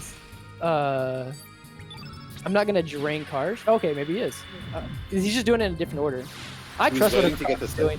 He was waiting to get the second. He was waiting to get the second green on the field before he did the axial axe, so that if I think that way, if another element comes out, it'll still have 2 green. Right. This actually, maybe I'm underestimating, but this could kill. Yeah. Good fight. And Yeah, again, so- just to reiterate the fact that a lot of times we use elements more for the field effect, or equally for the field effect than for the damage itself. So yeah, considering things like what order to do your attacks will, you know, in a lot of fights like this one, make a difference with how much damage you do. Yeah, so actually, the split that Carbon is actually going to now is actually going to be the Dario fight. I think that Deeds had somewhat touched on a little bit earlier, like not even that much long ago, about basically one of the optional bosses that are in the game that we actually go out of the way to do. You asked about how long it actually is out of the way. I actually don't have a good estimate exactly of how long it is. I've just known that from people who have timed it and trusted them that that it is worth the time. And it is, I mean, the weapon that we get from it is actually very, very, very nice. I think Deeds is right. I think it's about, if I remember correctly from, so again, going back to like the community and the experience here, the other prior like marathon runs, people have talked commentary wise that it's about 20 minutes to go get, but that it saves probably 25 to 30 depending. So it's a big detour because we have to see all these cutscenes, we have to do all these fights that you normally, like these are really long stretches because there's so much plot here, right? But it's worth it because the outcome is the best weapon in the game. Actually, do you want to go into why? I don't think we've even talked about the Masa Mune. Yeah, so basically, that like the thing that's really good about the Masa Mune is I forget exactly how many enemy types there are in the game, but like 90% of them, maybe even 95% of them, we will auto crit with the Masa Mune, and that is just so beneficial because we also auto crit on the dragons coming up. Yeah, that's the big thing is that it auto crits on dragon enemy types, and the next 6 bosses after we get the Master Mune are going to be dragons, and they all have a bunch of health plus the boss at the end of the game, right? They all have a bunch of health. They all are pretty well. Some of them are more dangerous than others, but it's just the difference in how long all of those fights take is so significant. And it's so worth it. It's not even close. The like very neat thing also is that it's technically or like theoretically possible to have such good stat rolls that it is faster to not do this. Or I think that's what they like. That was the idea, is that they used to be like that if you can actually skip doing this by getting such good rolls. I don't know what the exact strength you'd want to be at to even decide that you wanted to try to do it, but you'd be betting on a lot because not only would you have to be at high strength now, you'd be betting on the fact that you're going to continue to grow at such a great rate. Yeah, or that you'd get like, so that's the thing is we talk about like the Taz could probably just get like manipulate critical hits to make it not a problem, but right. Obviously we can't. Yeah, also, it's more just the consistency, which we've said this before already, but just being able to be consistent with your attacks and knowing I'm always going to do double damage with these crits, rather than relying on your luck to get the same results, is also kind of a factor towards a runner's sanity and not having to just keep resetting, 6 hours into a run. No, for sure, exactly. But so like the first thing we have to do to even get the Masa Mune is we actually have to fight Dario, who, for all intents and purposes, at this point of the game, should really just like wipe the floor with us. And I mean, he still technically can, but luckily, this is actually one of my favorite structured fights in the entirety of the run. It's very scary whenever you're learning the run or you're new, because it's like very tight in the fact that like if you make one mistake, you can just game over or you have to run because of how strong Dario is.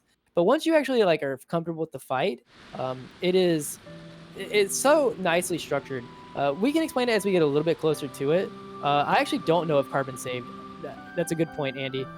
There is technically a soft lock that can happen here, and I actually had it happen to me in my last attempt. And it happened during the relay last year. No,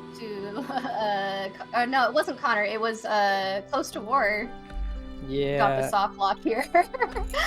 It's very rare, but everybody should bless because marathon luck is a real thing.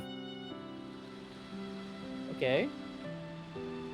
So the way that it would happen is if this cutscene happened, and then whenever it flashes back, a text box never will pop up. Okay, so he did save. Okay, nice. Yeah, Westcake talking in chat about a little bit of a spoiler for how the Dario fight's gonna play out, but it will end up in that exact scenario that he's told. Okay, so no soft lock for Carbon, but we are actually about to. Speaking of the little girl who's gonna end up slapping Dario, one of the key factors as to how we end up doing the fight is we take a little bit of advantage of his AI and we lock him into a constant rotation of us using blue ice blast on him after doing frog prints, and he will respond with a red element, and it won't kill us essentially because the red element is only weakened. But that means that depending on how long this fight takes is 100% dependent on whatever Marcy's magic stat is. took a little bit longer than I meant to, but if chat wants to guess what Marcy's magic's going to be, anywhere between like 17 is really, really low up to like 25 is really, really good. This is like the mass, everyone joins your party moment of the game. You're finally getting everyone that you were missing. We get the Marcy. So after Fargo and Viper join, and then Marcy, and of course Zoa joins. I love Zoa, but we don't get to use him. We see a lot of good guesses in chat, and she is at 22. I was about to say, Marcy, was out for blood. Joined your party.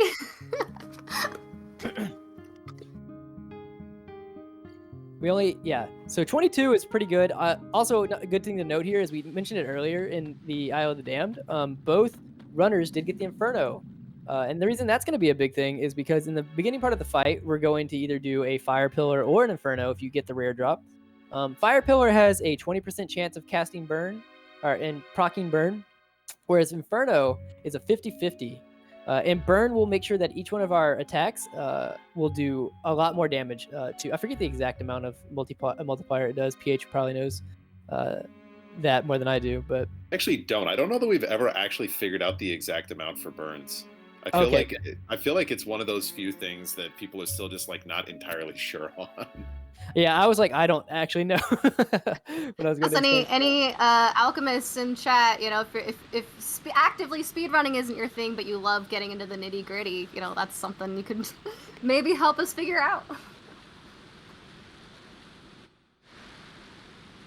Actually, speaking on that, I mean, just recently, there's a runner, his name is Izala, kind of even just released some data, just kind of really going into how the stamina refreshes kind of work and the boss AP calculations. Really interesting read. Really kind of deeply explains why the Dario fight works the way it does. It's kind of crazy to think about that I would say that this is a very well understood game in a lot of ways, just because of how much amazing work that people have put into it, both from the speedrunning community that runs the North American version of the game, and then the community for the Japanese speedrun. And they are kind of distinct because the Japanese speedrunning community uses like a different set of timing rules, and the Japanese version of the game is actually faster by a lot because of the like text and menu capabilities. But between the two groups, like a lot of the mechanics are really, really well understood. But even now, people are still finding new stuff. Like Deeds mentioned, Izala did an amazing job kind of like pumping data from the game and getting some key insights that are allowing us to understand some fights better. West Take in chat asks, is there an all characters recruit percent category for this? Yes, we just call it all characters percent. It's so interesting because even with the Lynx 2% category, the all characters actually is very similar to the any percent run. There are differences, of course, in order to recruit select characters. There are some slight detours, but besides those detours, you're essentially running the any percent strategy. There might be a character or two subbed in differently. And then it's kind of the last 2.5 hours or so once you beat the game that you kind of do all the extra stuff with the new game plus and your saves to get all of the characters. It's a really interesting run to do. I know Andy, we're gonna see him a little later on with Chrono Trigger, kind of has done a lot for that. I know Handy here, along with Hobbs. When are you guys gonna do your all characters race?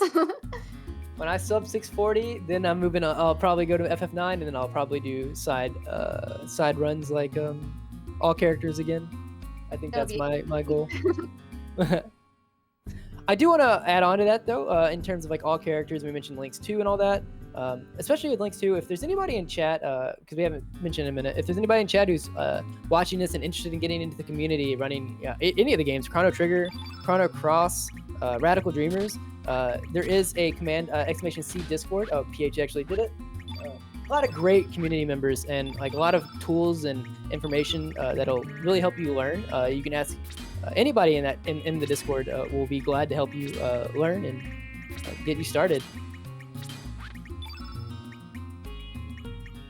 Yeah, I can't emphasize enough again how so I'm Handy's been running this for a few years. I started a little more than a year ago. I think similar timeline as Deeds, and just how welcoming people are and how much information they're willing to share and help newer runners get started is really kind of incredible.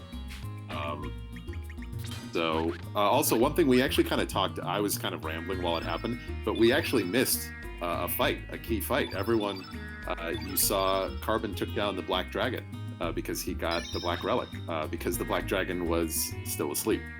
So that's something that we do when we go to Marbule. That's like kind of one of the last big element pickups in the game. And while we're there, you have to remember to go get the Black Relic because since we are not going to be doing, to I think many of our great chagrin, the Magical Dreamers side quest with Nikki, which is the rock opera, the Black Dragon never wakes up, so we just can run in there and get the relic while he's asleep. Yeah, the fact that it really is just a free relic, like you just literally have to go to the island and grab it is all. It's all you have to do compared to the other dragons. It's such a time saver. Although, and it's funny because all the dragons. So yeah, we're getting into the dragon rush portion, the boss rush of the game, and each dragon kind of has various levels of what they require you to do in order for them to give you their relic. I mean, they all make you have to usually fight all of them except the Black Dragon in order to get the relic, but for the most part, each of the dragons might have like another forced fight beforehand. I'm trying to think through, like the blue dragon gives you 1, I know the yellow dragon gives you 2. And we're gonna, well, I don't want to talk about the green dragon yet. But yeah, and then, but yeah, the fact that it's just a free relic is just so funny to me. That's like, oh nope, you're skipping out on the best concert seat ever. Well, we'll just reward you by giving you a free relic. I do want to note both runners both runners got 22 Magic Marcy, so exactly equal, and they both have Inferno. Man, their luck has been so balanced this whole run so far. It's kind of crazy. Basically, the only real big divergence is the Mithril Mail drop because their strength has actually been pretty close. I think Corp was at like 29 or 30 strength when Carbon was at 31. They both had really good Marcys. Corp had a bit of a better Glen than Carbon did. They both got first key. They both got an Inferno. They both got 22 Magic Marcy. A lot of things lining up really similarly, which is kind of crazy. Andy also was mentioning as a reminder that 22 Magic for corporate, but he also is minus a Magic Ring from earlier. That's a really good point. So one of the things that is interesting is when we talk about ranges too, right? It's like the being 21 Magic versus 22 or 23 may or may not make a difference in a given fight. It's partially dependent on like damage rolls, but something where you have like 21 effective magic, but you get like slightly better damage rolls is going to be equivalent to like if you had 22 and got like worse damage rolls, because you're just trying to get Dario's HP down. I wonder if because he has the Inferno here, I wonder if Carbon actually might go for the double chance at burn. Oh. Yeah, getting those burns off in this fight is super helpful, that's for sure. Yeah, so Dario has an AP of 7. The idea here is we are going to try to make sure that he doesn't get any free attacks besides this first attack right here. You see how much damage he's doing. That's a good amount of damage. But we are basically going to try to control his turns by like building up to 6 right before he's about to go, and then doing something to control his AI, because his AI will always respond with an element opposite of the one you do on him. So here we're doing Inferno. Inferno is a red element. He's going to respond with a blue element, and it's going to be non-damaging. So that was. Oh, good. You go. I was just going to say, yeah. So the entirety of this fight, like the way it's structured, is in phases.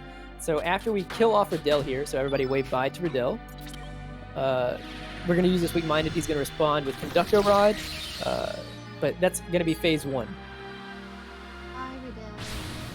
if anyone has Azrael Hobbs, who is a CC runner, has an emote dedicated to this moment.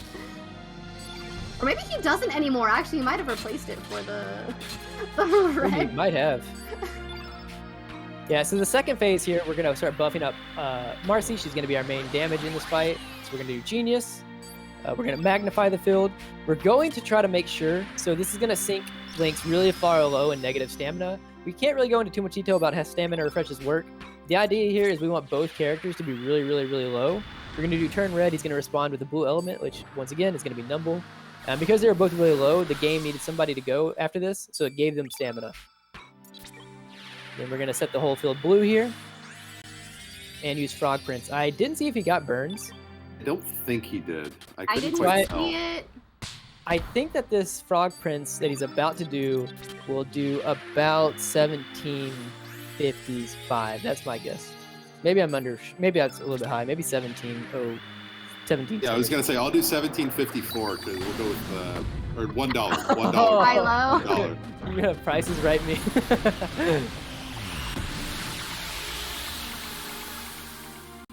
Oh, I was right. 70. Hey! I know what I'm talking about sometimes. So yeah, so this is one of the other remaining fights where we use Frog Prince.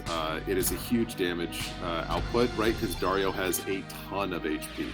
So now that we've gotten that off, as Handy's been saying, right, the key thing is here we really, really do not want to let him get another attack in unless it's intentional, such as right now to be able to get kind of a refresh.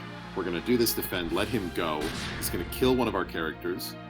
It looks like Marcy. Okay. So we do those attacks with Lynx so that we get the ability to revive. Lynx is also going to use a weak-minded, and then the rest of the fight is just Marcy one-on-one with Dario. Seems fair, right? Yeah, so everybody wave goodbye to Lynx here. Lynx is also going to be sacrificed to the Dario. It's gonna become a conductor rod. And now the entirety of the fight is basically safe as long as you don't overmash. It's just the amount of time it takes to kill here is 100% dependent on whatever Marcy's magic is. 22 Marcy is not that bad. Unfortunately, got Inferno, which is a rare drop, but didn't get the benefit of it because he got the 50% chance miss and didn't get the burn. So he'll probably have to do like 3 or 4. I think it's maybe it'll be like 1 or 2 because he did get to like the good refresh, so he got off 1 early Ice Blast. Right.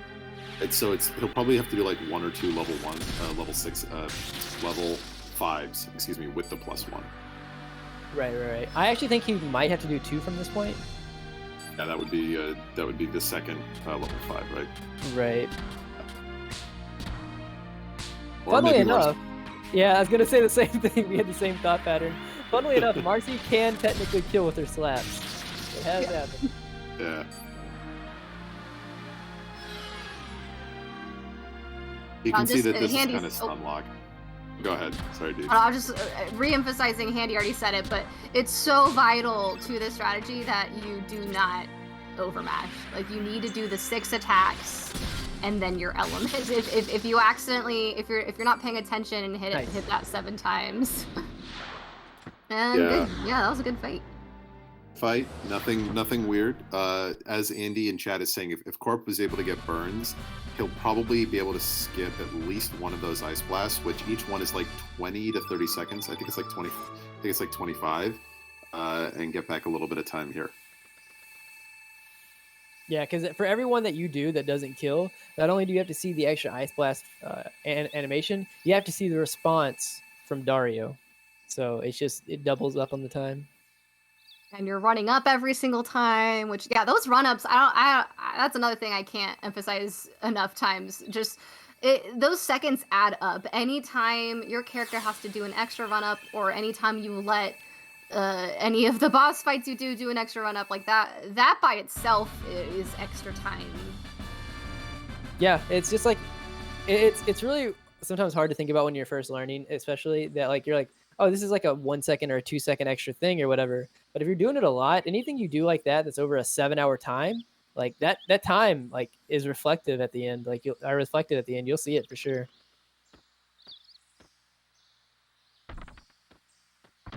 Someone asked in chat, isn't Marcy half demi-human?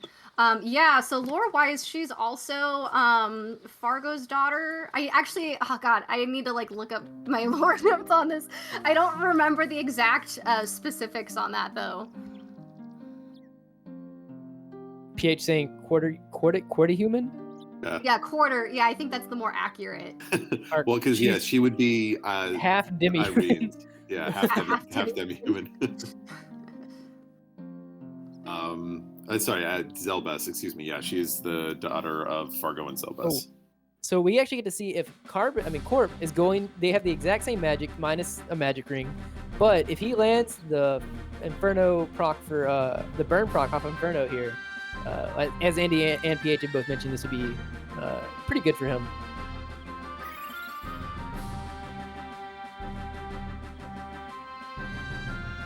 And so the way we'll be able to tell is after this after this Inferno, whenever you go to get ready to attack here, in the top left corner underneath the field effect, there will be an icon to determine whether or not he's burned or not.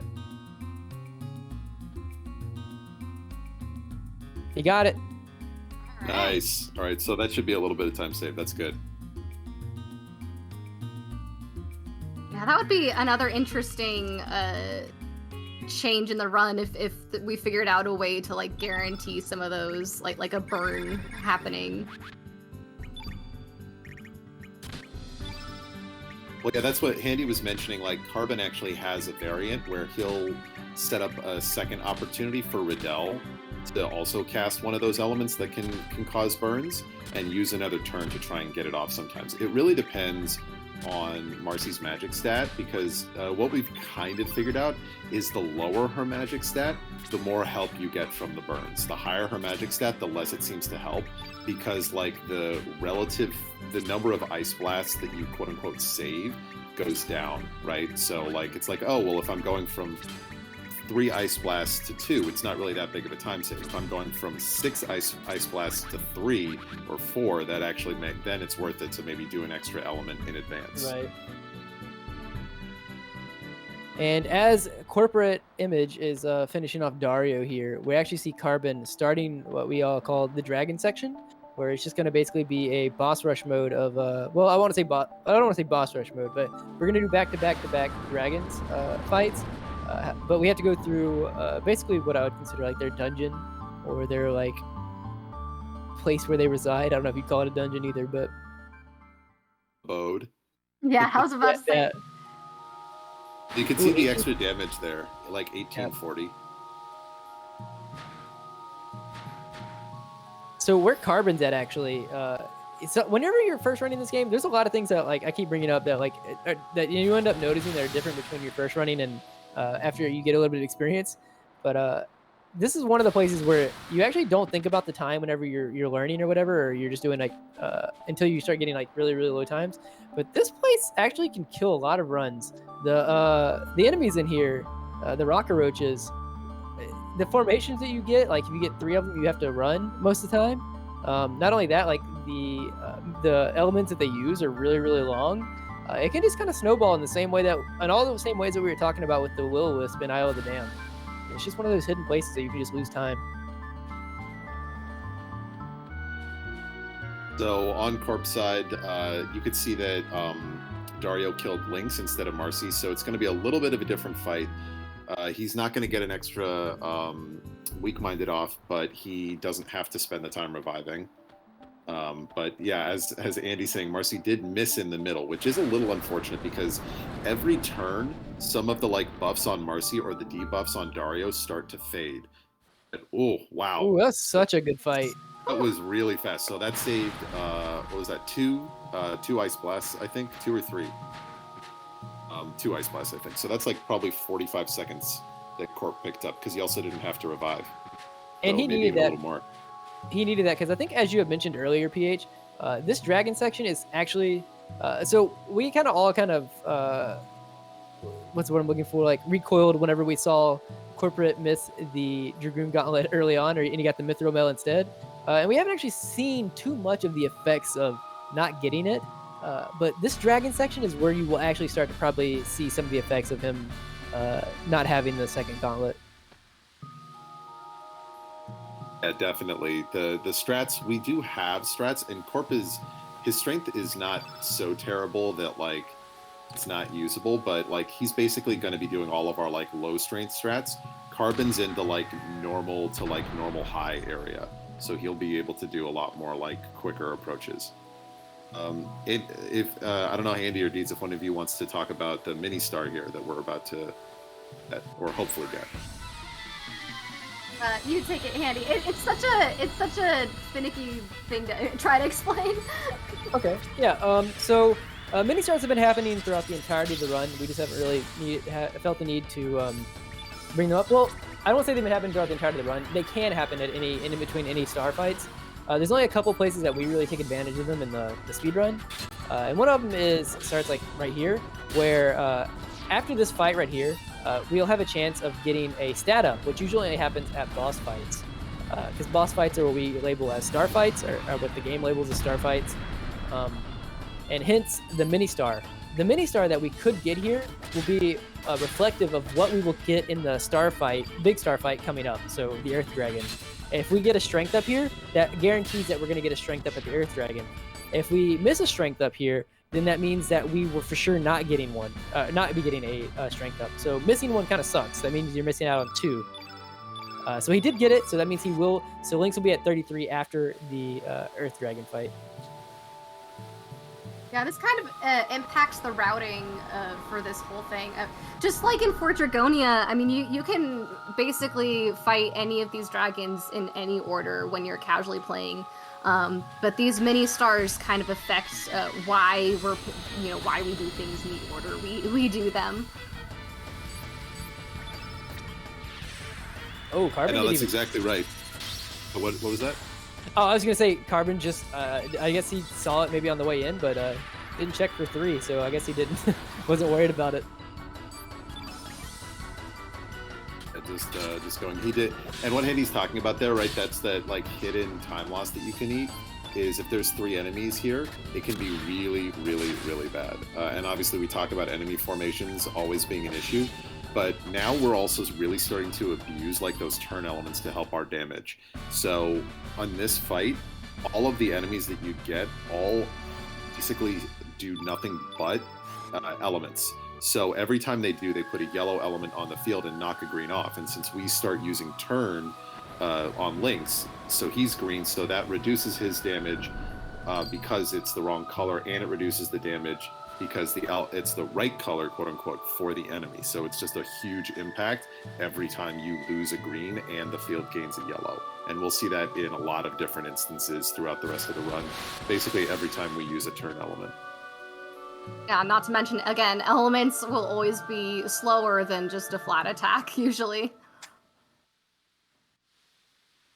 But yeah, the spin-offs from the rockroaches take a really long time. Like if you look at the difference between good Earth Dragon splits and bad Earth Dragon splits, a lot of it isn't even necessarily that you get like bad enemy formations. It's just sometimes the RNG in terms of how often the enemies go can literally make like 30-40 seconds difference, because you can get like 0 or 1 spin-offs versus like 3 or 4, and that's a big difference in how long it takes. Yeah, and it can really be as big of a deal that, like, straight up, if you do the Eagle Eye at the beginning, and then you get low rolled by one of the rocket roaches, and they put a yellow in the field, you could have been right at the threshold of strength where you walk up and do a 3-3 and it would have killed. Where now that they put the yellow in the field, it doesn't kill, and then because there's 2 or in the worst case 3, that just kind of snowballs really, really, really, really quickly. But we do see Carbon starting the Earth Dragon fight. He should have, it should go pretty well. He's at, like PH has mentioned, pretty good strength here. Yeah, it's 32 here is like, I think, very slightly above average. So when we talk about average stats, we kind of assume, again, like if you look from the starting level, like there's sort of like a presumption around the likelihood of your stat gain. And so if you imagine like a curve, right, and you can get like, again, as your strength goes up, you will be a little bit less likely. As your strength goes down from it, you'll be a little more likely to get good stat gains, but you'll mostly stay in a pretty narrow band. And so as long as you're within that band, it's like high average, low average. All of those are going to work with the strats that we have pretty well. There's a really handy grid. No pun intended there. But there's a grid that has all of these references, and it's basically a supplementary reference to just having the notes. If you're kind of curious, where should I? What average stats should I be at this point? We have those resources. Check them out. Yeah, on that note, I think that there's just like so many good things, like so many. It's a good thing that there's just so many resources for anybody who wants to get into the run.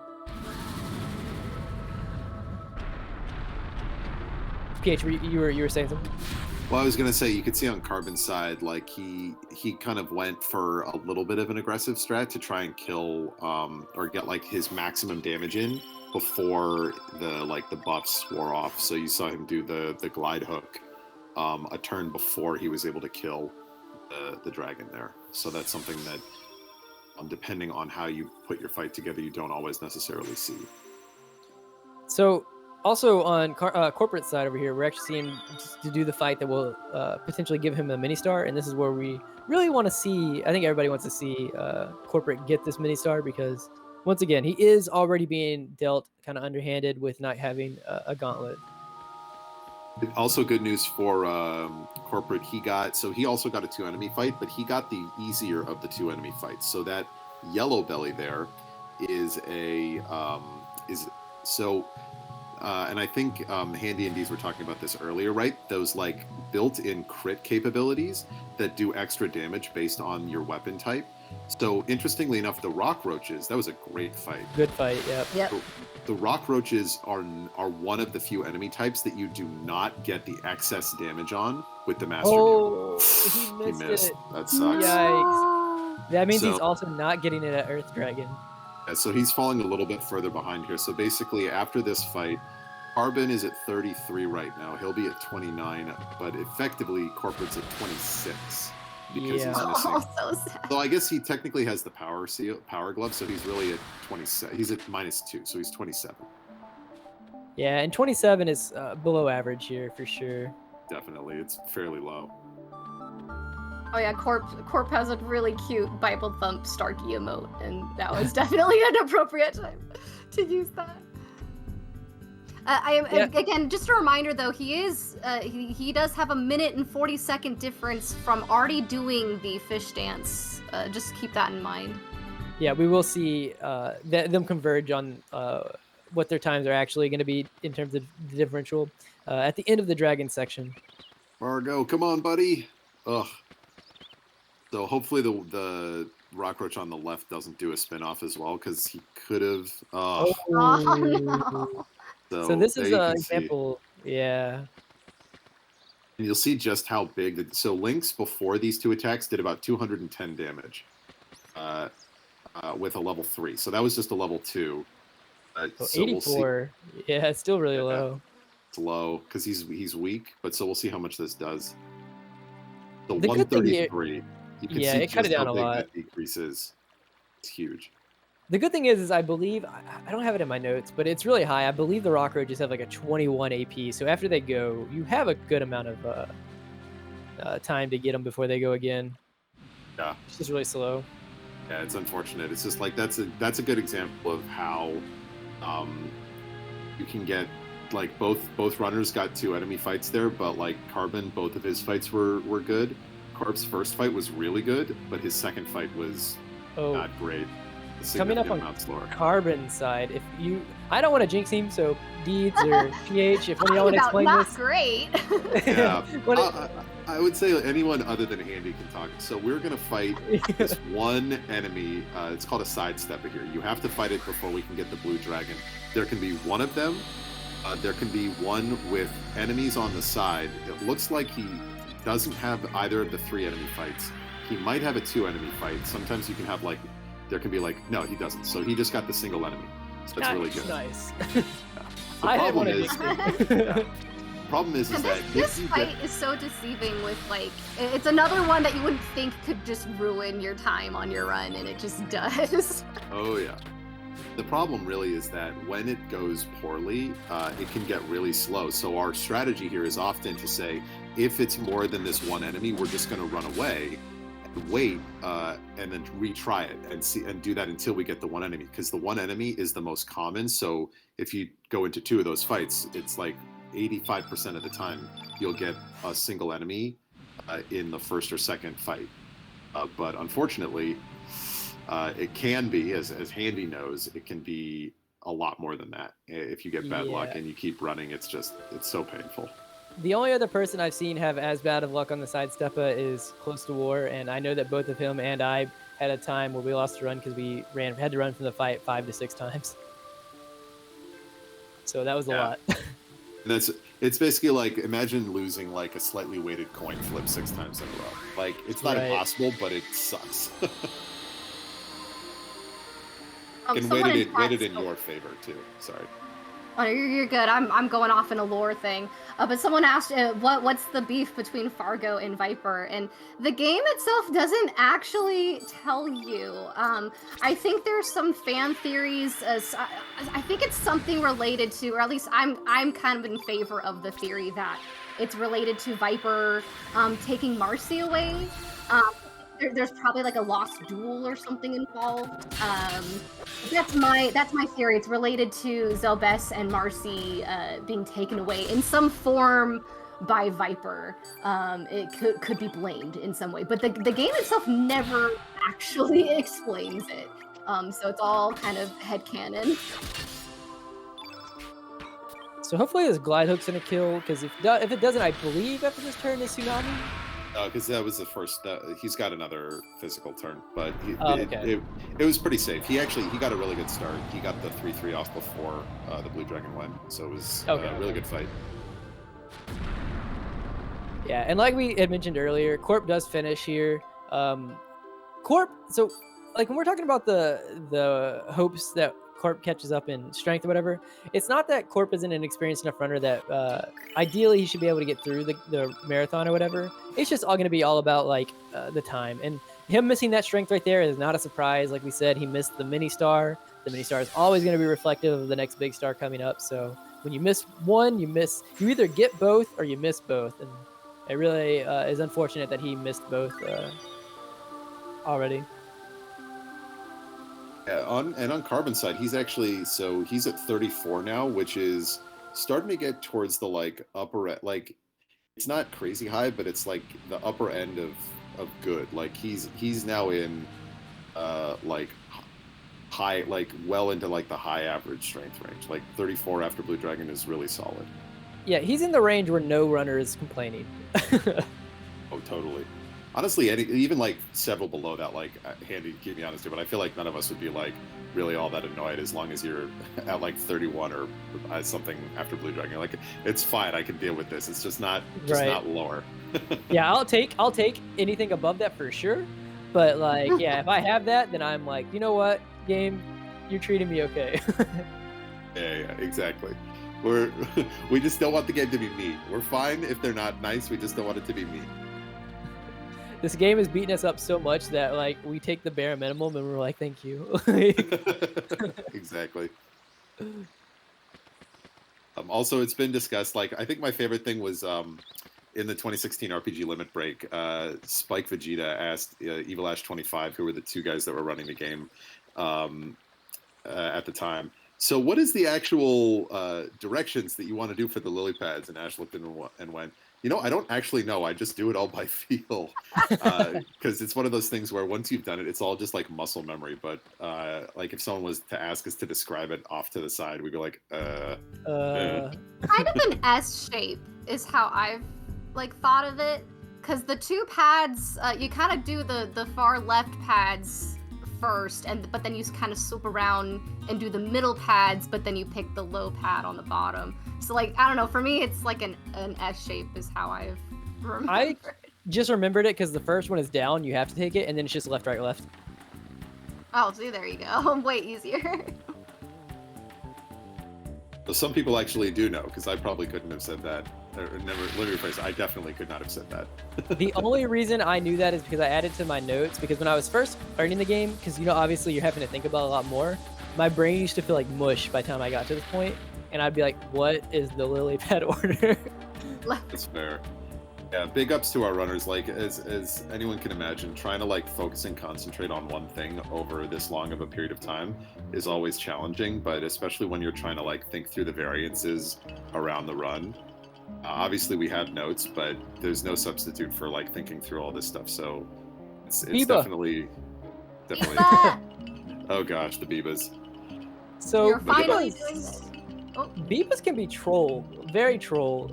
It's one of the like anytime you do any kind of random encounter here. But the thing is like because of how high our strength is, we should, quote unquote, be able to just kill them before they get to go. But if we miss, Bibas like to do a really annoying thing where they call friends, and we don't want them to have friends, which we did stop just now. So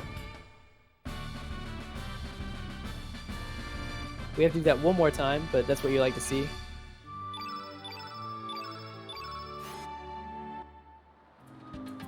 That's since we make the fight look so simple and easy. But yeah, this is an example of the fact that we're able to kind of put off this area. They kind of expect you to do all of this way earlier in the run, but because we put off the green dragon to basically as far off as we can, being able to kill all these things in this area, it's just like, poke, you're dead. As long as you don't miss, of course. Also, while that was, were you going? My bad, PH. Were you going to say something? I think we were going to say the same thing. Go for it. I was going to say, yeah. So while that was happening, Corporate Image actually did get good RNG. I believe that was his first run into the sidestep, and he got winning encounter as well. So that's really good. Yeah. So we've gotten on the left with Carbon here. We've gotten the Biba Flute, and we can use it to call Wingipede in a flat, wide open space. So that looks like a flat, wide open space. And here comes our boy Wingipede, but he doesn't want to listen to us. He's not very friendly, and unfortunately we have to get into a fight. This is the scariest boss in the game. The scariest. Very, very tricky. If you see a miss here, it's GG for the runner, basically. No, just everyone give your energy. Everybody, yep.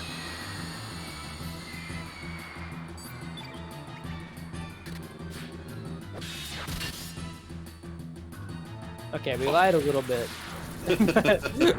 Maybe we over-exaggerated.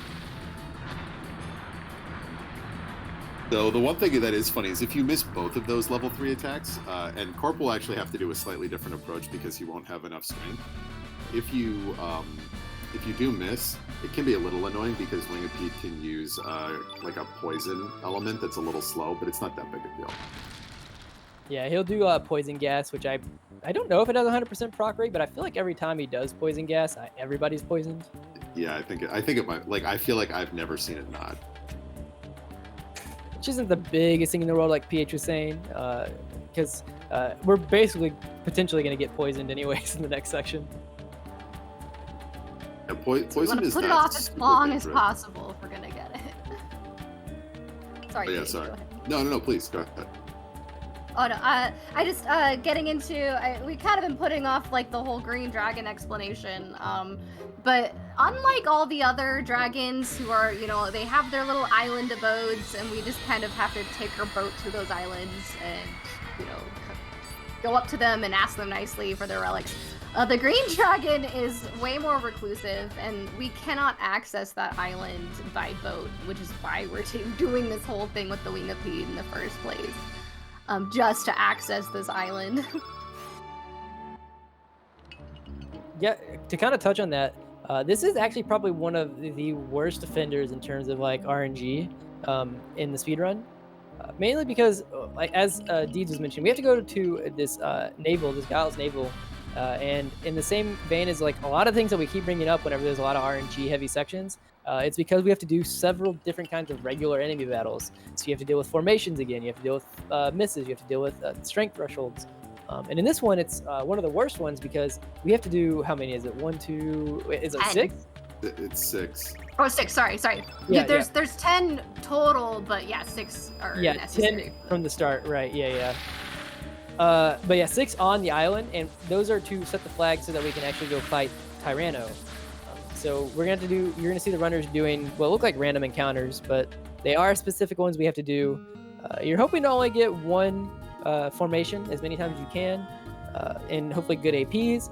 However, the alternative is that sometimes you can get 3 encounters, which we would run from, because 3 encounters in general are always going to be slow, but there is also the ones where you get the 3 encounters and a prehistoric in the center, and the prehistorics have a really slow move called, my mind's drawing a blank again, someone jump in for me. What's that called? Jungle Beat? Is that what it is? Yeah, Jungle Beat, like and it'll... into my brain. Yeah. And it can, not only is it long or whatever, it can berserk your allies. Jurassic Beat, that's what it is.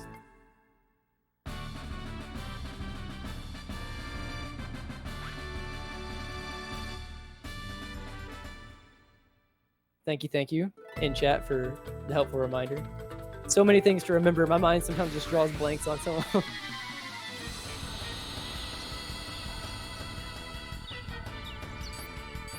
So the first one looks like it's going to be a 2 enemy encounter, which is really good. I mean, it's not really good. It's just anytime you don't have to run, you're happy.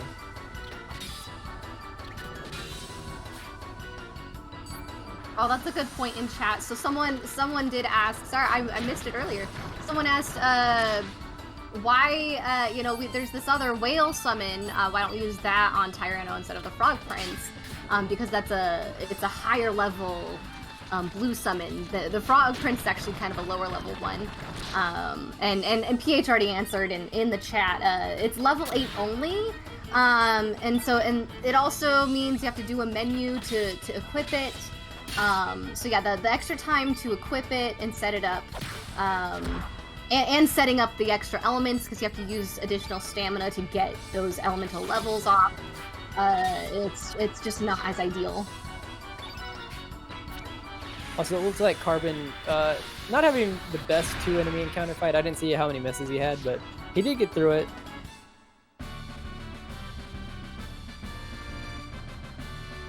Yeah, we don't even get access to level 8 until after the Vita fight, just to clarify that. But that's why we still don't even use it even after that point.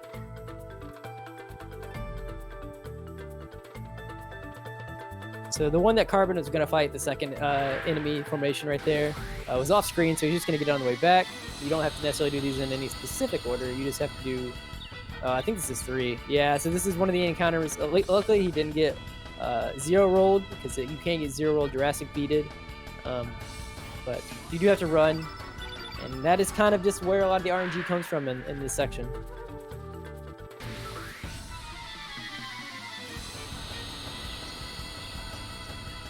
Oh, did he get it again? Okay, no, so this is just 2.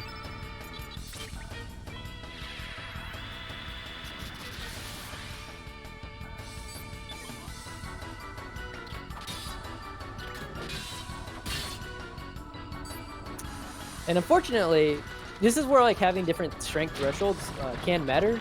We just saw the 2, 2, 3 all land from Carbon, and unfortunately he didn't kill. I don't know if that's the one that went or not, but it can be. Yeah, so he's going to see 2 stingers where, say he had 1 extra strength more than he does now, he would be able to skip the second stinger here. And it's going to be also the same struggle that we are going to see probably exaggerated as well for Corporate because of his gauntlessness. I don't know. You do have to say Gauntlessness list. Yeah. It's also Carbon uses a slightly different variant here. I know that some of us will go with using. Some of us will go with using. Oh, so in Carbon got the mini star there as well. Some of us will use a strengthen when you have a 2-enemy fight, which it's slower, but it does mean that you're more likely to kill with those hits. Right? So it lowers the amount of damage that you need to do to take them out, or the number of hits that you need to take them out after you use it. Yeah, and finally, Carbon was blessed with a single enemy encounter. Oh, he got one roll. So CC giveth, and CC taketh.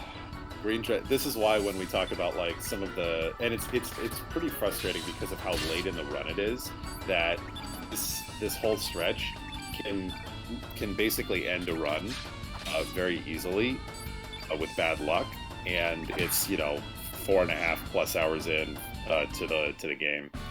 So, yeah, because I mean, like, not even just the formations here. Like, we're talking about how bad these formations can be, but it's topped off with one of the worst offenders in terms of like just RNG in general. Because we'll talk about it as we get towards the end of like these encounters here. But there's gonna be a pilfer that we're gonna have to get, and if we don't get it, we have to run, and it's just very, very slow. Yeah. So Carbon's going to grab the green brooch here. We don't actually need the item, but this is actually the fastest way to get all of our fights in, is to take this fight here with another one of these pterodacts, which is basically just a generic version of Poly.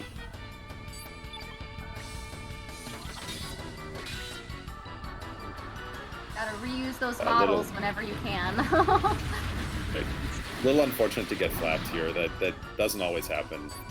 It's not too big a deal. It's just a little annoying. Yeah, that's the kind of thing, is that like you can get, like, sometimes you either get 2 enemy encounters and you also get bad AP, or you get 2 enemy encounters and then good AP. And then you also deal with, like, if you get a 1 enemy encounter like you've seen in the past 2 fights for Carbon here, but also just not get the benefit very much of it because you also see the attacks anyways because you got low AP rolled.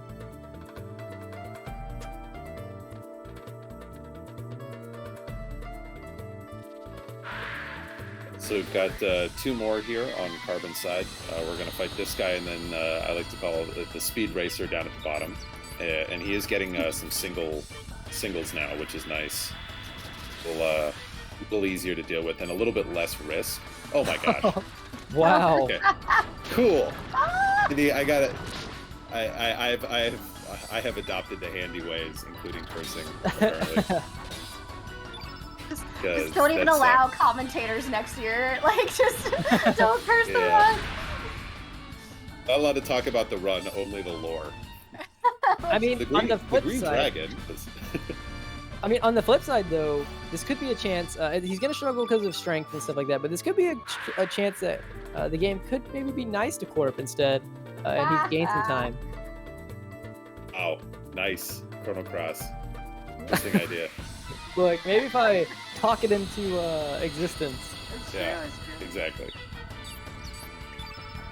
Well, he got 2 on his first I do like that the map itself is structured, one big circle. So at least since it's making us fight all of these monsters, at least we kind of just make our way back to the front where we need to be anyway. It's one mercy on the game. So Carbon, that's incredible. Carbon had a stinger on literally every fight that he did. Yeah, the game has not been kind to him very much in this place. It sucked. As you said in chat, the APs are insane.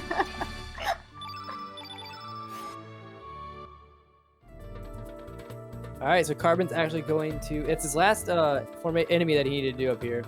So he's going to head back to the main area here, where we're going to see a little bit of a cutscene. Not cutscene, but like they're going to talk a little bit. And then we're going to see Tyranno come charging at us. Funnily enough, Tyranno actually has one of the most important stills in the entirety of the run. Tyranno has a power seal, which is super, super important for us to have. And we have... Do what? Corgi Dino. Corgi Dino, yes, exactly. Yeah. But we are definitely, we have to steal this pilfer. We have to pilfer this. And the thing is that you can, 1, miss the pilfer, or 2, you can steal the Earring of Light. That's a low flap, a low AP flap. Oh no! So that sucks. So Fargo just got hit too. Yeah, so it's gonna reset his accuracy, so he has to hit again before he steals. So I don't think we talked about it, but Pilfer's hit rate didn't. is based on your level 3 attack likelihood to hit. So when that gets reset, it lowers the chance for you to get the steal. Oh, Okay, he you got got the it. power steal. You got it. And in and- fact, you're guaranteed to miss if you attempt to steal after directly attacking or getting attacked. Yeah. Oh, Corporate missed the mini star. So he's Oh going to be no. 30 He's just after not. Corona. These... You just need to give him all these stars. It's just not happening. Sucks. The funny thing too is that Corporate has talked about like he generally tends to get pretty good strength luck on his main character. So go figure that in a relay scenario he doesn't. It's like the one time that he's like no gauntlet and low strength. I'm a little bit concerned because the flap went off early from Carbon, and so it's normally not that big of a deal. But I don't think that it's been. I think he's fine. I don't think it's been that much. Oh, okay. I was a little bit concerned. So what Handy was saying, Polly has 18 AP, right? So we have 18 stamina worth of stuff to get off, or 18 elements using one, right? So you have to get Marcy up to level 7, and then you need to get the other elements off with your characters, with including an extra blue.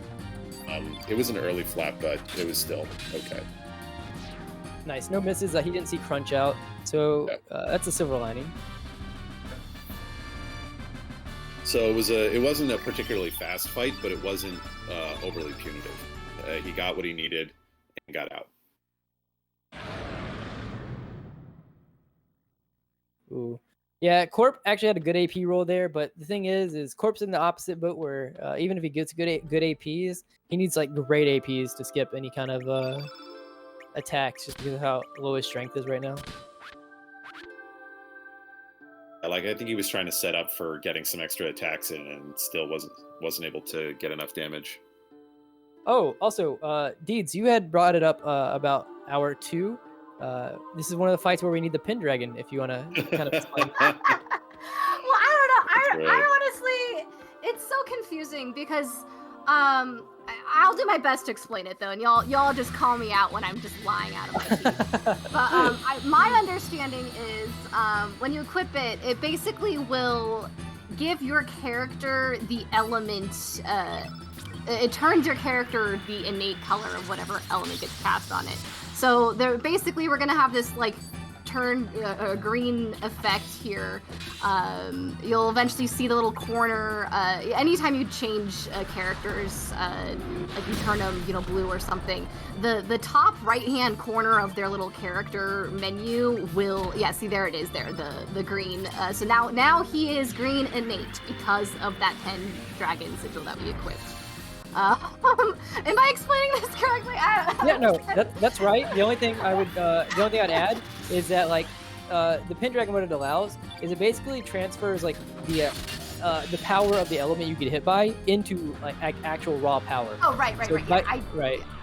Yeah, but everything else, that was right. What's funny about it is that it's incredibly strong when you get strong elements cast on you. Like, we know that carnivore is coming, and because of that. So if you were to use the Dragoon Gauntlet here instead of the Pendragon Sigil, that would be 3 extra strength, but your damage here would be like, 15-20% lower than how much he actually did. At the start of Carbon's fight, I saw Corp run away from a fight, assuming, I guess he got 3 encounters, and I just saw him have to run again. So he's kind of getting trolled. I've seen at least 2 runaways. Carbon is rolling in strength right now. I mean, it's not like I've seen people get higher than this, but this is, if someone told you you're going to have 37 at the end of Green Dragon in a marathon run, you're definitely happy. Oh yeah, it's really good.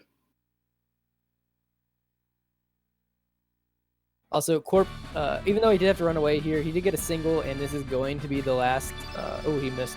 This is going to be the last encounter the last encounter that he has to do in the God's Navel. Dine says, or Handy version 20. Yeah, okay, let me actually asterisk. If someone told me that I was at 37 and I had both gauntlets, then I'd be really happy.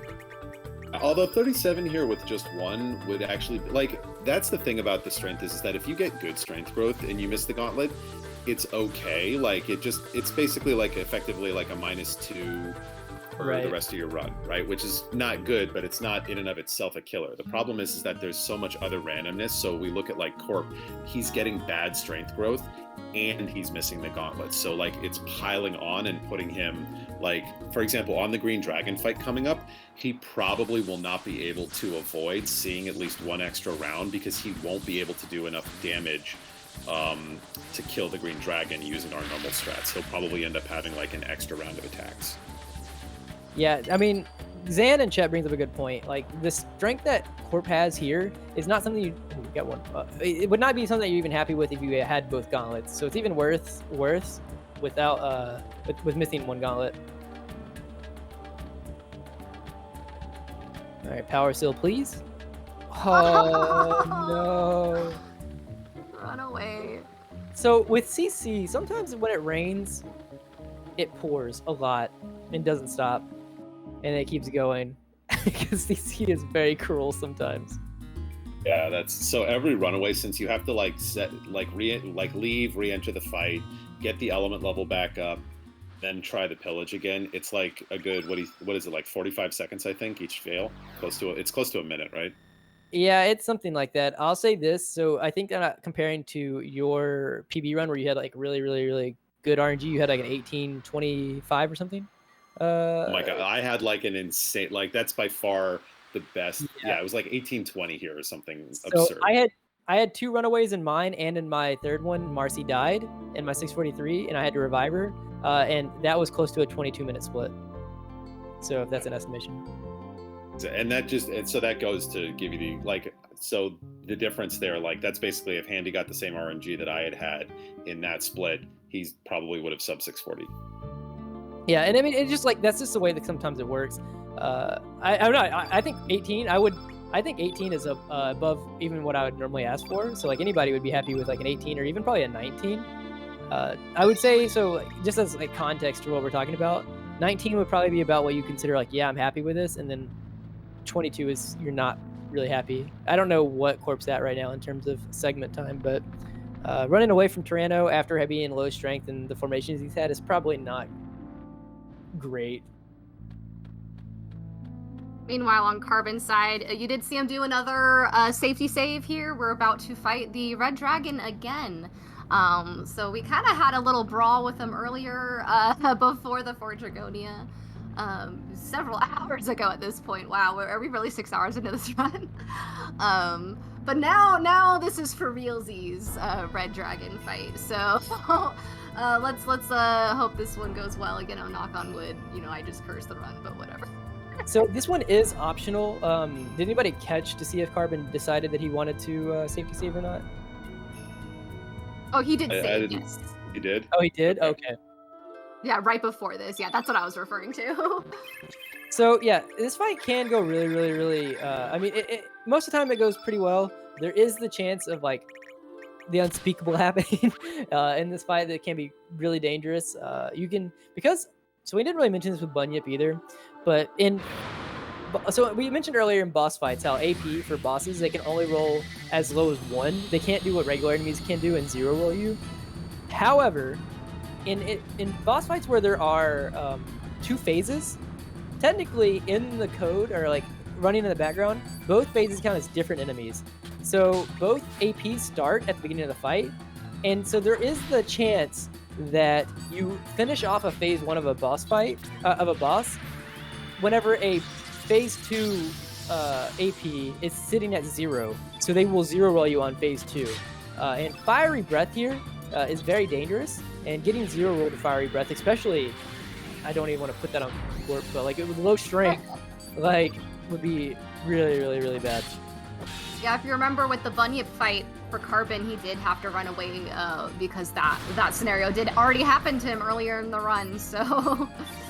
Yeah, exactly. Zelv in chat asks how much time is Corp behind. It's a little bit hard to judge right now. He's probably a couple minutes.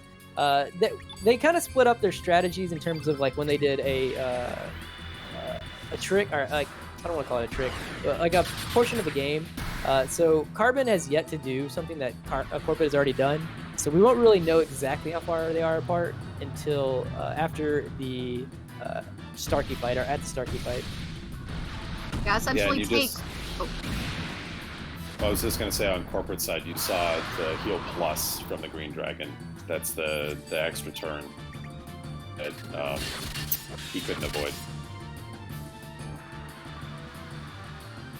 Yeah, we also kind of touch on it. So we are seeing Fire Breath here, but we did kind of touch on it. So like time is one thing or whatever, but I do want to say that we should all kind of commend Corp for even getting through these with low strength and no gauntlet, because it kind of shows how you have to be an experienced runner to even feel slightly comfortable in these positions, because it can go very badly if you don't know like how to fix things.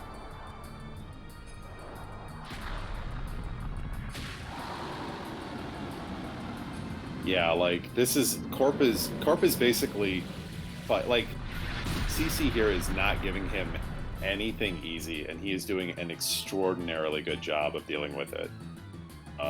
Not that like, I mean, Carbon's doing amazing as well. It's just like it's not that he's had like insanely friendly RNG. It's just it hasn't been as problematic, and Right. so he's been able to leverage that to get a little bit of a lead here. But Corp is really still doing an awesome job. Yeah, I just want to make sure to highlight it, just because it's very easy to sometimes see when the person in front, because Carbon is obviously having a really good run and performing really, really well. It's very kind of easy to see like the good of the person who's in front without seeing like that even though the person behind is behind, that what they're doing is still really, really, really good, because getting through some of these is actually a win in itself. Definitely. Also, Carbon got through that hallway there with the 3 dogs is challenging. Ooh, they are trolls. They will gang up on you. Yeah, I'm not a fan. So Carbon made it look pretty easy, but it's really not. Those dogs are one of the faster enemies in the game. Like their running speed is equivalent to your character's running speed. There aren't actually that many mobs that can do that. So they're pretty, and they kind of have like very hard to predict patterns sometimes. So they're actually pretty dangerous. We are actually about to see Carbon do his last dragon fight here. And luckily, we actually did see him pick up the Black Relic, but as a shared experience for additional shared experience for all CC runners, there have been times where you'll run up here, be like, I'm ready to fight the Sky Dragon, and everything's all good. And then the Sky Dragon will tell you you haven't collected all the relics, and then you flash back to the fact that when you were in Marbule and you were doing the shopping, you forgot to pick up the Black Relic. And it is just terrible because you have to switch worlds, you have to go to Marbule. Like, it is yeah, to to reemphasize, so the fact the dragons are kind of trans-dimensional creatures, and so the game kind of puts 3 of them in home world and the other 3 in another world, and it can make a difference if you're not keeping track of, this is kind of the first point in the run where it actually kind of matters. The game gives you free reign about which world you're on, and that can definitely throw runners off, especially when it comes to picking up the Black Dragon when you're focusing on the boss rush. It's very, very easy to be like, oh no, wait, which world am I on? Yeah, it's just kind of the double-edged sword of the fact that like you don't fight the Black Dragon, and it's very easy. You get to pick up the Black Relic, but because it's so easy, it's very easy to forget as well. Yeah, there is an option. You can have the world menu display home world or another world, which can help a little bit if you use that as a reference at all. Especially for casual play, it's very easy to forget where you are. Ooh, that's a really good fight from Carbon. I was saying, while we were talking about it, Carbon just like carved through the Sky Dragon like it was nothing. That fight can actually be kind of tricky because that's one of the few fights where instead of like strength ranges, it's like each different point of strength tends to have a different strat. Well, that was scary on Corp's side. Corp had 2 dogs run into the loading zone, and luckily neither one of them turned around to charge back at him. I do actually, so Carbon's going to be going into fighting Orla here, and it's a little bit less of a boss fight. It's pretty easy, and it's more downtime. I kind of want to keep an eye on Corporate side here, because this fight, I assume that he's saved, but this fight can be very scary, like we mentioned earlier, especially at his stat line. So everybody for Corp. He's low enough strength that if he gets 0 rolled, he's very much at risk. Yeah, so everybody give your prayers, your blesses, whatever you need That's to for RNG. Kip here.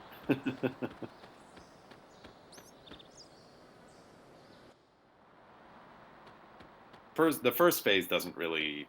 I mean, it's not good or bad. It's just it's not particularly dangerous. But that second phase. Yeah, So the basically, second because phase. yeah, the real issue is that Fire Dragon loves to use that like hit all Fire Breath attack a lot. So it's basically you get Fire Breath, then 1 round of physical attacks, and then I think it goes back to Fire Breath again, doesn't it? It does, yes. And then after that is Inferno, I think. Yeah, if you're still alive. If you're still alive. Still alive. Yeah. I was about to say. Usually it's the second. If you see the second fiery breath, you're in a very. If you see the second fiery breath, you're happy you're alive after it. If you are. On Carbon's side, so this is another easy mistake to make when you're new to running, or even with, I've seen a couple seasoned runners do this too. So we finally returned back to Goldo here after, you know, forever ago. And we've got this fight with Orla. And this is another case of the game kind of expects you to come back here and visit the area a lot sooner. And it kind of, basically the first time you return here, it's going to flag this whole scene with her boss fight. But again, she's going to be a lot weaker. We just fought all of these dragons. And so yeah, she's not going to be that hard, or that, honestly, not that scary at all at this point because of that. But it is very easy to, because again, we do a shopping trip in here early on in the game, so it's really easy sometimes for runners to kind of mix up where they are and kind of muscle memory mistake, go just head there first and then trigger the scene a lot earlier when you're not so strong, and then it takes a lot longer to get out of it. We actually just saw Corp get like even more than the bad roll, or like the opposite of a bad roll. He got like a really. Oh, really no. Oh no. Okay, wait. He should be fine. He should be fine. He should do a safety heal all. He should do a safety heal all, I think, because I don't think he's gonna kill here. He should have a. Oh, he's in Ice Blast? Oh, okay. Because he actually got a really good AP, but it threw him off. He could have attacked with Lynx, but oh god. Oh no. Okay. Oh wait, fire. Oh yeah, no, that's right. That's right. Okay. That's right. No, Yeah. that's what Andy was talking. So Andy W in chat was talking about. Are you that. kidding me? You can control the AI by casting blue elements. I actually was a little bit worried. I thought that he would counter with Unless Lynx might survive here because the turn blue fell off. Yeah, I think he should have done a heal all. Uh-oh, is he dead? Yeah, okay, so he's gonna have to reload a save here. Okay, so that is, so he had 2 misses that were at 78%, so that's just unfortunate. He maybe could have mitigated that risk there. He does have heal alls on Lynx, but that sucks. yeah, so this is actually why you safety save here. It can go very badly. The Ice Blast backup was really good. I actually will be honest, I didn't even know that was a thing, to be honest. Yeah, so that's what, it's funny because Andy was literally talking about it. And so I'm going to blame Andy for cursing that one because he talked about it in the chat. No, so he auto responds to blue elements with that single attack, lower power element. But the problem is that, so Corp got a really good start where he got off both Lynx and Marcy attacks. So Lynx was back at full, but he attacked with Fargo instead, which uses up more stamina. So by the time he went back to Lynx, the Eagle Eye had fallen off, which is how he was able to miss. Because normally your second round of attacks with Lynx, you actually still have the Eagle Eye in place. So you have the 99% hit rate instead of 75.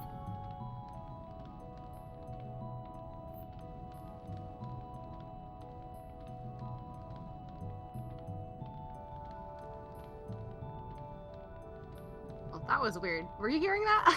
Or was that just me? Oh, I heard that. I thought maybe it was my headphones. Okay. I just like, wanted to check. Yeah, it was like popping or something. I thought it was me. I thought it was my internet. I've heard it a couple of times, and I just didn't say anything because I thought it was just me. But, all right. I think Corp's got this. Yeah. 2 unfortunate misses.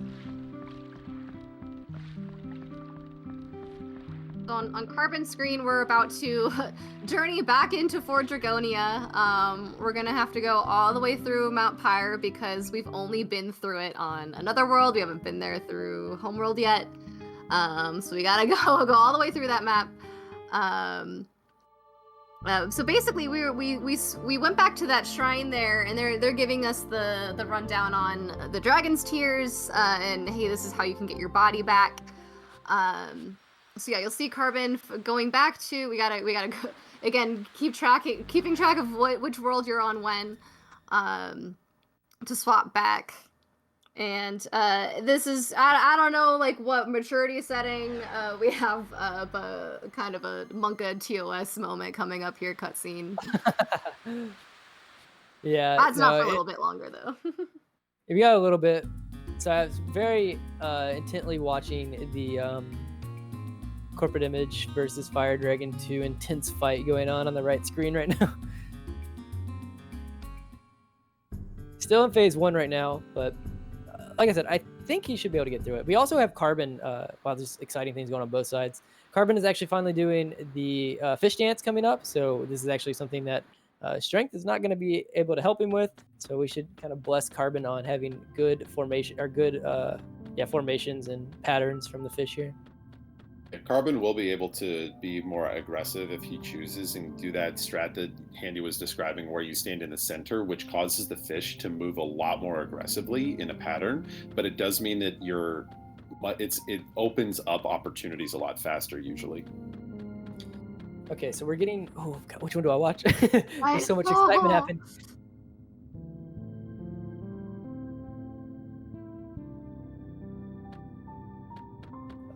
Yeah, so this is like me playing a little bit aggressive. And the whole idea in terms of what Carbon's doing here is the idea is that like objectively, like if the fish are moving faster, like and they don't aggro at you, they just kind of go faster. The whole idea is that you'll see more patterns, and so you'll have an opening faster than you would otherwise. The converse to that is, if you accidentally get hit by a fish, which is the higher risk here. Okay. So fiery breath, that's fine. Does he heal here? Okay, he's gonna cure. It should be fine. He's just gonna 3-3 with Fargo or something. I think the issue there was so he went off with the ice blast really early in his turn. Oh, he killed. Okay, nice. He's got it. So he didn't need the cure plus, but 100% respect for doing it. Just make sure that it doesn't, nothing happens again. Yeah, so that is a really, really hard fight at that strength because the things that we would normally do to kill, basically he's short of them. So his damage is just so far shy of what we would normally be able to do. Yeah, so what is his strength at right now? Like effective strength? I think 29. Yeah, so... Oh, there's the +2 though. Let's go! Gonna start showering him with strength after the dragon section, where it won't really matter until late.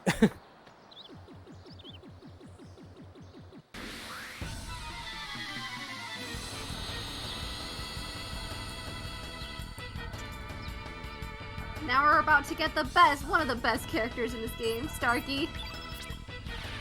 You know what? Who knows? Corp could just catch up all at this one time right now if Starkey just puts on his best running shoes. And True. I imagine Carbon losing his sanity if it ever took that long.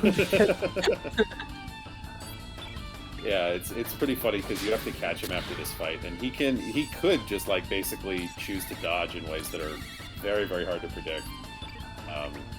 It would be objectively hilarious if Carbon got trolled just a little bit, but only if we could very temporarily get the audio directly from Carbon while it was happening. I kind of wish we could. Someone get the bleeps ready. Now, do y'all have I know some runners will commit to just always kind of picking a direction and hoping Starkey follows it versus YOLO strats. Do you guys have a preference? So I don't know how to explain it. I don't know. I couldn't explain what my method for catching Starkey is, but I feel pretty good about usually catching Starkey, honestly. As Andy mentioned, also Carbon did get the mini star here. He's gonna be at 39 after Dark Surge. That actually, this is way off in advance here, but him being at 39 at Dark Surge will basically lend itself to us potentially seeing the Carbon strat for Fate way later on. Hopefully he doesn't have to use it, but we could. Handy. Couldn't help yourself, could you? Look, hey, I'm sure Carbon would love to show it off. If we say it this early on in the run, maybe the curse will wear off by the time we actually get to the fight. Look, I'm so sure that Carbon knows what he's doing with the strat that I don't even think it's a curse. I'm just saying that maybe he would like to show it.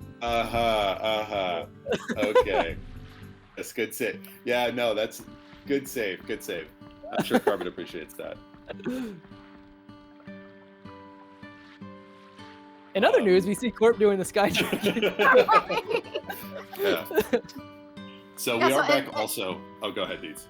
Just to emphasize, so Carbon has done the fish dance, which again, the whole point of doing that is so that we can recruit Starkey because he's necessary later on. So their splits are now evened off for all intents and purposes. Yeah, that's exactly right. So the divergence is kind of much like as is natural for this game in general. We have healed the divergence, and now both of our runners are back together in terms of the same pathing. But so we can get a sense of about how far Carbon is actually ahead as Corporate finishes up the Sky Dragon fight here. Once again, you can see where his lower strength, he's still pretty low. Even with that +2, he's still pretty low, and had to do a little bit of extra chip damage after Lynx's last round of attacks to finish the fight. Yeah, so on Carbon's screen, so we made friends with the Shrine Maidens in another world, and they were willing to help us out by giving us their tier, so that when we go back to Homeworld, so in Goldo's homeworld, they just don't let you in at all. But by showing them, hey, we have this thing that, theoretically there's only one of it and it's inside the shrine, and that makes them go, what? And then they let you in. And then again, they give you more exposition, and they say, hey, you know what? I'm willing to help you out. Let's go to Fort Dragonia, and I'll show you the way to get your body back. So that's just kind of the continuation of this storyline. Again, we have to go through Mount Pyre all over again. There'll be different, more dogs to dodge. Everybody loves dodging dogs. That bull, actually, believe it or not, is in some ways the most problematic of all the enemies from a dodging perspective in this section, because every once in a while he can just basically take a 90-degree turn and block the path almost completely. It's super frustrating. It's pretty rare, but it's come on. Yeah, there's nothing so you can do. You have to wait. I just want to say that bull was in such a nice location for Carbon just now, but Carbon was so scared of the bull because of other runs that he ran. Yeah. He was really struggling to get around it because he was just oh, please don't charge me, please don't charge me. Yeah, and this dog too, is also the same. Where it's just I don't believe you that you're not gonna just run right in front of the doorway. Well, and he took a pretty nasty path at Carbon there on that. He turned pretty sharply. That's actually pretty unusual. Yeah, so the game forces us to go through Mount Pyre, but luckily the game does not force us to have to go through all of those puzzles in Fort Dragonia all over again. We can just place what we have on this little, panel here, and it heightens the elevator for us, and we can just go straight up right away. It's great. Thanks, game, for not making us do a whole nother dungeon again. It's actually great from a lore perspective too, because it fits with, when we came here the first time, we had to do all those fights and figure out this whole puzzle, and then you get up to the top and there's a whole bunch of dragoons that are already standing there, and you're going what the heck, how did they get here? And then it's because, if you remember, in that world at the time, they had their dragon tier, and so they were able to just unlock the fort. We kind of missed it just now, But not only is Corp under strength, he missed the 99 here, and he saw multi-punch from Orla. Oh gosh, yeah, that's a rare sight. Very unusual, but you know, if you're gonna have to give somebody a little bit of extra screen time, Orla's a good one, and he did get the waist pad, which is a nice. Waist pad. Right, so Carbon over here is now fighting Dark Surge. This is going to be very interesting because depending on your AP, you can skip Feral Cats, which is really nice if you can avoid it. Which it looks like you might be able to. I think his strength might be high enough that he can get away with it. Yeah, we also saw Carbon do another safety save here. That's one of the agreed ones as well. Carbon should be pretty safe here. It's definitely going to be a needed safety save again for Corp when he gets there. Just once again, the strength is definitely not there for Corp, but Carbon potentially could skip it. Go ahead, sorry, please.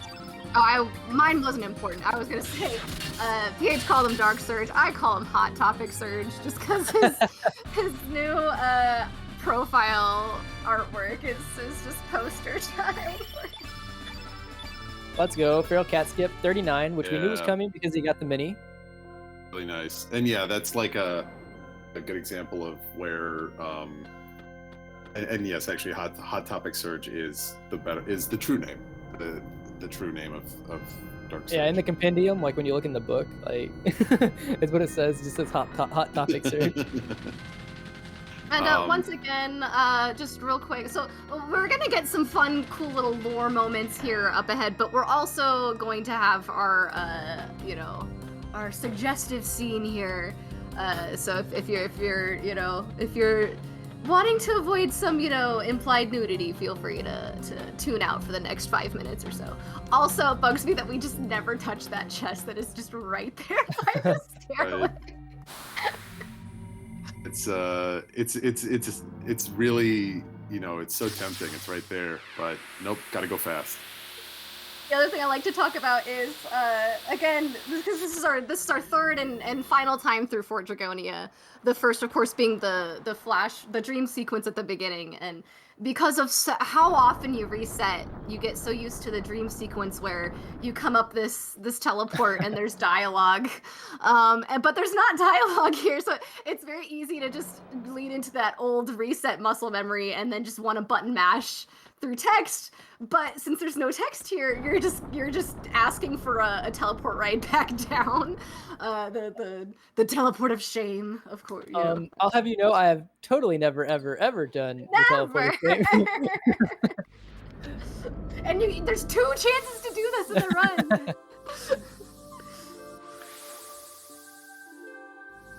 Yeah, but as Deeds had mentioned, we are going to see a little bit of lore here. Pretty neat. And then we're going to get a cutscene. This is actually one of the breaks that the runners usually get during the run, so it's pretty nice. However, we are going to see... honestly, it is a little bit like... There's a little bit of like implied nudity as well, but it's actually a really cool cutscene. It just has to do... Yeah, it has to do with basically Surge. We'll let it play through. I won't spoil it. All I can say is thank goodness for elbows. That will make more sense in about a minute and a half. Also, we do see Corp. I think he's heading to go fight Starkey.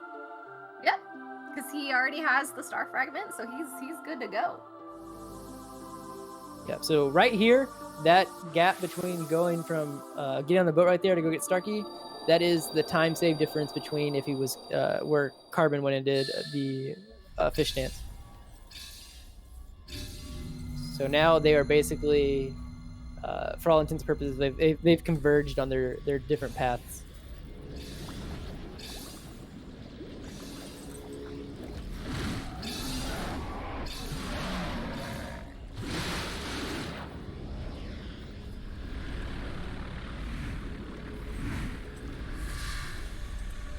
And yes, if you've been with us since the beginning, take this time to stand up, stretch, to drink some water, have a snack.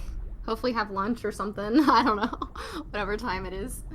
Also, I've been wanting to mention it every couple of hours because of in case anybody else comes in. But if you've been watching the run or you just came in and this interests you, or any of the Chrono series games really interest you, we have a community Discord from all of the games. Chrono Cross, Radical Dreamers, Chrono Trigger. everybody I've met in any of the Chrono games, all of them are all great community members and very helpful at teaching you anything you want to learn. And there's our strategically placed elbow. Yep, strategically placed elbow. And yay, we have our body back. We're now in the last third of the game. Let's A little go. less, way less than that actually, but really we're getting into disc 2 is kind of what the big. Yeah, no, the surprise to me was whenever I was doing the run when disc 2 was just the halfway mark. Yeah, could you? By the way, everyone strap in. We got 5 more hours.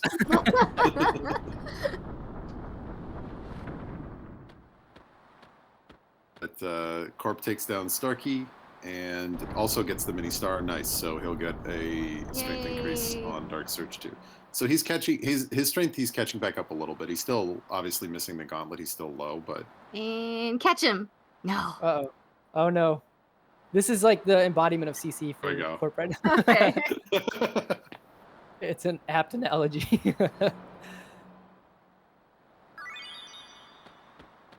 The dragon tier shattered. So now we have these 2 pieces that, you know, maybe we can do something with those and get, you know, a title item.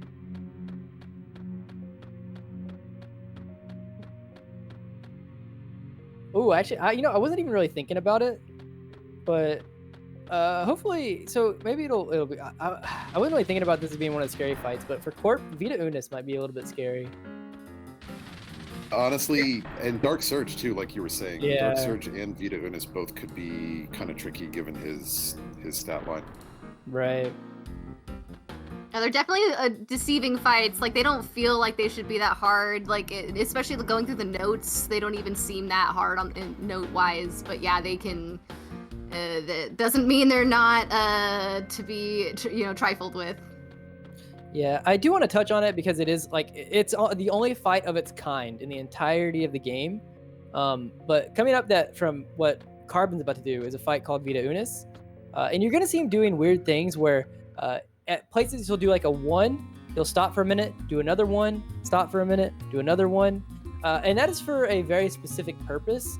Where Vita Unis is kind of strange in the way that it accumulates damage. So we're going to start the fight with a 2-2 from Surge, I imagine is what Carbon's going to do. And say that does like 500 damage. The way that Vita Unis works is that say that we walk up with Marcy and we do a 1, and Marcy's 1 does 10 damage. Not only do we do the 10 damage to Vita Unis, Vita Unis also at every pause takes the accumulated damage total that you've done to it. So it would take not only the 10 from Marcy, but it would take 510 from the amount of damage you've done total. So if you do another 1, you pause, you do 520 plus the 10 you do, and it just really accumulates. So you make sure that you don't stand push and you pause between a lot of the attacks.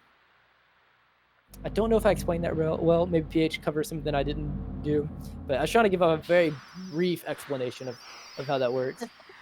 No, I thought it was great. I was just over here trying to avoid bringing any bad karma during the disc change.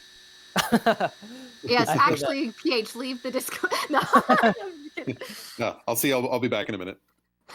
All right, Yeah, he's gone. so- We're good. Yeah, PH has had not a bad habit, unfortunate circumstances where on several runs that were on really good pace, his disc or I guess disc and/or console kind of died on him. And Yeah, he yeah. yeah, and he lost the runs. Or the worst thing that's happened is he just it wouldn't load the disc and he lost the run. The other thing is sometimes he would get to continue the run, but he would lose a minute from how long it would take to load. And that's just so demoralizing to be on good pace and know you have to accept a minute loss and then try to continue running because the run is technically still alive. Yeah, if someone in chat has a chance to dig, there's actually a really cool highlight on PH's stream where it kind of glitches out and everything looks like super trippy. I don't know how to explain it, but it was a really interesting experience. I think it was Zala named it like Missing No from Pokemon, but it actually shows you, the coolest thing is it shows you the collision of all the different like assets on the screen because it was like a deload problem, basically. So like all the textures got messed up, and you could actually see like the bounding boxes for all the different elements on the screen. It was really not great, but it was interesting. After the fact, it was really interesting. But at the time, I was nonplussed, or not pleased, actually, is what I should say. I just want to say claps in chat. Both of our runners have avoided the bull. Yes. Hey, which is the big deal. Oh, another unique aspect about this run is it actually matters what order you visit these islands. So these islands kind of represent the past, present, and future. And so you actually want to activate each of the islands in a specific order, or else it actually changes the nature of this fight. All right, so you see here, this is where Carbon is actually doing. He's making sure, like when you go do an attack, you'll see like bars on the side of the selection pop up. That one's red, it goes gray. It's red, it goes gray. Whenever it goes gray, that means it's not not counted as a stamina push or an attack queue. They're separate attacks. So that's why he's pausing and waiting. So right there, his queue is he's going to do ones until Cure Plus. He's going to do, well, actually, he's doing a little bit different than me. So yeah, he's going to do a 2 pause, 2. And then he's looking for Greenfield here. Nice. He did do a 3 there. He knows how much damage he's doing, good damage. So the 3 actually counts as a pause, and it refreshes Surge. And the key thing there is that just shows you his knowledge again, is that gets Surge all the way back up. Marcy's damage is pretty immaterial because it's like Andy was talking about, it's all that summed damage from prior. So it doesn't really matter to do a 1 or a 3 from a damage output, but it matters a ton for getting your stamina refreshed. So it's a really smart decision. So we are in the last.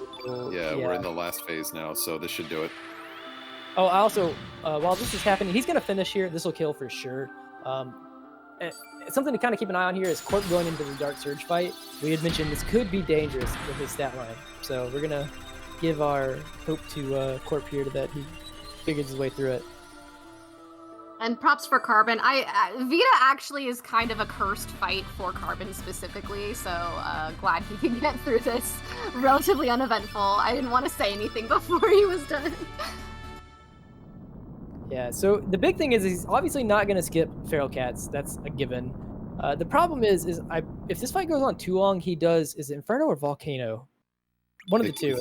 I think it's, I want to say it's Volcano. Same, and it's very damaging. Yeah, he got a pretty good AP. The really, really scary thing is if he had gotten 1 rolled or 2 rolled, which thankfully he didn't. He's not going to skip Feral Cats, but I think he should be able to finish the fight after this. Yeah, because I believe after this attack is another physical, and then is the Volcano. Seeing the Feral Cats animation, I'm actually a little bit glad we got to see it. I always love that animation. But very, very sad that it had to come from Hot Topic Surge and not our Lynx Surge. Here. Interesting. I don't think that's going to kill, right? Maybe I'm underestimating damage. Oh, okay, so he knew more than I did. I was a little bit worried about it because it worked out, but I was worried that he was going to do Glide Hook and then sync Lynx and then have a hard time getting Ooh, another +2. Let's go. Hey. Also, we did get on Carbon's side. We got Vigora, which is such a good element, casually and in the speedrun. Funnily enough, as good as it is, we don't really use it that much. We're gonna use it here, but like for as good as it is, you would think that it'd be spammed everywhere, but most of the time we don't really need to spam it. It's used here and then in the very, very last fight in the game, and that's basically it. Which is funny because, like you said, the other option, like where we got it with that drop, it's either there or the Doppelgang for the Spearfisher enemy actually also gives you Vigora. Those are the only places to get it. Yeah, Marcy got deleted just now. That's a planned thing, or not planned, but we do have a strat for if she does get deleted. So Fargo using Vigora here, it gives you basically 9 extra stamina and to work with. But the funny thing about it is that stamina isn't counted like normal. It's like 9 AP worth of stamina, and since elements only count as 1, you can use an element with it only reducing the amount that you have extra by 1. So Carbon has 7 more extra stamina to use before Fedora runs out. It's really, really powerful. Now we're about to see him go to town, and this is actually really fun to do whenever you're doing a run. Yeah. Again, look away if you're underage or, you know, wanting to avoid the cutscene coming up on Corp's side.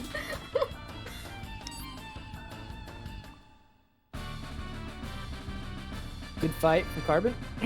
He's also about to, honestly, this is some of my favorite music. Once again, probably put a counter for how many times I've said this, but this area is coming up as like some of my favorite music in the entire game. Oh, for sure. I think that it's funny.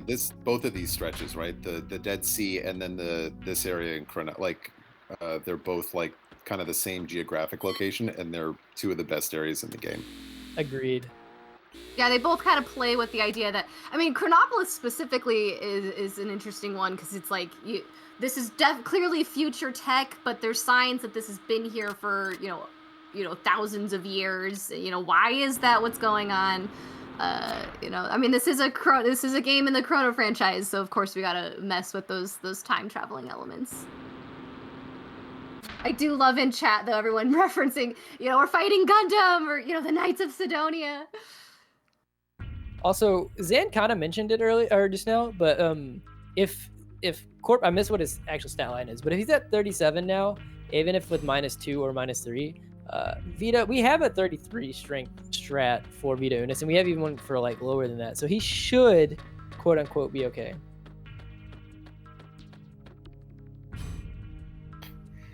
Should be, yes. If not, we're gonna blame you. You know what? That's fair. That's fair. The knowledge needs to be spread like, of what's okay, or whenever you're okay and when you shouldn't be okay.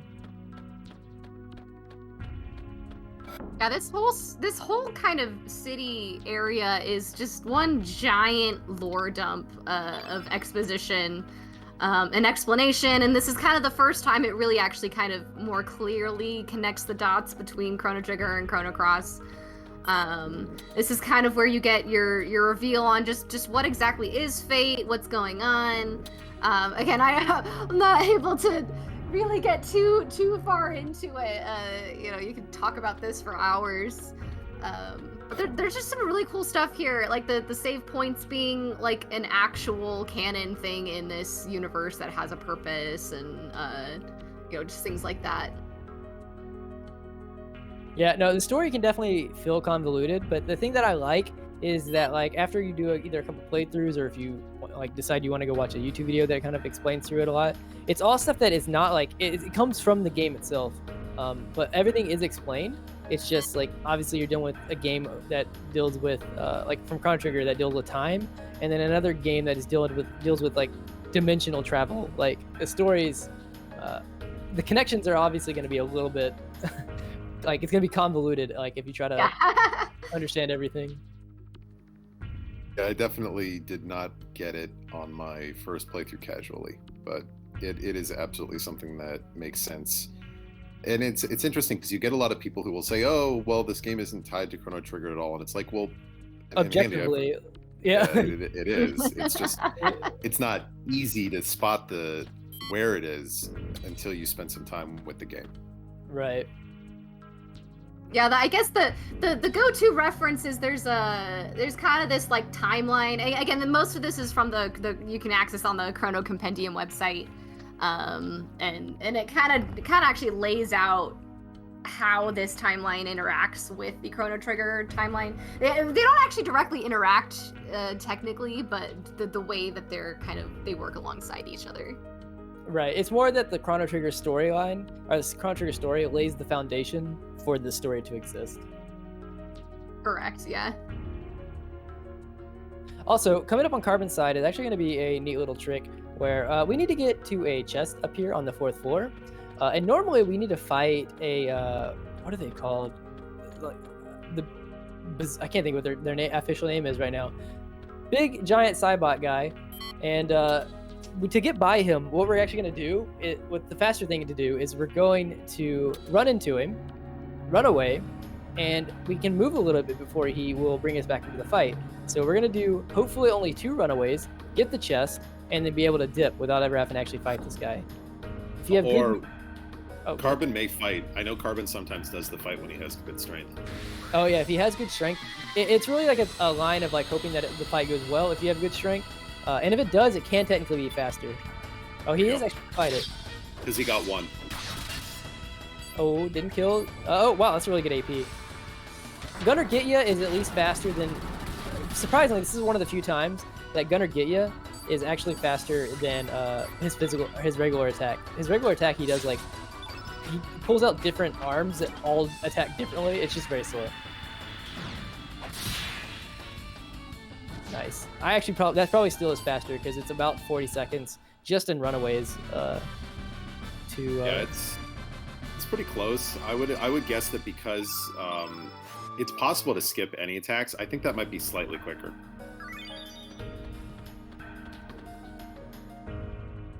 Corp got through to the disc change. Yep. Okay. He did. We're safe. We didn't really, I guess, get into like the actual tech involved with the disc change. I mean, there's a little bit of timing. You can actually kind of swap out the discs sooner than you think, like before it actually says, hey, you can switch over. You just have to kind of wait for that last little text of dialogue to disappear to do that. But yeah, and just make sure, you know, your hardware's working. You're not accidentally, you know, hitting the reset button or something like that. That would make you very sad. And since I'm already taking the heat for if things go wrong on Fate, I can explain a little bit about what's coming up. If you've been watching a lot of RPGs or like... Sorry, I definitely cursed Carbon there, 100%. No doubt. That's amazing. So really, really quickly, he's normally supposed to be able to heal without having to go in. Marcy was dead, but you normally don't have to menu heal her because you're gonna have to like get into that fight to get those 2 guys separated. But then one of the enemies 0 rolled and 1-shot Marcy, so that he still had to go and heal her in the menu. Sorry, Carbon. For the Fate fight coming up here, the Fate fight is actually one of the biggest RNG hurdles in the game, and unfortunately, kind of like even games like FF9, it's one of the fights that come like near the end of the game here. And the problem is unlike like for FF9 where it's like something like Death Guys where you're just on the opening turn you have to hope for good rolls or whatever so you don't actually die. And the reason it can kill runs for top runners in this game is because of how slow it is to run from the fight.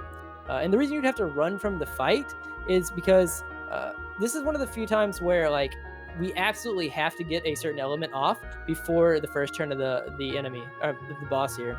We actually have to get Magnify off before Diminish goes off, just because of the way Magnify and Diminish work in the game.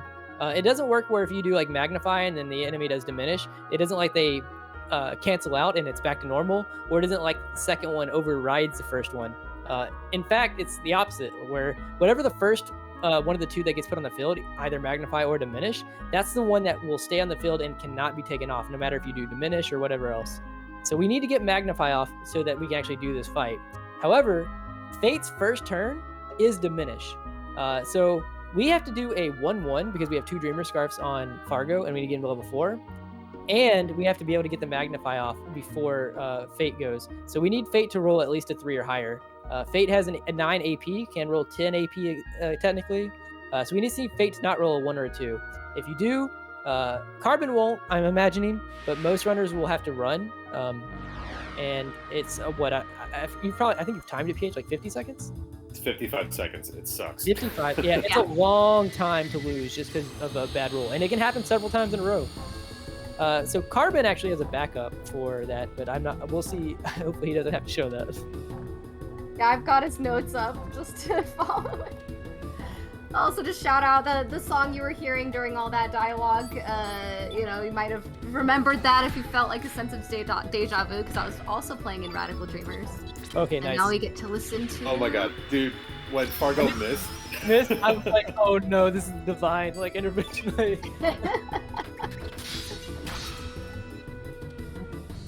So I guess I can talk about it now. So Carbon's backup here, it requires that you don't, like, that the Diminish happens on the field, so you're doing less damage.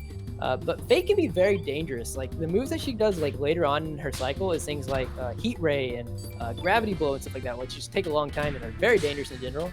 But Carbon kind of went through and developed a strat that works at pretty high strengths, which is why I said that with Carbon having good strength that he would probably default to doing it. But luckily, he didn't have to. Yay! We can just listen to the music in peace and just cat jam. So on Corp's side, correct me if I'm wrong, but looking at his health, I think he got Inferno.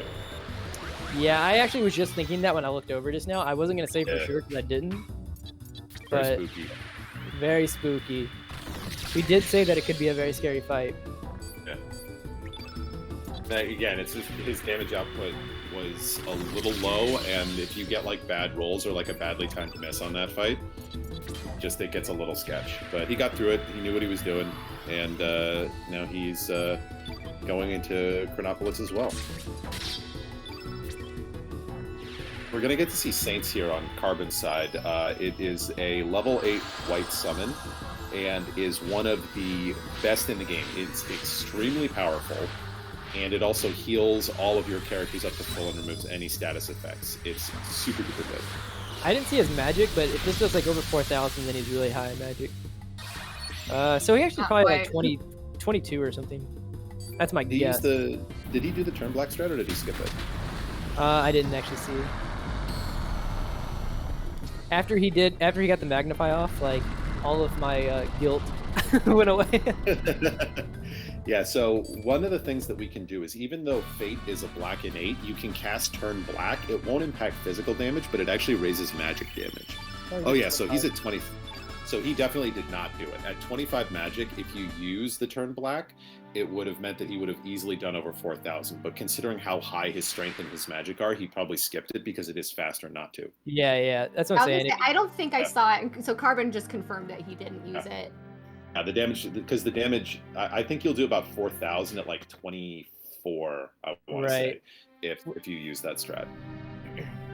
Yeah, that's why whenever I said that I thought he was at 22 or 23 is because if he did do turn black, 3,700 is a little bit low. Exactly, yeah. I always second guess myself because like I didn't see it happen, but like that maybe I was, maybe I blinked and missed it or something. It's like I never want to commit to being like, no, you didn't do it. Also, once again, a reminder for anybody coming in and seeing Corp behind here.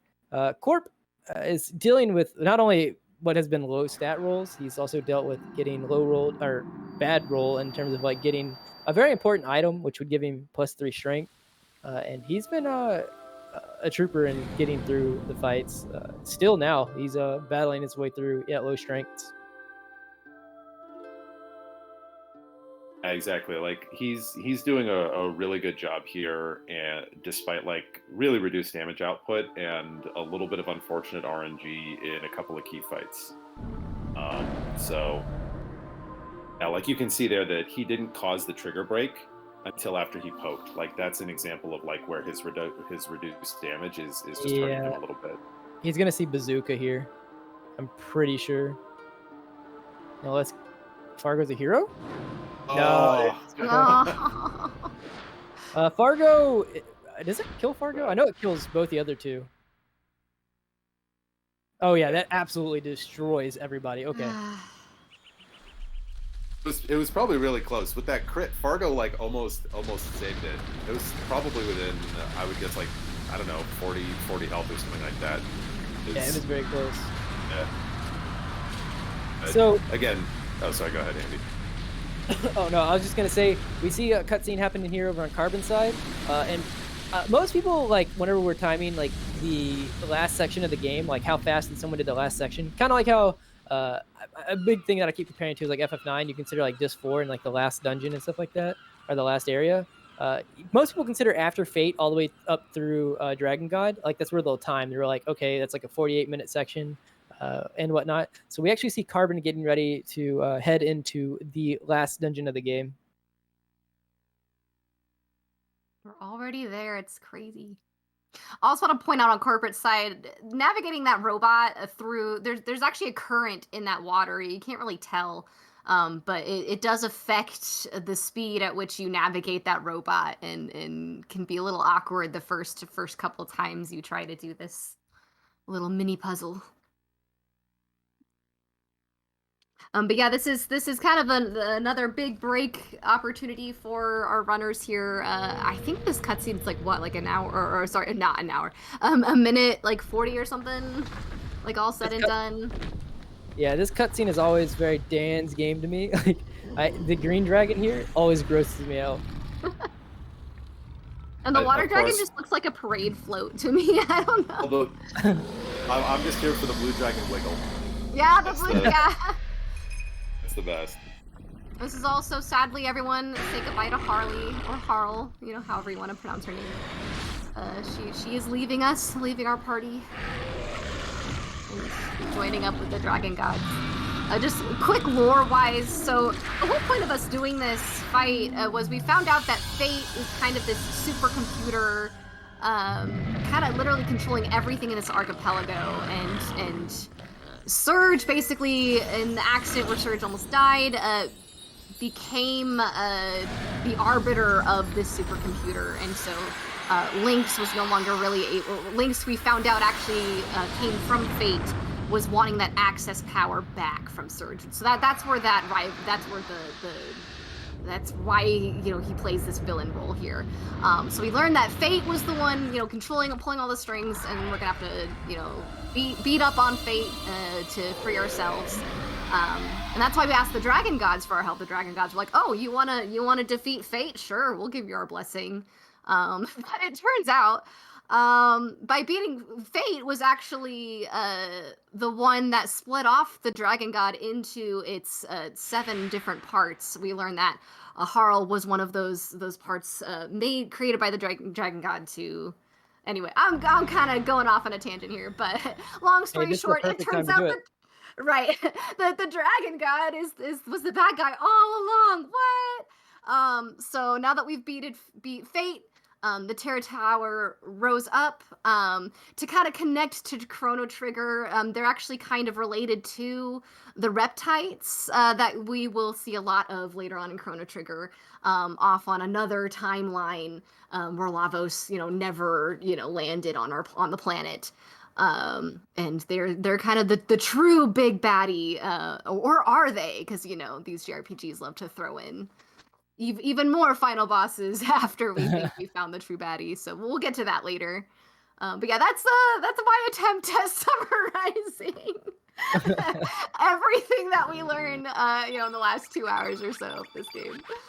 Yeah, just like a slight tangent to that, I always found it really, really interesting that, like, Fate isn't necessarily like a completely, like, complete bad guy. Like, when you come into the world, or like the other dimension that doesn't have Fate in it, you actually see things that, like, Fate was actually preventing, like the poor soldiers invading Termina and stuff like that Fate was actually keeping at bay. Yep. Yeah, and we just ruined everything by, you know, accidentally becoming the arbiter. And back to Fate, there's Luca kind of had a hand in Fate, and we also know that Robo is kind of the base code. I'm totally not like a software engineer, so I don't know what the right words to use. But Robo was actually kind of the base of forming the Fate supercomputer, and sadly we just destroyed it. It's so sad. So on Corp's side here, what Handy was talking about a little while ago. You can see he's doing the runaway strat, so he's gonna get into the fight and then run twice. Each time he gets a little closer, and when he moves this second time, it turns the enemy basically perpendicular to the path we're on, which actually moves its hitbox to no longer be touching in front of the chest, which is what allows us to grab it and then get out without having to do extra fights. Right. You're also going to see him. The good thing here to do is to use D-pad here. You're going to walk, also use D-pad so that you don't get any, like, up or down degree movement, and grab the chest and get out. You can technically get away with doing analog. I just feel like it's just extra risk for no reason. Yeah, exactly. Downside, if you fail it, it's not a huge deal. It just means you'll end up having to do 2 more runaways, so it's like about 40 seconds. Also, that royal jelly fight right there can be kind of a nuisance. Speaking of another shared experience between all runners, is you do the X strike and then you realize why didn't that kill? And you remember that you forgot to strengthen, and unfortunately, that's like the only like damage you can actually do to the thing. You do like 0 with all your other physical attacks, and it's such a pain. A royal jelly only takes damage from red elements. So fortunately for us, X strike is a red element that does a ton of damage. But other than that, the other way that you would kill it would be using like red innate techs or like a red spell. But we haven't equipped any of them. We don't have any other red innate characters. If you do that, you have to run and restart the fight. Right. Also making sure we saw Carbon put on the Einleinser, right? I've seen a runner or two, no, I'm not going to mention any names, forget to put that on. Yeah, someone, again, this way hours ago, someone in chat asked that question. Do we use the Einlanser? Yeah, do we use Glenn and use that Einlanser drop? And here we are, we're finally there, like 5 hours later. I added a runner in chat.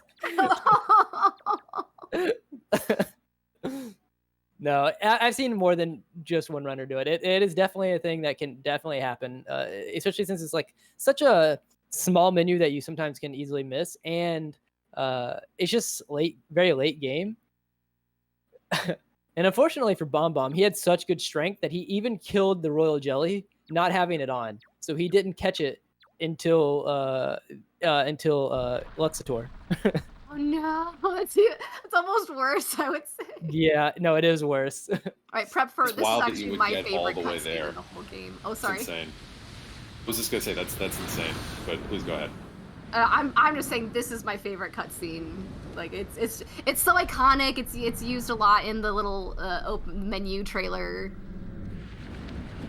I always thought that like the look on Surge's face here is actually a little bit menacing. Like he looks kind of evil. I don't know. I'm gonna get you. I mean, ultimately that is kind of his character. Like everything kind of once everything's revealed. Also, I do want to mention Corp is actually coming up to his dice roll, so we should all be blessing Corp for a good dice or a good roll here. Petition for Dine to switch over the sound again so we can listen to the cat jam. Yeah, I'm 100% trying to watch every word I say, like in terms of explaining. I was like, I don't want to jinx Corp. We have to get the handy filter that just like automatically removes anything that could cause the kinks. Yeah. Oh, Dine is switching it over, so we get the cat jam again. The boss. By the way, big ups. Shout outs to Dine. Doing so much amazing work on this. Let's go. Chat for Dine. He got it. Let's go. Yes! So the thing I was gonna mention is that like he would not have had the same option that Carbon did, because I don't think that missing the gauntlet. He's at 39, missing the gauntlet. I don't think that he would have had enough strength, or it would have been very, very risky to attempt to go for it if he didn't get a good roll here.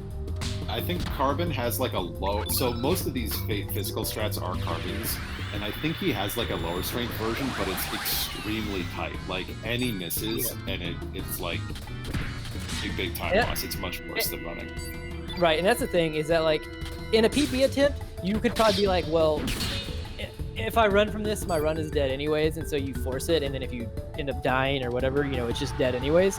But in a marathon run, if it's that tight, you're probably just gonna. It's probably the best bet is just saying, okay, let me try it again.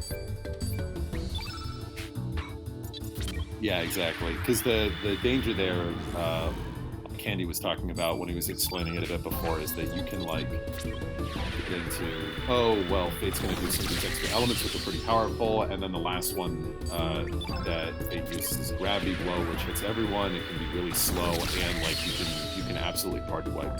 So no fun. Very much no fun. Also, Carbon destroying the first doll fight in Terra Tower. You're going to see him probably destroy a lot of them. He's at 43 strength. That's pretty high. And also, coming up in this Pyratory section is actually what most runners, probably all runners I imagine, would consider the hardest dodging section in the entire game, especially one of the ladder screens in this section. But there's just a lot of dodging here, and I've seen several runs die right here just because these enemies can destroy, not just these enemies, but all of the enemies, including yeah, that was really, really scary. Oh no, I'm sorry, that was scary, but no. Corp did 5,000 with this. Whoa! 6. What is his magic at? It's gotta be like 28 or something like that. That was massive damage. He also did do great the fate fight on his side. Oh, sorry. Yeah. He actually probably could have skipped it. Yeah, probably. 27. There we go. Yeah. All right. But yeah, so obviously you need good RNG here in terms of like where the enemies are, but you also, I feel like this is a pretty skillful expression or expressive area of the game, because you can actually see a lot of the fruits of the labors of practicing this section a lot, because this is one of those places where if you're resetting a lot or you haven't played in a while, you'll get to the late game here and you can just lose so much time because you aren't practiced in dodging any of these enemies, especially these space chickens. Yeah, there's a ton of different like small optimizations around like, oh well, can I get past a guy on this platform or not?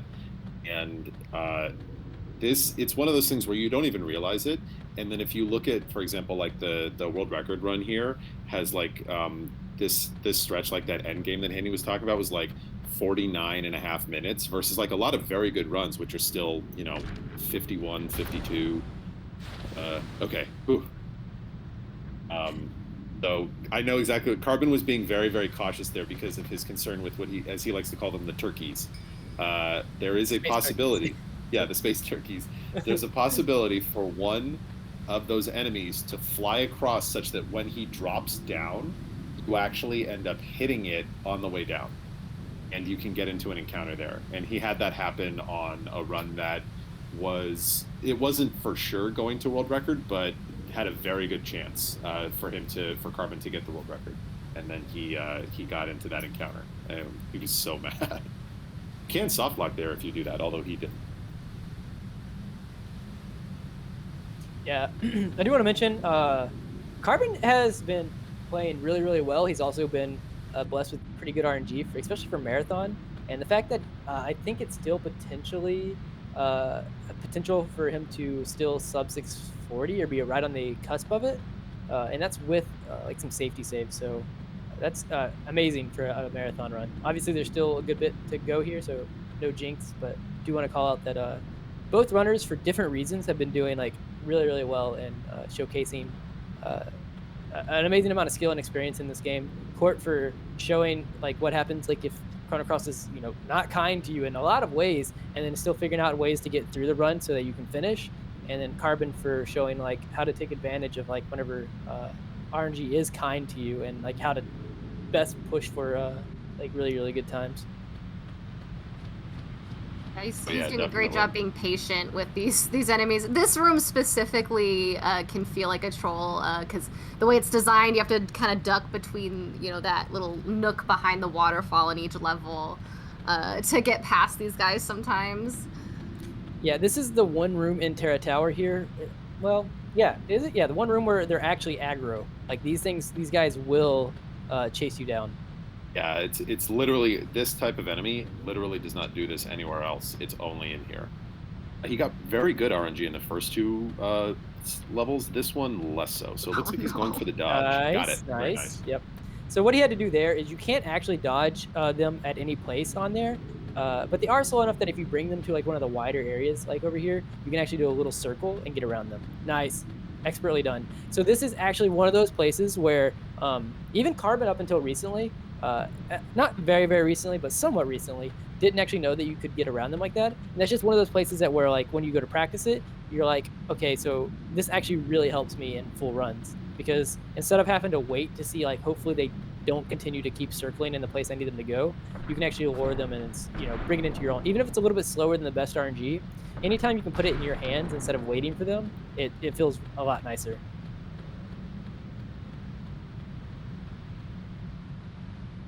Also, that was 0 encounters. Yeah, that was 0 encounters. Yep. Pyro Tour split. So that's really, really good. Yeah, now we just gotta avoid these little cherubs afterwards.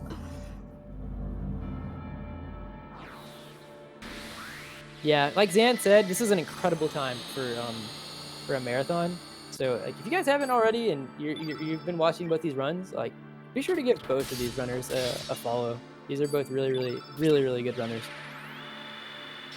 I thought I thought I took notes on like what the actual times were for last year's relay for the Chrono Cross runs, but I can't find it. I'm really sad. Hopefully I can, if anyone in chat happens to have that information. I believe mine was like a 6:51 or something. I don't remember. So I actually think, so if you're talking about for Chrono Cross specifically, instead of like the full thing. Yeah, for Chrono Cross I mean, obviously Close to War technically got disqualified with the soft lock, but Yeah, I think that like with a little bit of like the soft lock or whatever, he ended up, I think, actually probably having like a 2-minute faster or something like that total time than I did. But I don't remember what Andy's was as well.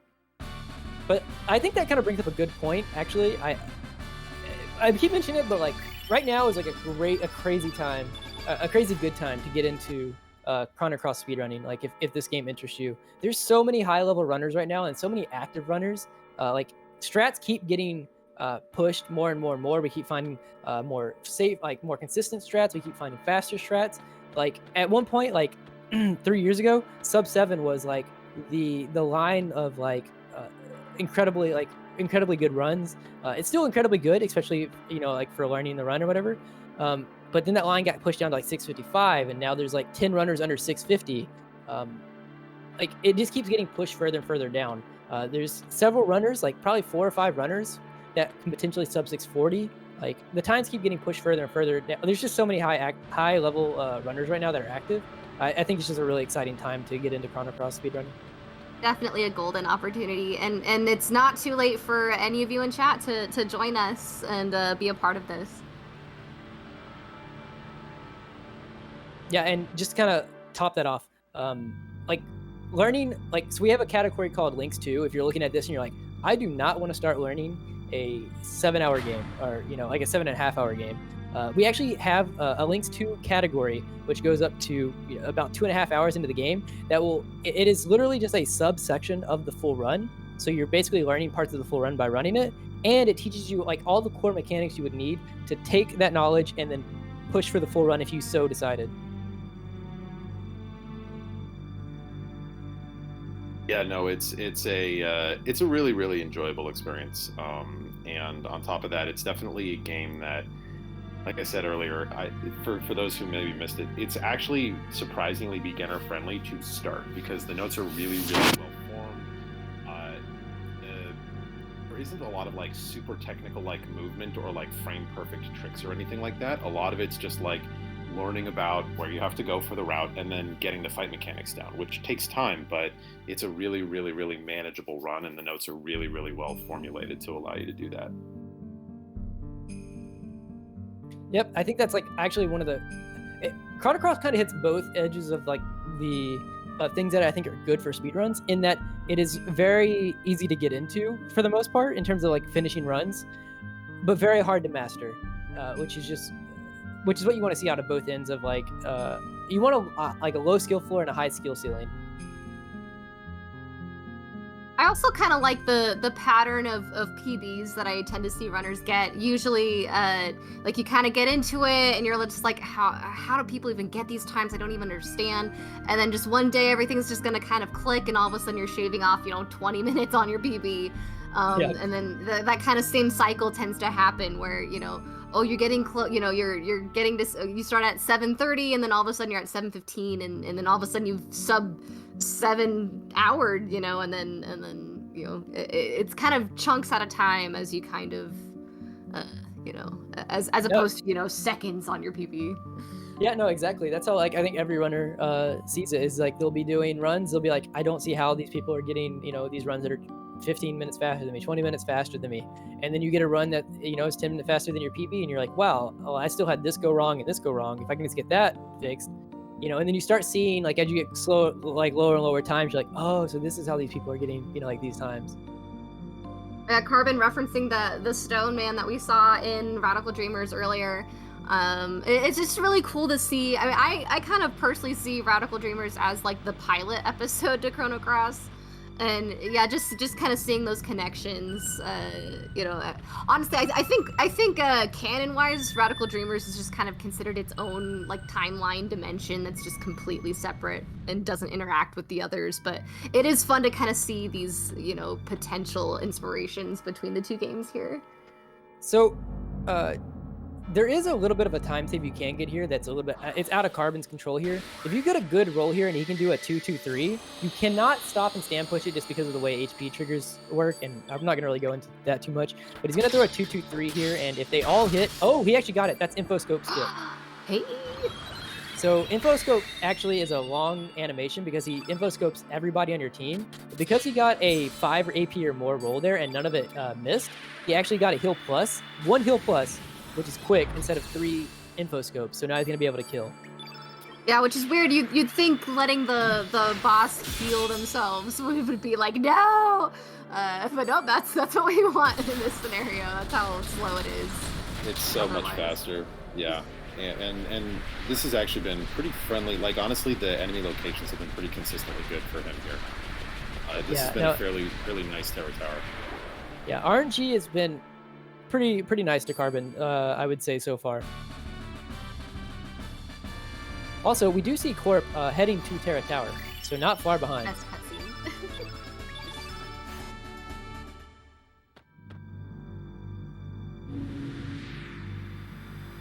Carbon Yeah, is going...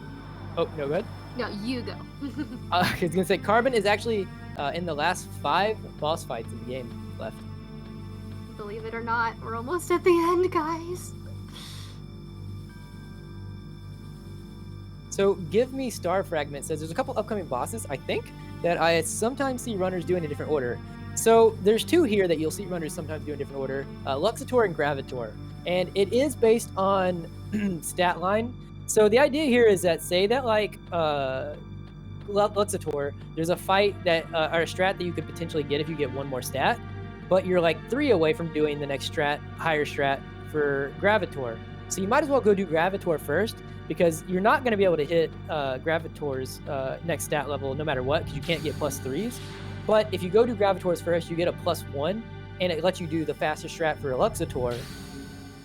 Then, you know, obviously it saves time. So it's just runner, like you get to make that call based on what your stats are currently. The only thing is just making sure if you actually care about like the upkeep on your splits, just being aware of which order your splits, you know, have. Oh, he went for the 3 paws there because if he got a high roll, he would have actually been able to do Omega Black skip, because he would have done kind of like how we saw the Heal Plus instead of Infoscope. We would have saw Nostrum instead of Omega Black. Omega Black is really slow, and not only did he get Omega Black, it went to the one person it was going to kill. It's just a little bit slow. This is not that scary of a fight. I was gonna say, as long as he doesn't keep missing, but yeah, he should kill you. Easy. Yeah. And with good strength, and the fact that he hit oh, what? Yeah, I'm not surprised that didn't kill necessarily. It's gonna be very close. 'cause I imagine Gwen's gonna kill here. Well. or not. Oh no. Okay. This is where we're saying, you know, you just really hope you don't want to miss. I mean, luckily he was still able to just go again and get another hit in. But yeah, it's when you keep double missing, you know, multiple misses in a row are just the worst feeling.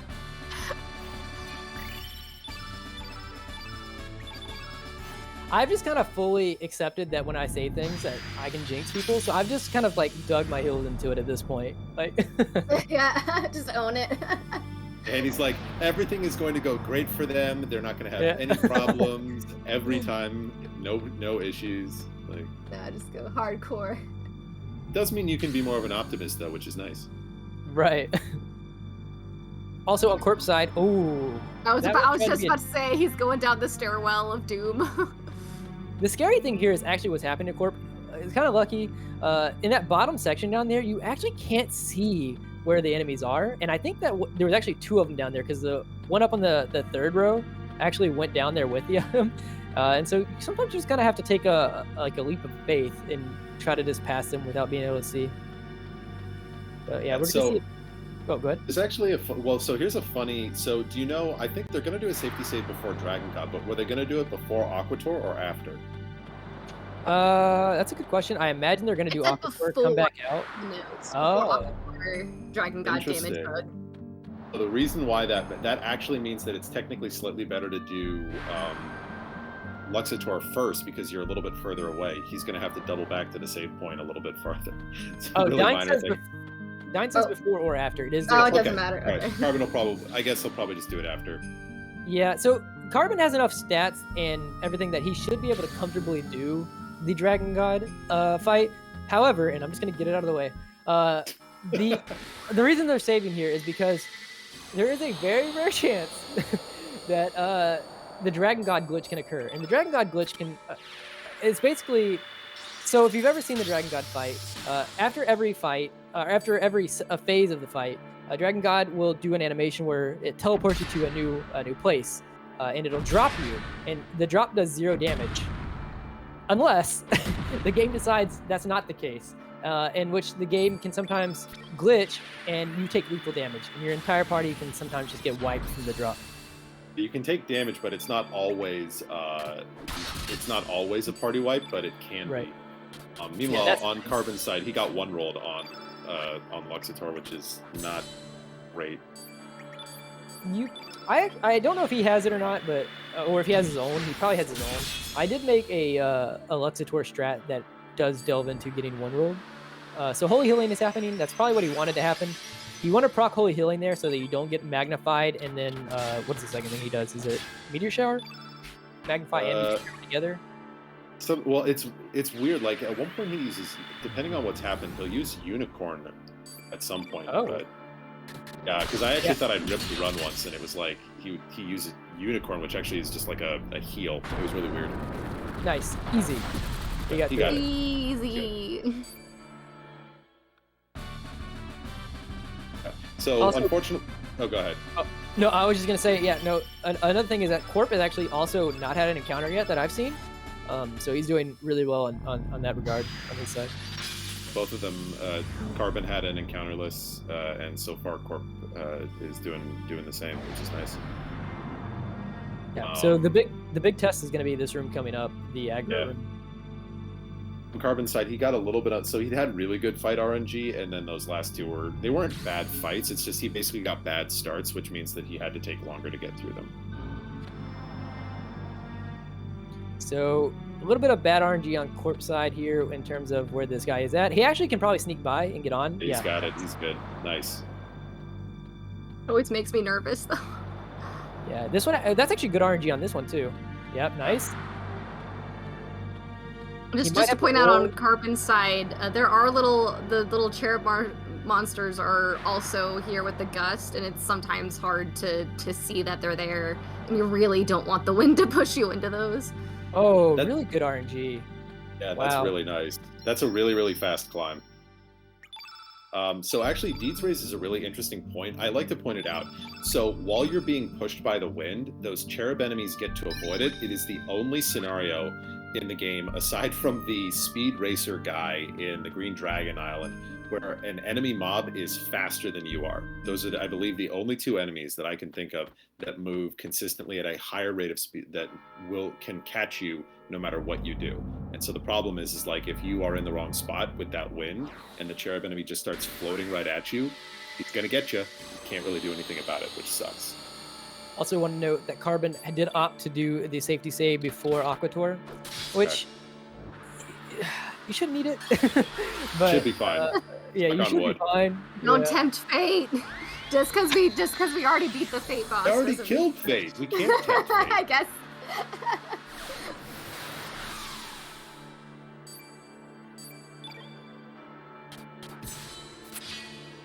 Oh, I'm so sad. Like, okay, and we talk about all these scary fights, you know, like Dario and Garai, and you know, we've had plenty of scary fights, Fate especially for lots of reasons.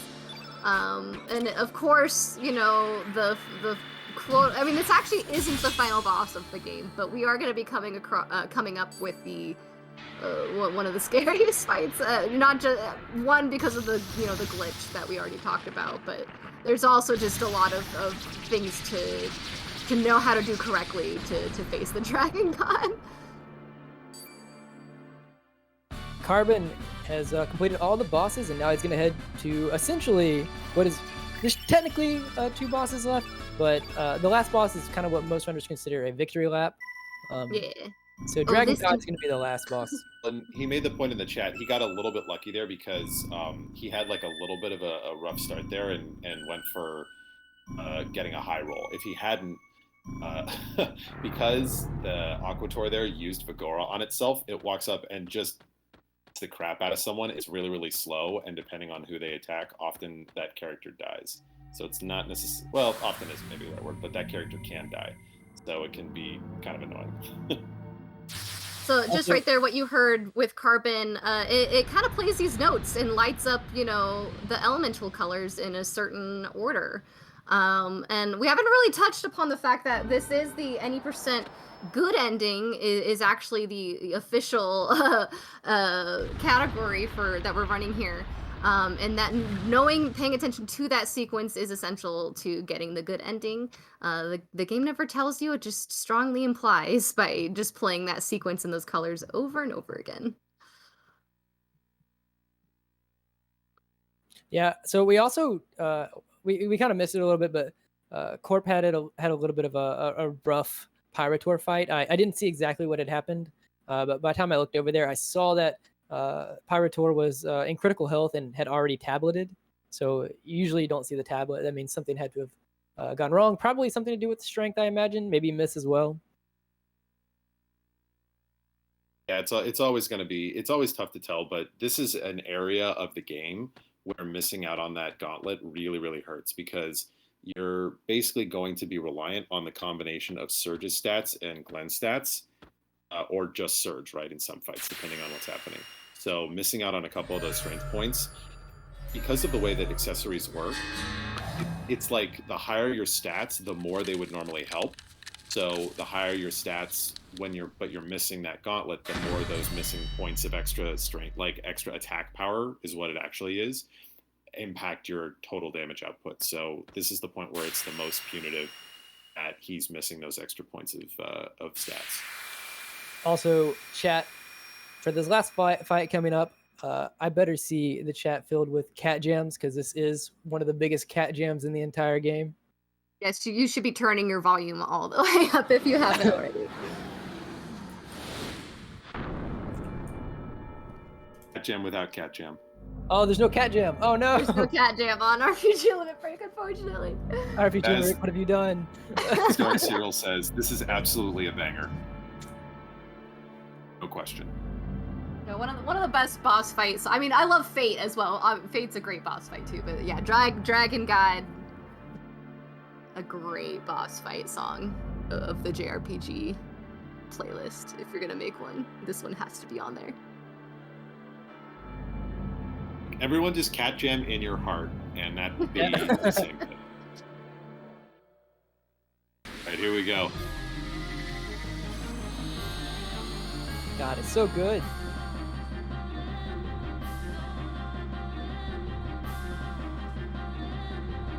So, for the most part, what's interesting about this fight is that there are 7 phases, right? Which makes sense because there are the 7 dragons, and each phase has its own HP. And as you get through each phase, it basically resets the hit points and the AP. So what we're going to try and do here is actually see like maybe one attack here at the start, and then if the fight goes cleanly, the whole rest of the fight we won't see a single additional attack. Also, something to mention here, I kind of touched on it a little bit with the info scope as well, and it didn't really need to be explained, and I won't fully explain why either here, just because kind of get into it. But you're going to see where we will not be doing stamina pushing or like buffering attacks. Like we won't walk up and do like a 3-3 to try to finish the Dragon God, just because of the way HP flags work. Where say that we did a 3-3 and we do well over enough damage to change phases. Because we did it with the stamina push, the game is very weird about how it handles the HP flag, and it won't actually transition phases until you do another attack. And that attack can even be a miss. So like the really scary one is on phase 4. If you accidentally buffer 3-3 together, you're probably going to see something like Omega Green, which would be terrible on Fargo, or like Tornado, which is really slow. It can just get very dangerous. But there are times where I've accidentally buffered an attack with Surge, didn't get to change the phase, walked up and did a 1 with Glenn, missed, and the miss made the phase change, actually. So you just got to be careful that you don't accidentally stamina push here.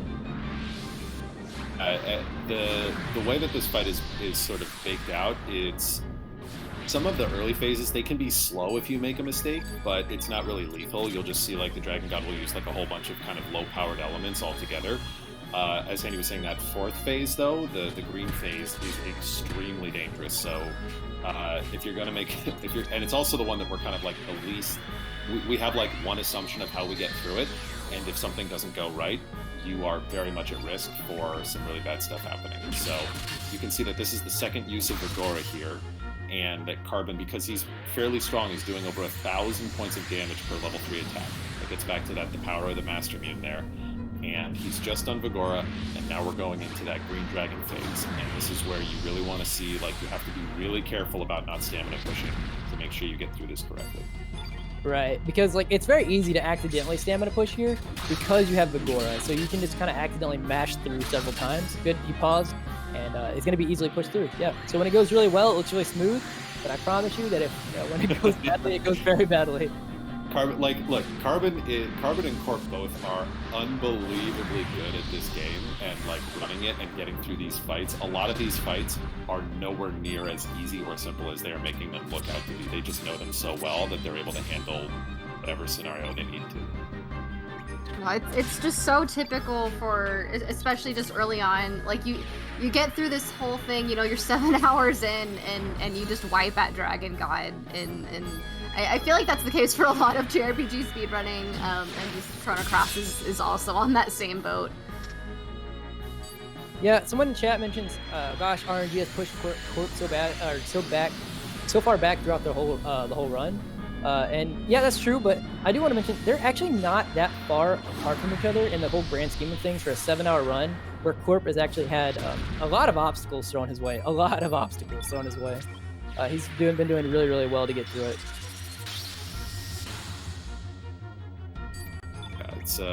It speaks to, you know, Corp is also one of the runners that I think is most consistent about like really powering through and trying to finish runs, and that shows in his ability to handle a lot of like really awkward situations. Yeah, Corp, I mean, that's a really good point to bring up, just the fact that probably more than any runner I've seen, at least in the last year that I've been, you know, watching Chrono speedruns, Corp has definitely been probably the most consistent with playing and streaming full runs throughout this year, especially this summer, leading up to the tournament for the race that we just had. Also coming up right here for Carbon is the unofficial GG. There is still technically one more victory lap he has to do, but he is effectively through all of his hard obstacles. GG's to Carbon. Just GG's about to Carbon. 7 or so minutes away from completing this. I actually, this is insane. I actually feel a little bit bad for him. This is not only on pace to sub 640. This probably would have gotten world record if he wasn't safety saving. No. This is going to be like a 638. This is going to be like a low 38, maybe even a high 37. The way you justify it is you say that the safety saves were RNG manipulation. It's technically true. It actually is true. Yeah. But you could technically have different turnouts based on, you know, not doing things in the same order. But for all we know, he could have gotten better RNG if he had. That's true. Yeah, that's also true.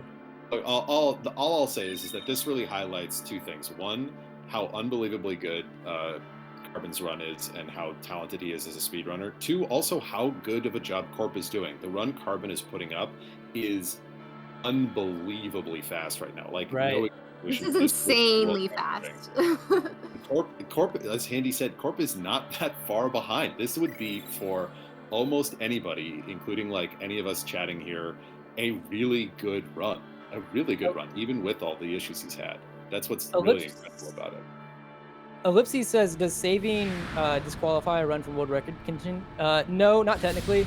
The point is that when you're saving, like, I don't know the exact time because most of the time don't save, but you're adding probably about 2 extra minutes to your in time just based off doing as many safety saves depending on how many you do.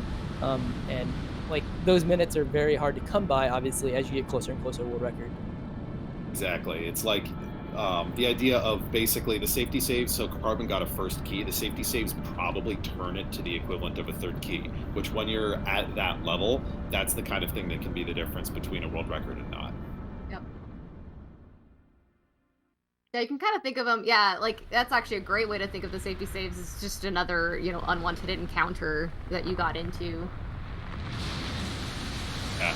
It's also because it's not only the time to go into the menu and the saving is kind of slow, but also the movement to and from the save points, some of which are slower than others, right? Like the save point to right before the Dragon God, you have to leave the room, run down, do the save, run back in. Like all of that also takes time.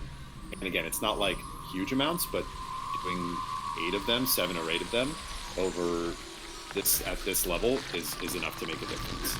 Right.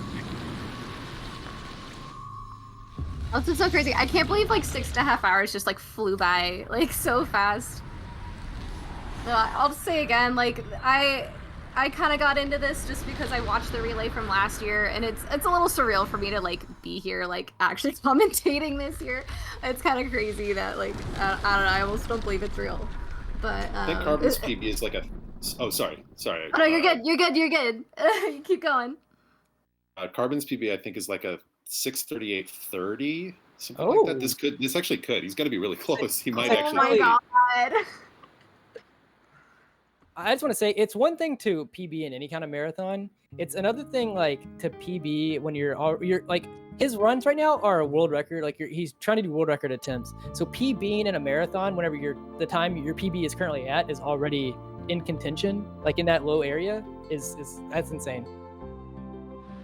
Yeah, so just real quick to get back to the game a little bit. There's one last thing we have to do that we've been putting up. You can actually do this pretty early on in the game. We just put it off to the very, very end here. There's this little waterfall. It's not even marked on the map it doesn't have a name or anything like that. But yeah, this is where we take the tier of love, the tier of hate that we got by going to Fort Dragonia. And combine them into the Chrono Cross, title drop. And this you have to create this Chrono Cross and equip it on your, you have to go to the menu and actually equip it to Surge and use it after doing the specific elemental sequence order that we saw earlier that I hinted at.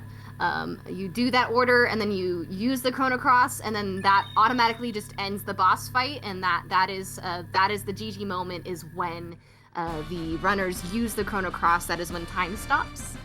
And yeah, that is what procs the good ending. And you get to hear the Radical Dreamers song, which is so great, but unfortunately we won't get to hear that in this relay. Yeah, just imagine it. It's wonderful. So Corp is at 46 strength currently. So that actually means that he's, like, in terms of strength, I won't jinx anything else. In terms of strength, he should be, I think, okay for getting through Dragon God. It'll all just depend on other factors, and hopefully not getting DGG'd. Yeah, and again, that illustrates like how this game kind of like rubber bands you towards like generally similar values, right? He was really, really, really low. He was literally at one point 7 strength behind Carbon, and they're basically at, I think Carbon also was at 46th, and that's not even factoring in the I wasn't even factoring in the missing gauntlet. Yeah. I think it was like 30. It was like 37 to 31 or 37 to 30. So that just shows you like how quickly you can catch up if you get like a couple of +2s and get some mini stars, and it's just the way the game's RNG works. Also, it's all- Puwexel mentioning how Chrono Cross is in all caps, and it's like, yeah, I like to imagine that everyone in this universe would say it the same way that Zoa would say it. Just like how Chrono triggers in all caps. Like, Anytime they Exactly. mention it with like an elbow, like they elbow you and they're like winking, like Chrono Cross. Exactly. Yeah, so just another quick lore thing. So this character this is the Time Devourer that we find out after beating Terra Tower is the actual, you know, big baddie. It's kind of a fragment of Lavos that combined with, again, Scala or Shala, however you want to say her name, and she looks suspiciously like Kid. And I won't get further into the lore besides that, but He got tornadoed. That's kind of slow, but he should still PB if he was 20 seconds ahead. It's got to be like right on the edge. Yeah. Especially because not only did he get tornadoed, he got what? Like, was that a one-roll tornado? No. He got all of his levels. He was defending. Did he? Yeah. He poked with Surge at the end, I thought. No, he got all. He went through all of his characters and he was defending with Fargo. And he was defending with everybody. Okay. Yeah, so it'll be close. But I mean, if anything, even if it only PBs by like 1 second or something like that, imagine getting to run against splits that you safety saved in. Yeah, but it shows you how good this run is.